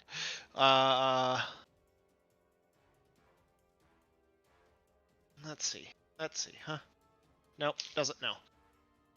Like, glance around. Which one of you is it? Come here, exile. I need somebody. Okay, so we're gonna go in order. You're all down a row right here. We're gonna start with Antinius, number 1, Levi 2, Lance 3, Gary 4. Somebody roll a d4. I got you. 3. Yes, that wasn't me. You. A whip of pure ice snaps out towards you, Lance. Let's see. 32 to hit. No, misses. Damn. And I need you to make a strength saving throw. Nope, too far away. Okay.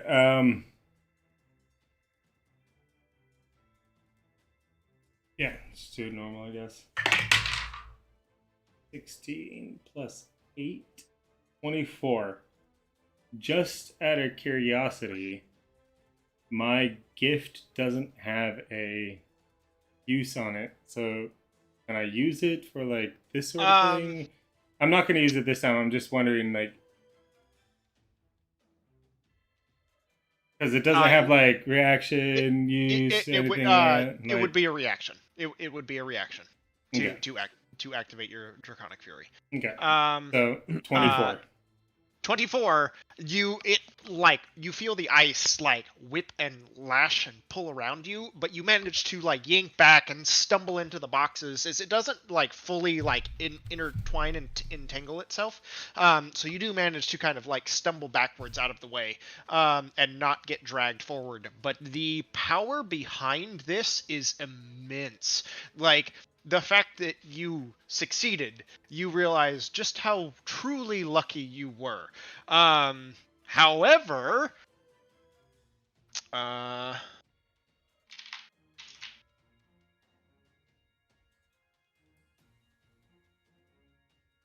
wrong dice. Where are these? Where are you?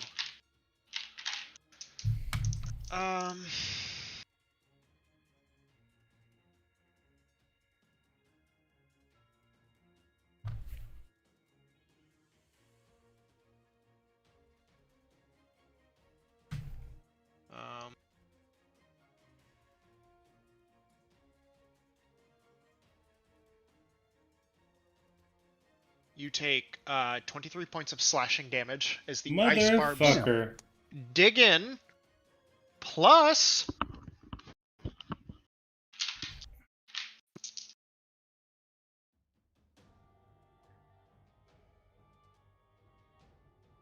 $13 points of cold damage.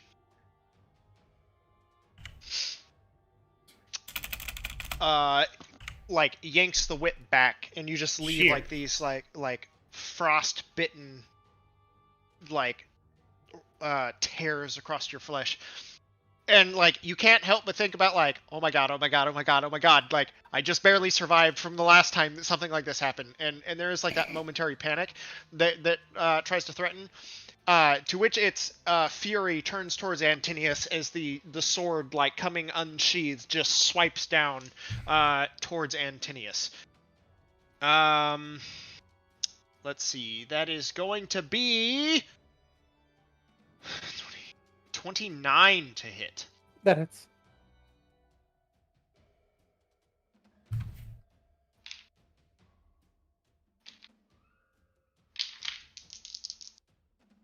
You take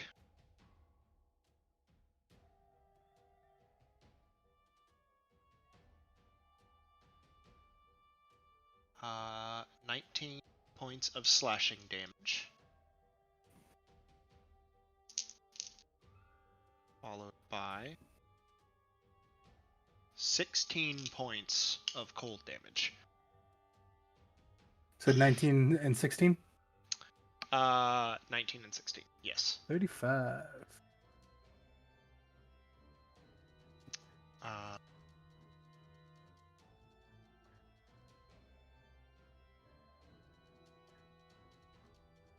And also, let's see. Levi and Antinius,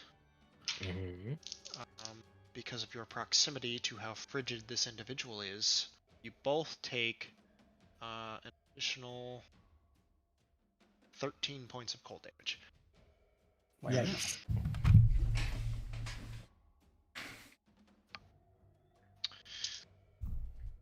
Farthest reaches of the levels of the Nine Hells. Say this boy's been deep in hell. Yeah, where it is frigid and cold. Can only This something is like this the early arise. stages of hell. Yeah. Yeah, you're at the top, hottest layer, and it gets fucking cold the farther you go down. 5, 10. This dog is going to run up and frost breath you. I need both of you to make dexterity saves, please. Gosh darn. Where's Siggy and his shield when you need it? All right. Remember, you get to add 2. Where's Siggy and his freaking warmth when you need it? You get to add 2 for your dex save too. Ooh, man, Okay. bad damage. Yeah, I think I'm taking the full thing on that. That's Yeah, gonna be me too. 7. I got a Okay. 12. Those are both fails. Unfortunately, you take 12 points of frost damage, cold damage. So I rolled like very, very poorly. Those were all 1s and 2s. Thank you. Because I've been hanging around with Bill for so long, do I get to give them +5? Bringing us to Bill's turn, and I guess we'll pick up there next week. Do you want to finish this one it's off so we start at the top? 11:15. Well, leave it at Bill so that Yeah. Dagan can take Okay. his turn. Yeah, Mhm. cool. Otherwise, we're gonna do Bill and then Harrow, and then it's already Yeah, pretty late. bye. So. Yeah, I'm fine with that. Cool.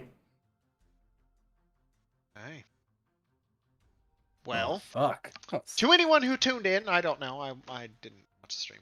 I had somebody tuning in. Busy. Thank you for watching. I hope you enjoyed it. To everyone else, thank you. We'll see you next time.